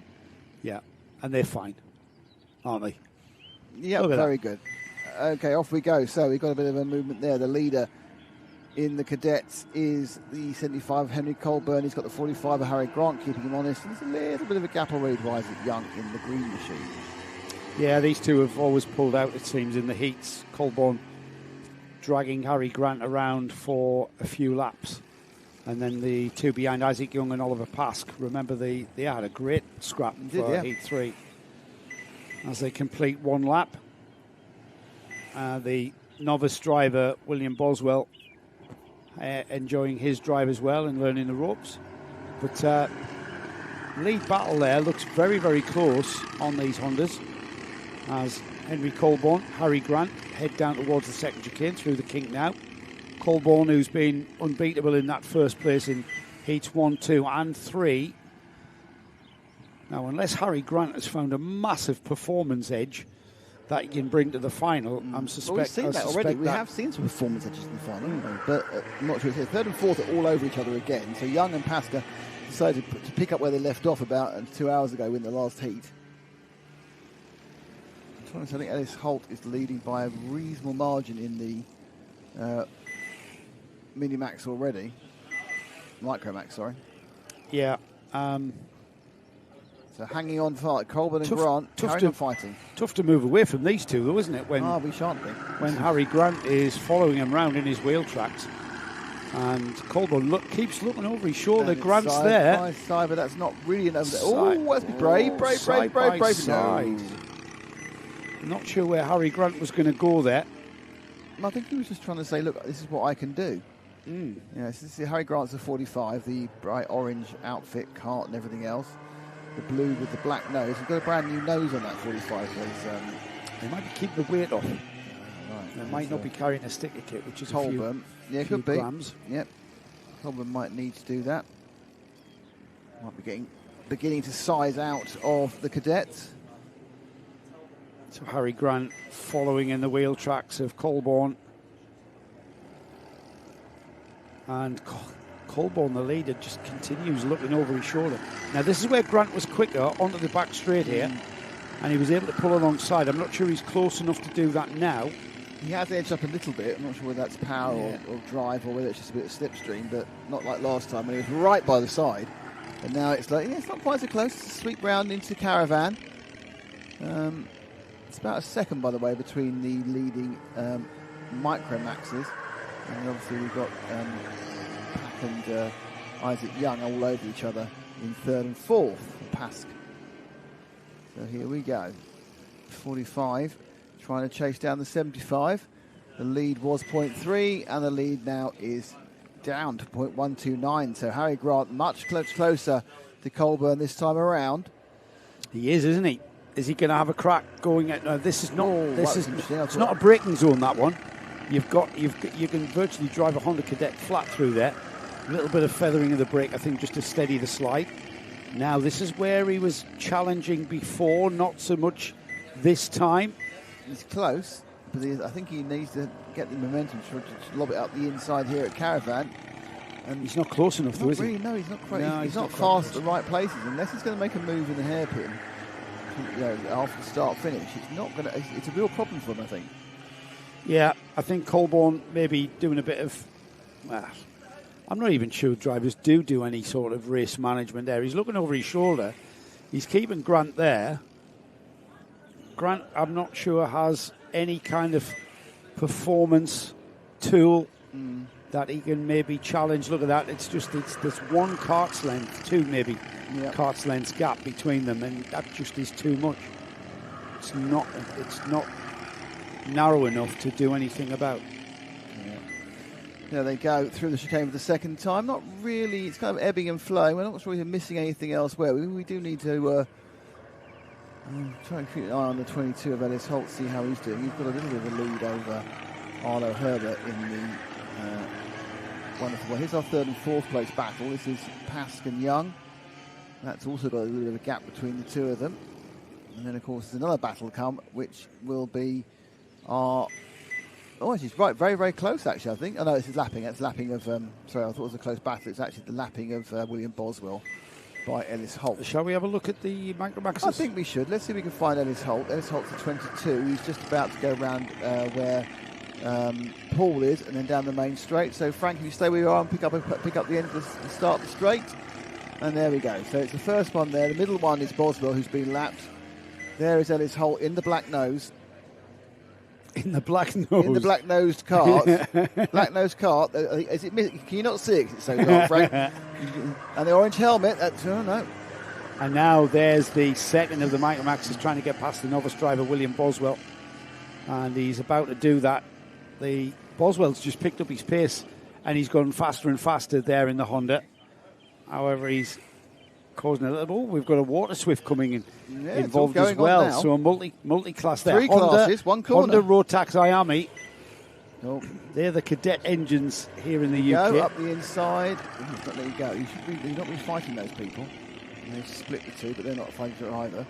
So the car ahead of these three is our leader in micromax, which is Ellis Holt. There he is in the black cart, about to turn into the chicane.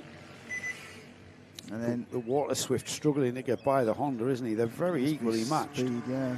Certainly with regards to, relatively novice drivers as well. Let's see if Charlie Kitchen can get by the Honda. Up the inside with the centre helmet. Oh, that's a centre move, you see. He's jumping up and down on the cart to get it to pick up as well. Come on. Yeah, just trying to get the engine to pick up a little bit. Let's have another look at that one. As Kitchen switches back and goes down the inside. William Boswell is there on the left there, but jumping up and down just to get that Iami engine to pick up a bit. There we are. There's Kitchen on the Water Swift. On that centre, with that centre replica helmet. There's our whole cat. Okay, let's go. I think we need to go back to the front of the field again. There is our leader just dropping out of our leader of micromax, just dropping out of frame. They're just about to go onto Paul's camera, our first two drivers. There we are. That's first and second. And they haven't changed, Nick. Well, it's kind of ebbs and flows between 0.2 and 0.4 of a second. This is the flow part. I think it's slightly longer. Gap is out 0.3 again. Grant in the orange has not made a move over the black and blue and white of Colburn. And you kind of think he would, wouldn't you, really? Give it a go. But whether he's biding his time or there's just a tiny bit too much speed for Colburn, for Grant to get near him, I cannot answer that question. Perhaps you can, Joe.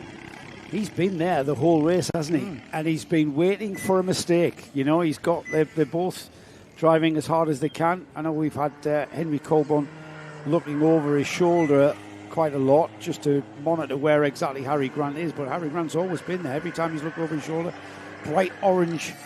You're not going to miss him, bright orange cart, bright orange helmet. Bright orange side pods, apart from the tyre marks on it. Still there or thereabouts as we head towards the final stages of the weekend for these Honda cadets.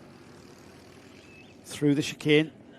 We've got just over a minute remaining, so by the time they get round, it's going to be 2 more laps. And Harry Grant now understands. He saw how much time is on the board. He knows exactly how much of this race is left. And when they get round to the start-finish line, it means 2 more laps of racing by the time they get through. Yeah, where's the move going to happen, though, if anywhere? I think he feels he's got his best chance at the hairpin. Turn 1, or whatever turn you're calling it. Turn 1 the first lap. I think that's where it's going to go. Yeah, Frank's corner, you mean? Yeah, Frank's corner. World of Frank. But he's dropped off a little bit. Now he needs to really get the drive here and then get up into the slipstream and get past. But he's actually dropped off a tiny bit more than he would have wanted. Gap is now 0.25 per second. Needs to feather the throttle, get right up on the back. Not quite there this time. It's close, but no, do it or don't do it. Don't faint it. There's no.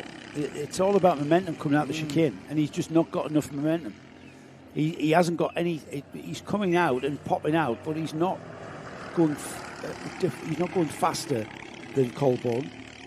So if he was going, 3 miles an hour fast, 2 miles, 3 miles an hour faster, he might be able to get down the inside, but he's not.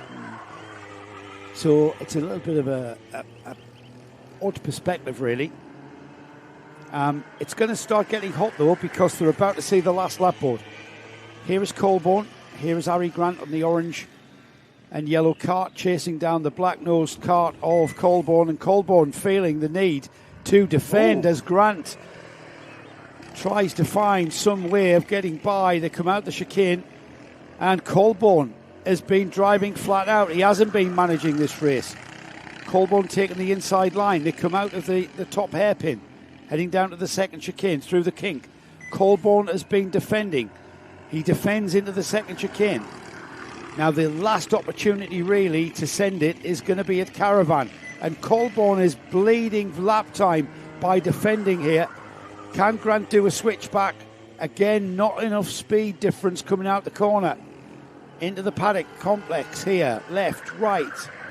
Sweeping right past the paddock again. It's a drag race to the line. It's going to be Colborne who hangs on to it. Can Grant come alongside? He hasn't got enough pull. Grant urging his cart to get alongside there. Yeah, it's well known fact that you'd bounce up and down. But it's a great, that was an amazing result because they were literally that far apart the entire race. Yeah, and when Colborne, the indicator to me was that Colborne, like he could have been playing a waiting game, he could have been managing the pace, but he wasn't. They were both driving flat out. And the big indicator was he didn't pull away at the last lap. He actually had to defend. He lost a second in defending, as always. Massively defend. But great performance there by Harry to hold off. Sorry, Henry to hold it off, and well done, Harry, for keeping up with it. Oliver Pask picked up that big battle in Isaac Young. In the wonderful world of micromax, it's Ellis Holt, Marlo Holbert. The winner in the IR meet was Charlie Kitchen, and William Boswell was there to get some miles under his tyres.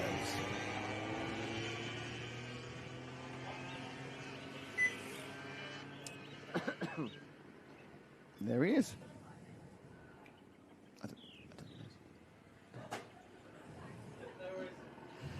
There's the result. Henry Colborne it is. Harry Grant in second.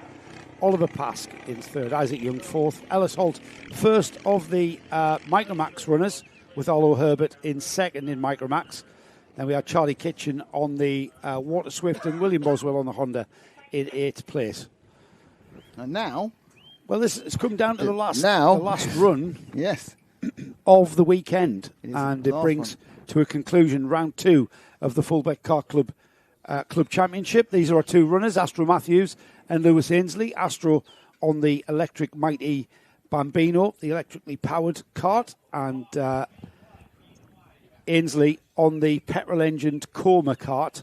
It's a 8-minute run for these Bambinos, and it will be a standing start for these two. Here comes Dads. Let's see Ash pick them up and run them all the way to the line here. Ash, run the Dads. Let's see. There they come. Now, this is a long way for these two.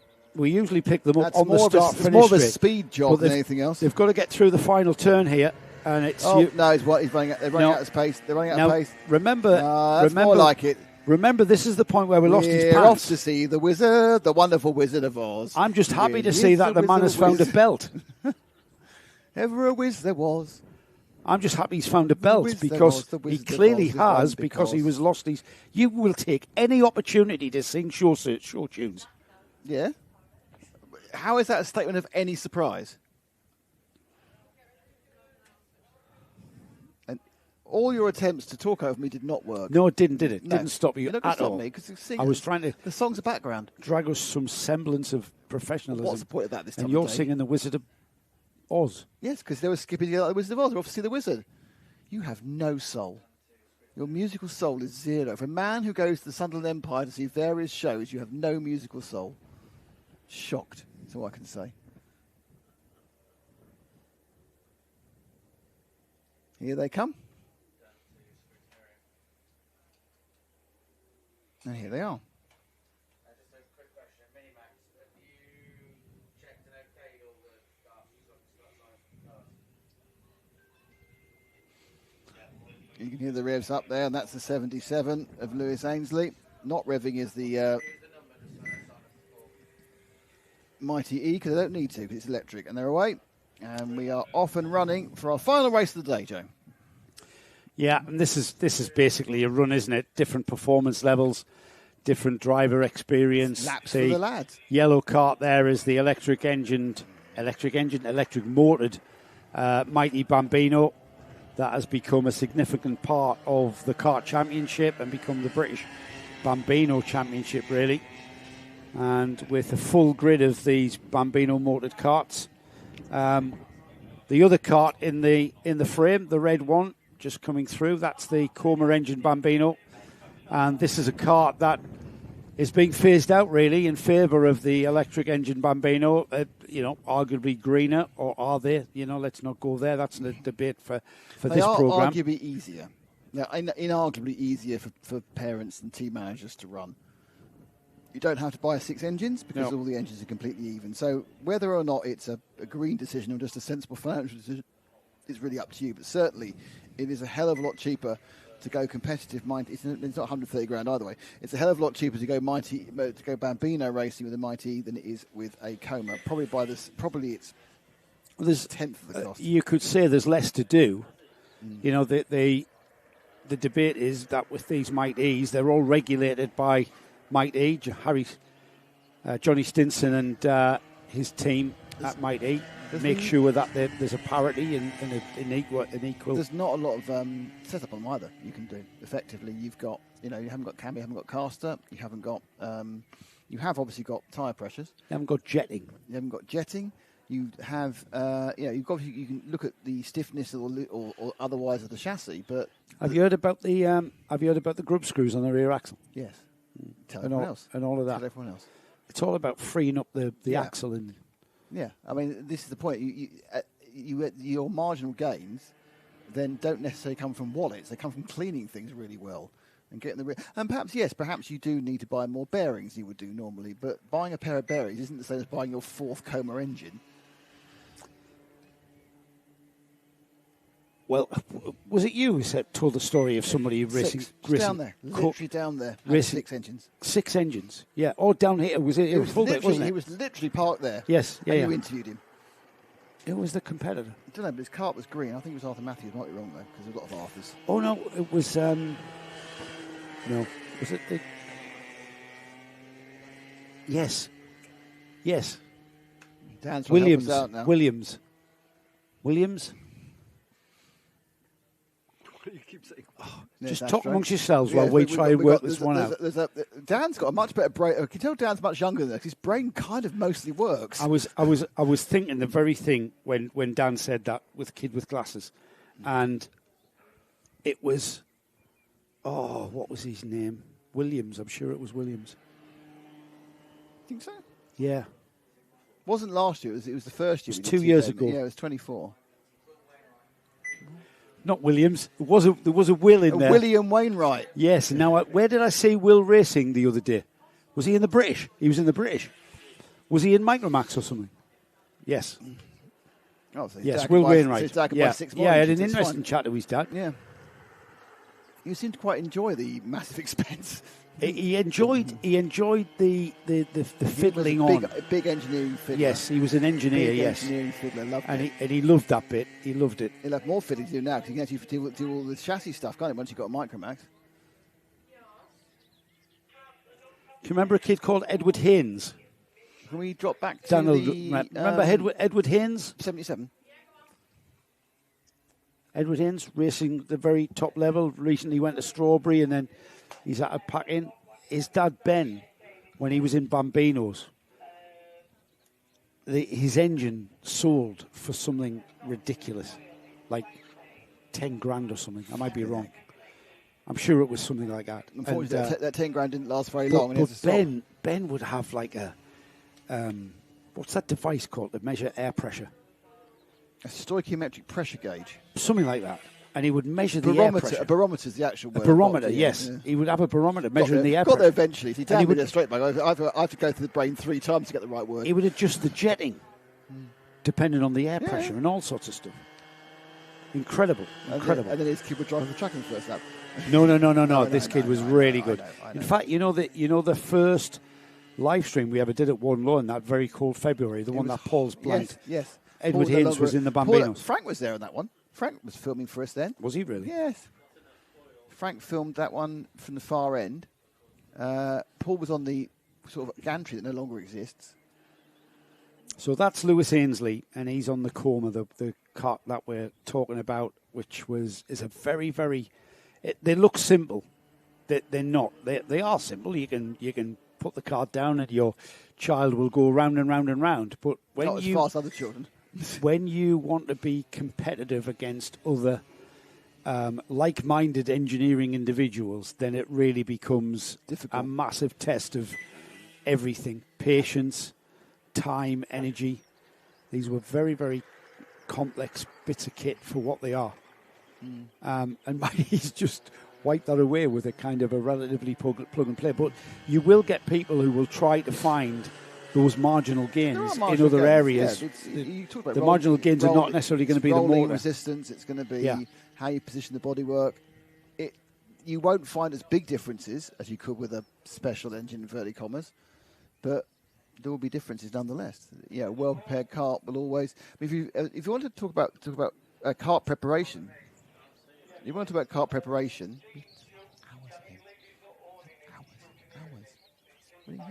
You want to talk about kart preparation. Go and look at Brad Philpott's videos because he is a master preparer. Yeah. He will reduce the rolling resistance of anything to his multiple minuscule limit. Things you just run his axle, it's not connected to the chain, it just goes forever. Just that's nothing, and obviously it's free horsepower because you're not pushing against anything at the time. So that's Lewis Ainsley on the Coma Bambino, the petrol engine kart. Oh, and he spins. Just as we're about to go off him, He spins. He's spun. Let's save him the embarrassment. So save the embarrassment, yeah. Yeah, and we'll have a look at Astro Matthews He's not now. the only one who's done that, in fairness. There's been quite a bit of that. Over-curbing it. Yeah. In the second half, you over-curb it, and that spins These round these you are go. both novice drivers here who are having their first Doing runs brilliantly. in these Bambinos, and considering they've kept going round and round and round. Now, this is the question now I've got for you. Is he going to get 2 more laps or 1 more lap with 30 seconds to go? I think he's going to get 2. 2 more laps. He's going to get another one, and then he's going to get the last lap board. Here he Get comes. another one. Yeah. 20 seconds on the board. 2 more laps of driving around Fullbeck Kart track. This is a quiet end to a very exciting day we've had here at Fullbeck for their race day round 2 for the Motorsport UK. Thanks to everybody. Thanks to our friends up here who've been enjoying the conversations and spreading the biscuits with Dan. Thanks to Julie for inviting us. Thanks to Jim. Obviously, it's great to have you all with us, and I hope you enjoy it. We are back here next month. On the 24th for the same again, but with a different guest category. Ooh, that'd be TKM Extreme. The biggest thanks have to go to our 3 title sponsors. They are taking it in turns to be the title sponsor and associate sponsors, but they are all the ones who have provided the money that enables us to bring this worldwide presentation for you. That's SG Haulage, Automated Analytics, and Rolex. So, if you want to haul something or get an electric unit or analyse your marketing, you know where to go. This last lap about to start of the day. Joe, what's your highlight been? I enjoyed the junior rotax. I know they weren't the biggest grid that we had. They're on to the last lap now, the Bambinos. But I enjoyed the Tillotons, the T4s, both the juniors, and not just because they were the largest grids, but because of the nature of the racing. The racing was very close. It was very technical.